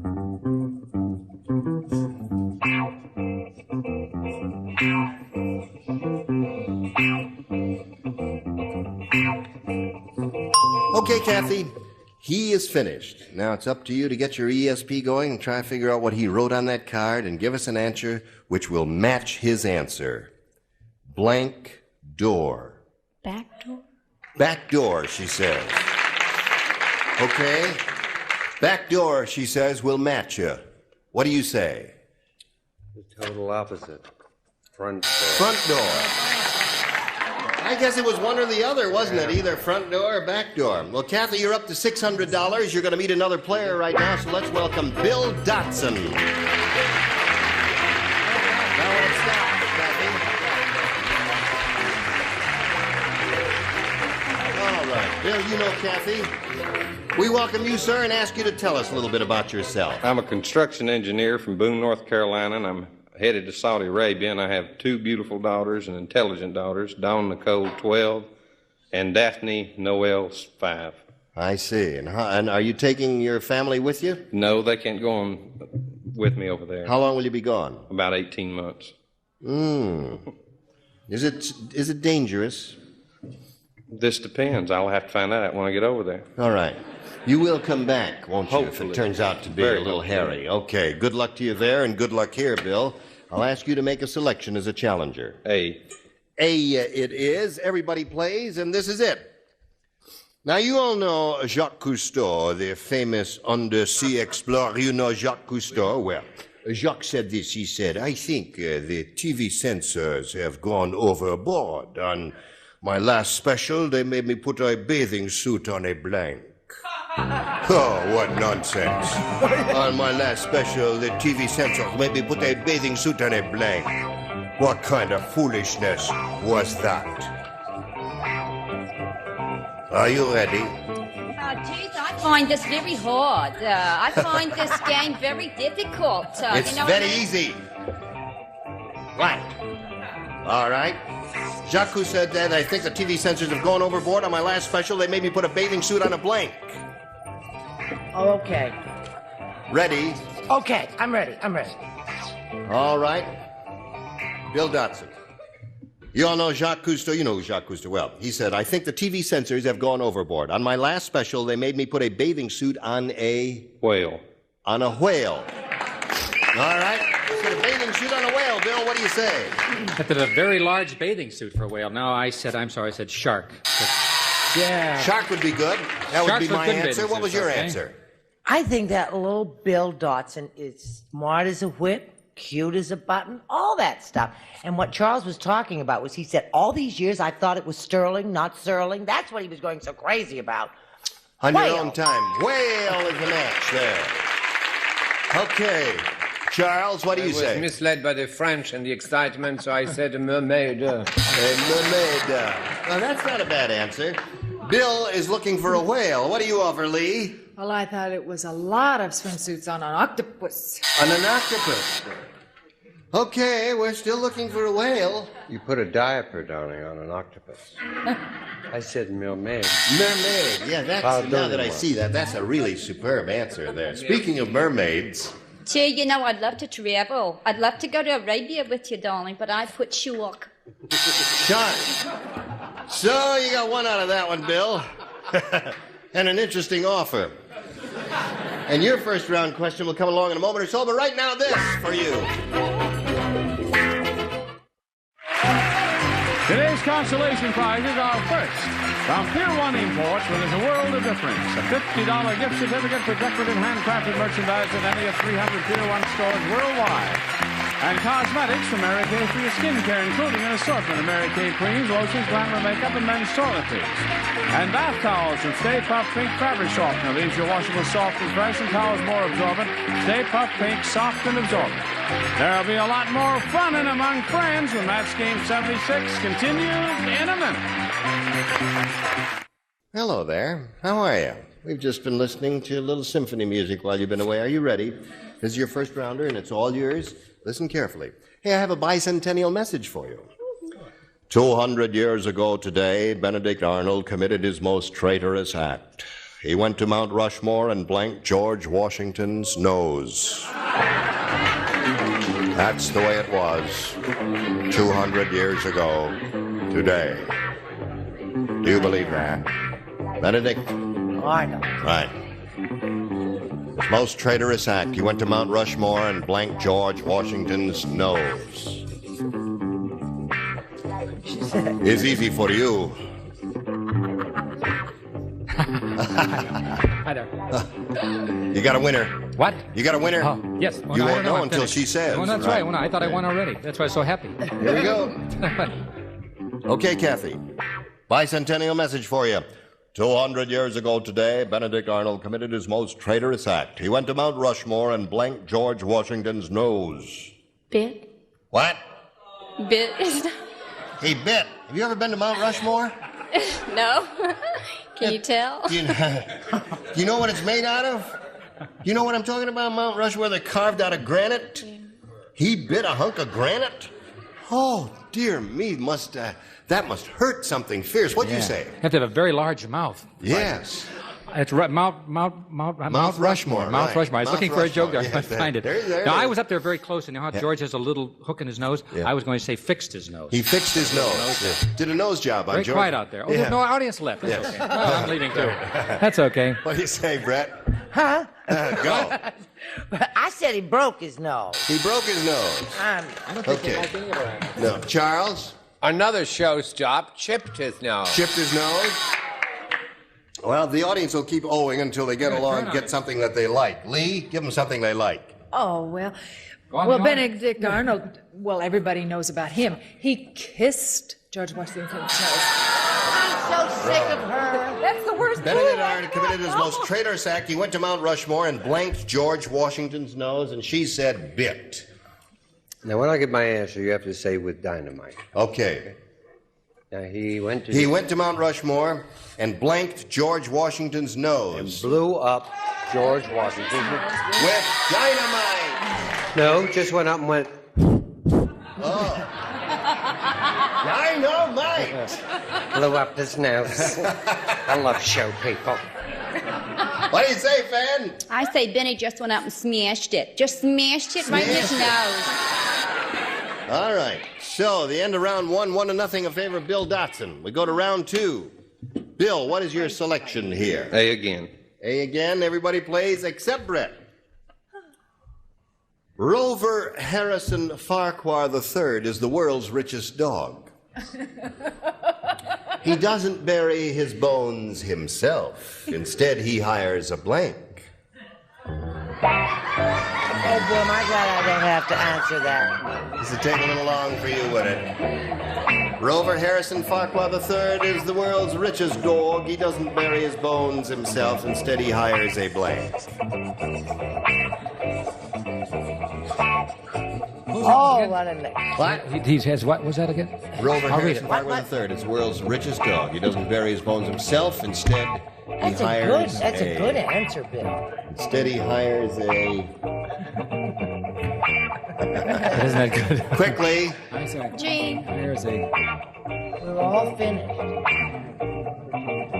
Everybody's finished, Bill. Are you finished? Very happy. He hires a... You don't have time. I'm gonna have to go with this one. I don't have time. All right, put it in there. Here we go.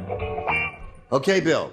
Rover Harrison Farquhar III is the world's richest dog. He doesn't bury his bones himself. Instead, he hires a... Backhoe or steam shovel. A steam shovel. Steam shovel. What'd you say, Bill? Well, mine isn't bad after all. No, I said he hires a he's a dog, seeing eye dog. He hires a seeing eye person. Seeing eye person. It's a blind dog. Yes, all right. Okay. All right, Brett, gotcha. Go. No, darling, I don't play. Oh, you don't. Charles. I said he hires a bloodhound. And what'd you say, Lee? Believe it or not, I said steam shovel. All right, that's one for you, Bill. And Richard said? He hires a gardener. He hires a gardener. And Fanny said? Gravedigger. A gravedigger. Okay, that's 2 for you, and you got a match 2 to tie, and we'll see how this turns out after this. Listen, you were all splendid. Thank you all, one and all. And this is Gene Rayburn asking you to join us next week when these will be the celebrities you'll see. Scully Mitchell, Brett Summers, Charles Nelson Riley, Bonnie Franklin, Richard Dawson, and Penny Dorff. How about them apples, huh? Thank you, bye.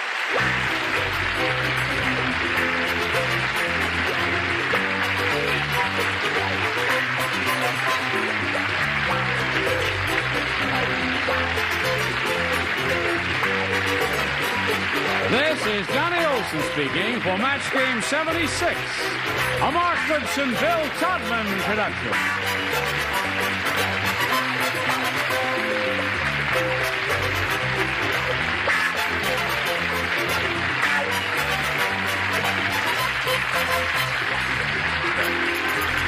Stay tuned for Tattletales next over most of the CBS stations.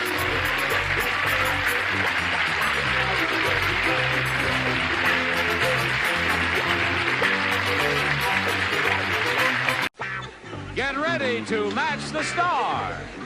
Orson Bean, Brett Summers, Charles Nelson Riley, Linda Day Joy, from Family Feud, Richard Dawson, and Joyce DeLavant, as we play the star-studded Big Money Match Game PM.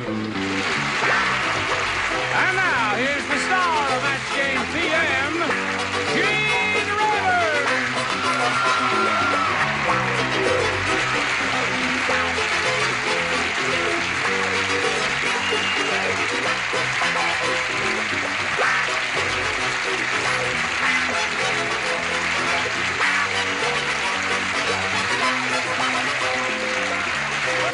Well, Johnny Olson. My friend, how kind of you to come. Thank you. Yes? Do me a favor. What? Would you get the camera to show America your shoes? Oh, I love them. Well, now, wait a minute. I love Doesn't those everybody shoes. have shoes like these? Not since 1925. No. That's me. You remember the Great Gatsby? Well, here I am again. I welcome you one and all and ask you to greet our two players here, Allison McCall and Carl Cookerly. How do you do? How do you do? How do you do? Now, we'd like to find out a little bit about each of you, and Carl, we'll begin with you, sir. All right, I'm a native Californian. I teach 4th grade in Valencia Park in Fullerton. I bet the kids love you. Good luck to you, Carl. Now, this lady. I'm from Belmont, North Carolina, and I'm a senior at South Point High School, and I like to play tennis, and I'm on the gymnastics team, and I'm really excited about being here, but I'm nervous. No, you don't have to go. I tell you how you can get over your being nervous. Get out here and do a cartwheel. That'd relax you, wouldn't it? No. No? May I point out to each of you that here on Match Game PM, each of you will have 3 opportunities to match as many of those as you possibly can. And the one who's done that most often at the end of the 3rd round will be the winner. And we'll go on to play the Big Money Super Match, which can pay off a big bundle of money over $10,000. Wow. So here we go. Bing. Now, Kyle, I'll ask you to go first and make a selection here, A or B? I like B. You want B? Okay, anything you say. As in B cup? Yes. Or better yet, C cup. Here we are. 102-year-old Mr. Periwinkle said, "Oh, I have my own energy shortage. To conserve my energy, I only blink once a week."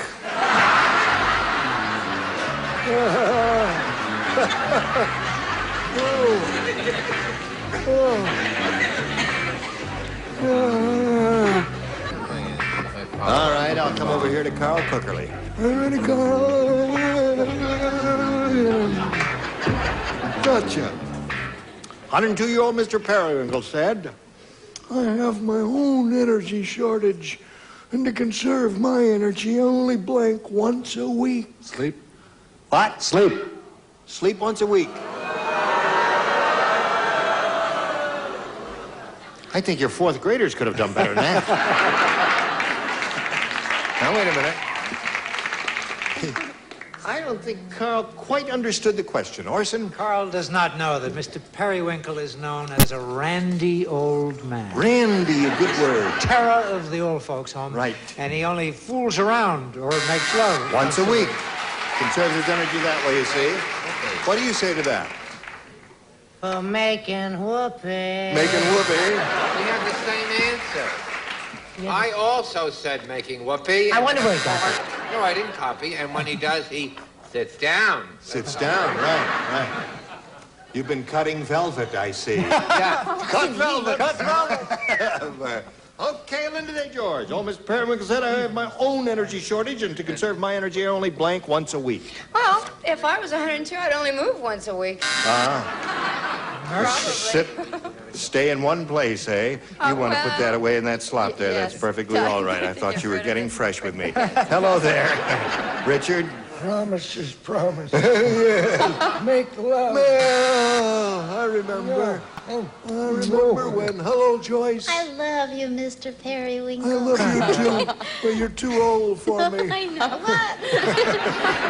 I didn't think make love once a week because he's really old. Yes. I thought probably kiss because it takes a lot of energy to go. A lot of energy to pucker up, eh? There. So, Carl, that's the way it goes here. Now let's see how Allison does with her first rounder. Remember, they're a little difficult. Fat Frida was such a fat baby. Beelzebub. I didn't. Beelzebub is exactly right. I didn't expect that. Well, all right. If you're going to do it, let's do it. Now, Fat Frida was such a fat baby. I'm going to tell you how fat she was. A stork that delivered her needed a blank. That's how fat she was. Woo! Ah, good. Splendid. Yes, indeed I will, Allison. Nothing is too good for you. All right, since we've finished over there, now we're finished. Here it is. Fat Frida was such a fat baby, the stork that delivered her needed a blank. A helper? A helper. Aren't you going to be surprised when 6 celebrities over there say helper? Well, I am, I'll tell you that. She didn't grow up. Right. You can't win them all. The stork needed a helper. Oh!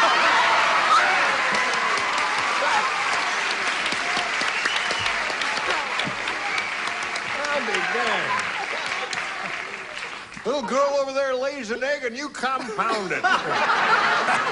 What do you say? She certainly has a sturdy little body. Yes. Can't believe it. I figured she was only going to get 4. Oh! I don't believe it. You know, this game is really quite unpredictable. These rotten answers sometimes can win thousands of dollars there. I beg your pardon. Hello there. Hello, Chuck. I think there's something wrong with me. No, I said crane. Crane. Matches? The stork brought a friend along. It was a crane. It was He said, a help crane. me. That's right. It was another crane, another bird. The fat man stork that delivered needed a helper. What do you say to that, Linda? Well, I said that his helper was a crane. Yes. So far, 2 helpers, 2 cranes. Colonel Hogan, in other words. Colonel Hogan. Or Bob Crane. Oh, Bob Crane. Yes, of course. First Right. time he's been mentioned on Yes, television. that's right. The last time I met. Yes, ma'am. Well, you know they always have to have the baby right in the thing, in the blanket. Oh, yeah, the blanket. So I said needed a horse blanket and crane. Okay. So there it is. And round 1, 2-0 in favor of Allison McCall. Round 2 coming up later, but first this. Now, Allison is ahead here, so we're going to have to ask her to go first. You may have A or B. B. You want B? Uh-huh. You sure? Okay. B for Carolyn. Right. At the hospital, when the nurse put Tom in traction, she hooked him up wrong. She knows what's coming. You sure you want B? She hooked him up wrong, and in seconds, the machine yanked Tom's blank off. Well. Now, correction. So we come over here to Allison McCall. At the hospital, when the nurse put Tom in traction, Allison, she hooked him up wrong, and in seconds, the machine yanked Tom's blank off. Head. Head. I couldn't think of nothing. Okay. Oh, my Now, God. wait a minute. You leave her alone. She's a struggling student and needs the money. No, I said leg. Leg is a good response. Leg is good. All of those, you know, head, leg, arm, all that. If she hooked them up incorrectly, what do you say? Well, leg is good, but head is better. Oh, yeah. There it is. That gives her 3. Leg is good, but... She hooked him up, you say, hooked him up wrong. incorrectly.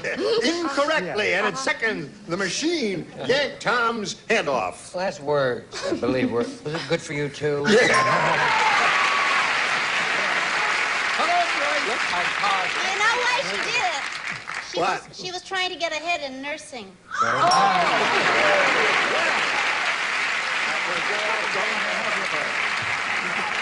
Now, Tom, you got to catch up here now. You ready to play a little catch-up game here? Here we go. Everybody plays.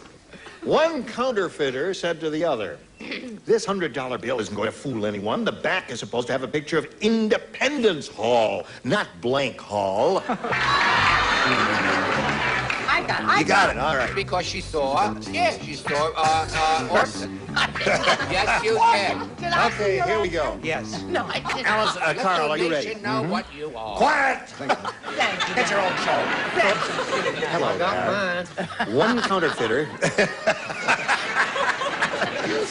One counterfeiter said to the other, "This $100 bill isn't going to fool anyone. The back is supposed to have a picture of Independence Hall, not Blank Hall." Juvenile Hall. Juvenile Hall. You like that answer? Oh, why are you applauding if you don't like the answer? Why are you applauding if you don't like? You are weird. Weirdos. Pay no attention to them. What do you say? Supposed to have a picture of Independence Hall, not Monty Hall. Right. And you, what do you say? First, I have this to say. I did not steal this answer. Right. Monty. Monty. Just a coincidence. I did not steal his answer. And he wouldn't. Monty. Monty, who does that routine? I'm not a beast. Monty. You know, I should have thought of it him being a teacher, but I put Carnegie Hall. Carnegie Hall. Okay. You know. All right. That's a classy. That's a very good That's answer. Andrew Carnegie's sister out there Andrew now. Carnegie is applauding now. His sister. Thank you very much. Now, Richard, we're up to you. El Monte. El Monte. And you, Joyce? I said Monty Hall, the greatest MC.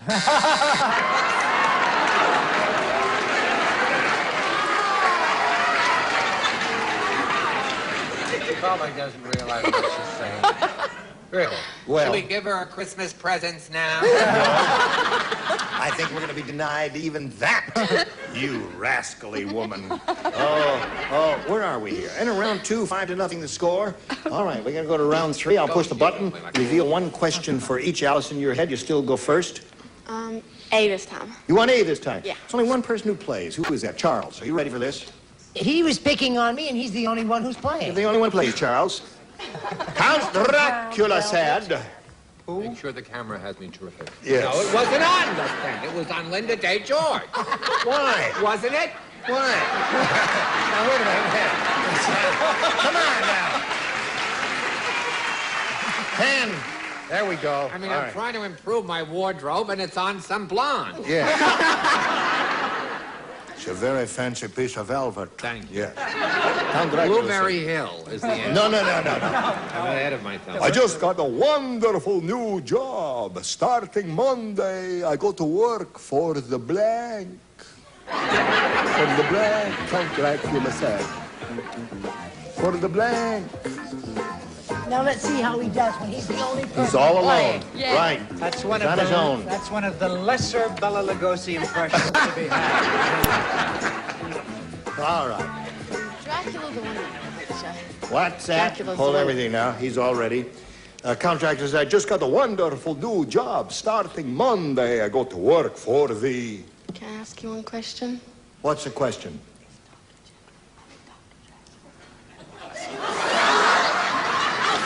He's trying to find out who Dr. Dracula is. My dear, it is not Dr. Dracula. It's Count Dracula. Count Dracula. What? Is he the one that bites you? No, I'm the one who bites you.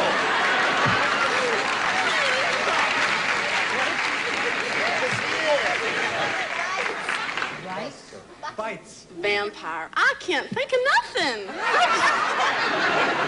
I'm sorry. Your answer's vampire? I go to work for the vampire?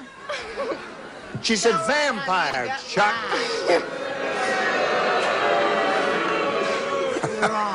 Now my hair doesn't look good. This is not being the When only has solo. When I first bought it, it looked better. I chose in my solo performance Bloodbath.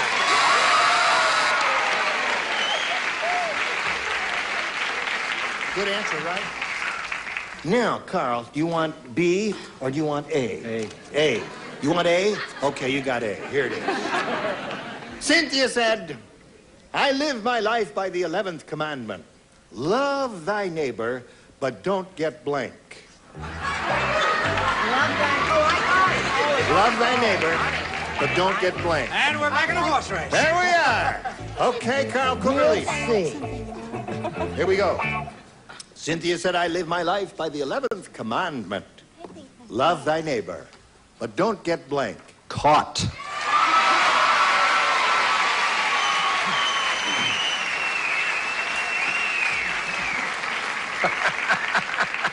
He gave the definitive answer. And I give the definitive response. Oh, very good. Score is now 5-1. Brett? That's a male answer. That's a male answer? Absolutely a male answer. You know what the female answer is? Don't get pregnant. Now, you must match all of the remaining celebrities, Carl, to stay in the game and achieve a tie. Let's see if it happens. He's going to be. I chose the female response. So that means Allison wins the game.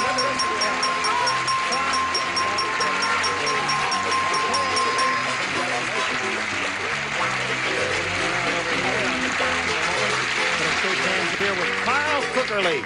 Nice to meet you, sir. Many thanks for being with us here on Match Game PM. So long, Carl. While we're spinning him off, we're going to spin these messages for you. Very good. Now, here's Allison McCall. She could win a great deal of money here. To get you to that money, Allison, we have 2 audience matches for you. And I want to point out that whatever you win in these audience matches, you'll have a chance to multiply by 10. And that'll be the final dollar figure that you'll be playing for. Let's begin. We polled an audience here not too long ago, and we got their best answer to this. Week blank. Now, you will get $500 if you match the answer they gave most frequently. And for their second most popular answer, you get $250 and then $100 for the third. And 3 of the 6 celebrities can help you out. Orson. Oh! That's not an easy one. I know. Candy, little girl? That was tough. Weak link. Weak link is one. Okay. Richard. What I get when I look at you? Weak need. Weak need. Linda. Oh, weak heart. Weak heart. So there they are. Weak heart, weak need, and weak link. Allison, they're the 3. Have you got a better idea? I'll go with Richard. Weak need. Okay, let's find out if it's up there. And if so, where? Let's begin by revealing the $100 response. Weak stomach is one.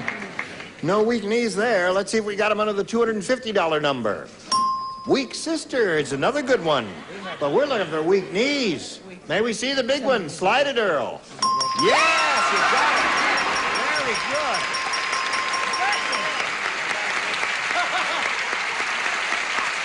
Well, congratulations, my dear. Now, you've won the $500, which means the least you'll be playing for is 10 times that amount, or $5,000. And let's go on to the next audience match. Slide it, Earl. Way to blank. All right, call him out. Richard. Way to go. Way to go is one. Charles. Charles. Hello. No, wait a Santa Fe. On the way to Santa Fe. Way to, no. Da-da-da-da, No, the way to Santa Fe. Santa Fe, Yeah, that's the way to right? Santa Fe, right. No, What it's is it? not Santa Fe. San Jose. Yeah, that's what I said, San Jose. On the way to San Jose. Brett. That's way to do it. That's the way to do it. Okay. So there's the 3. San Jose, way to do it, and way to go. I'll go with Richard. Way to go. Way to go. Okay. We'll begin down at the bottom as usual, and we will reveal the $100 response. Way to heaven. Oh, really? Way to go. The way to heaven is a way to go there. May we see the next one, if you please. Way to San Jose. Attaboy, Chuck. Last chance for way to go. Go. Go. Very good.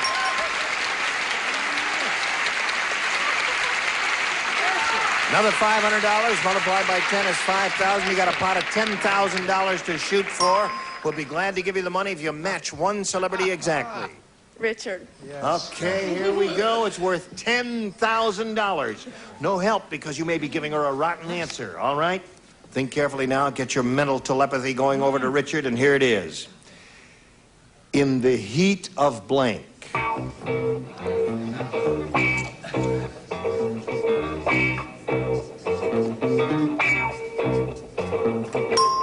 All right, Richard's finished. Allison, give us an answer which will match his, and you get the $10,000 in the heat of... The night. All right. Okay, Richard. She says in the heat of the night, I'll match you. What do you say? Oh, yeah.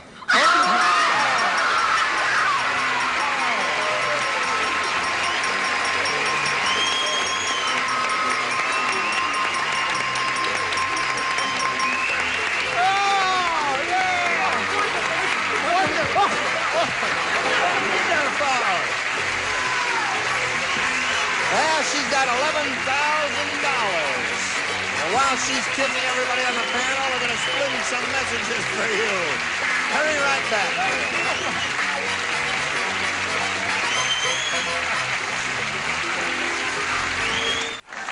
join us next week for Match Game PM. We'll have a lot more money to give away and a lot more enchanting celebrities as these. Gene Rayburn here. Goodbye. Some contestants will receive Record a Call 80.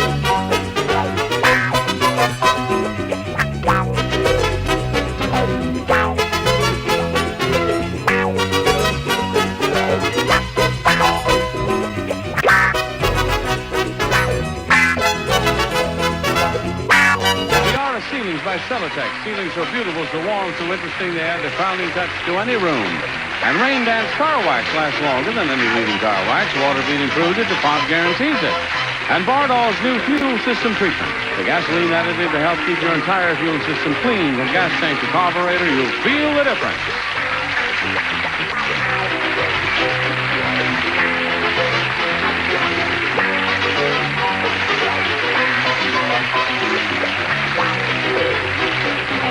This is Johnny Olson speaking for Match Game PM, a Mark Goodson, Bill Todman production.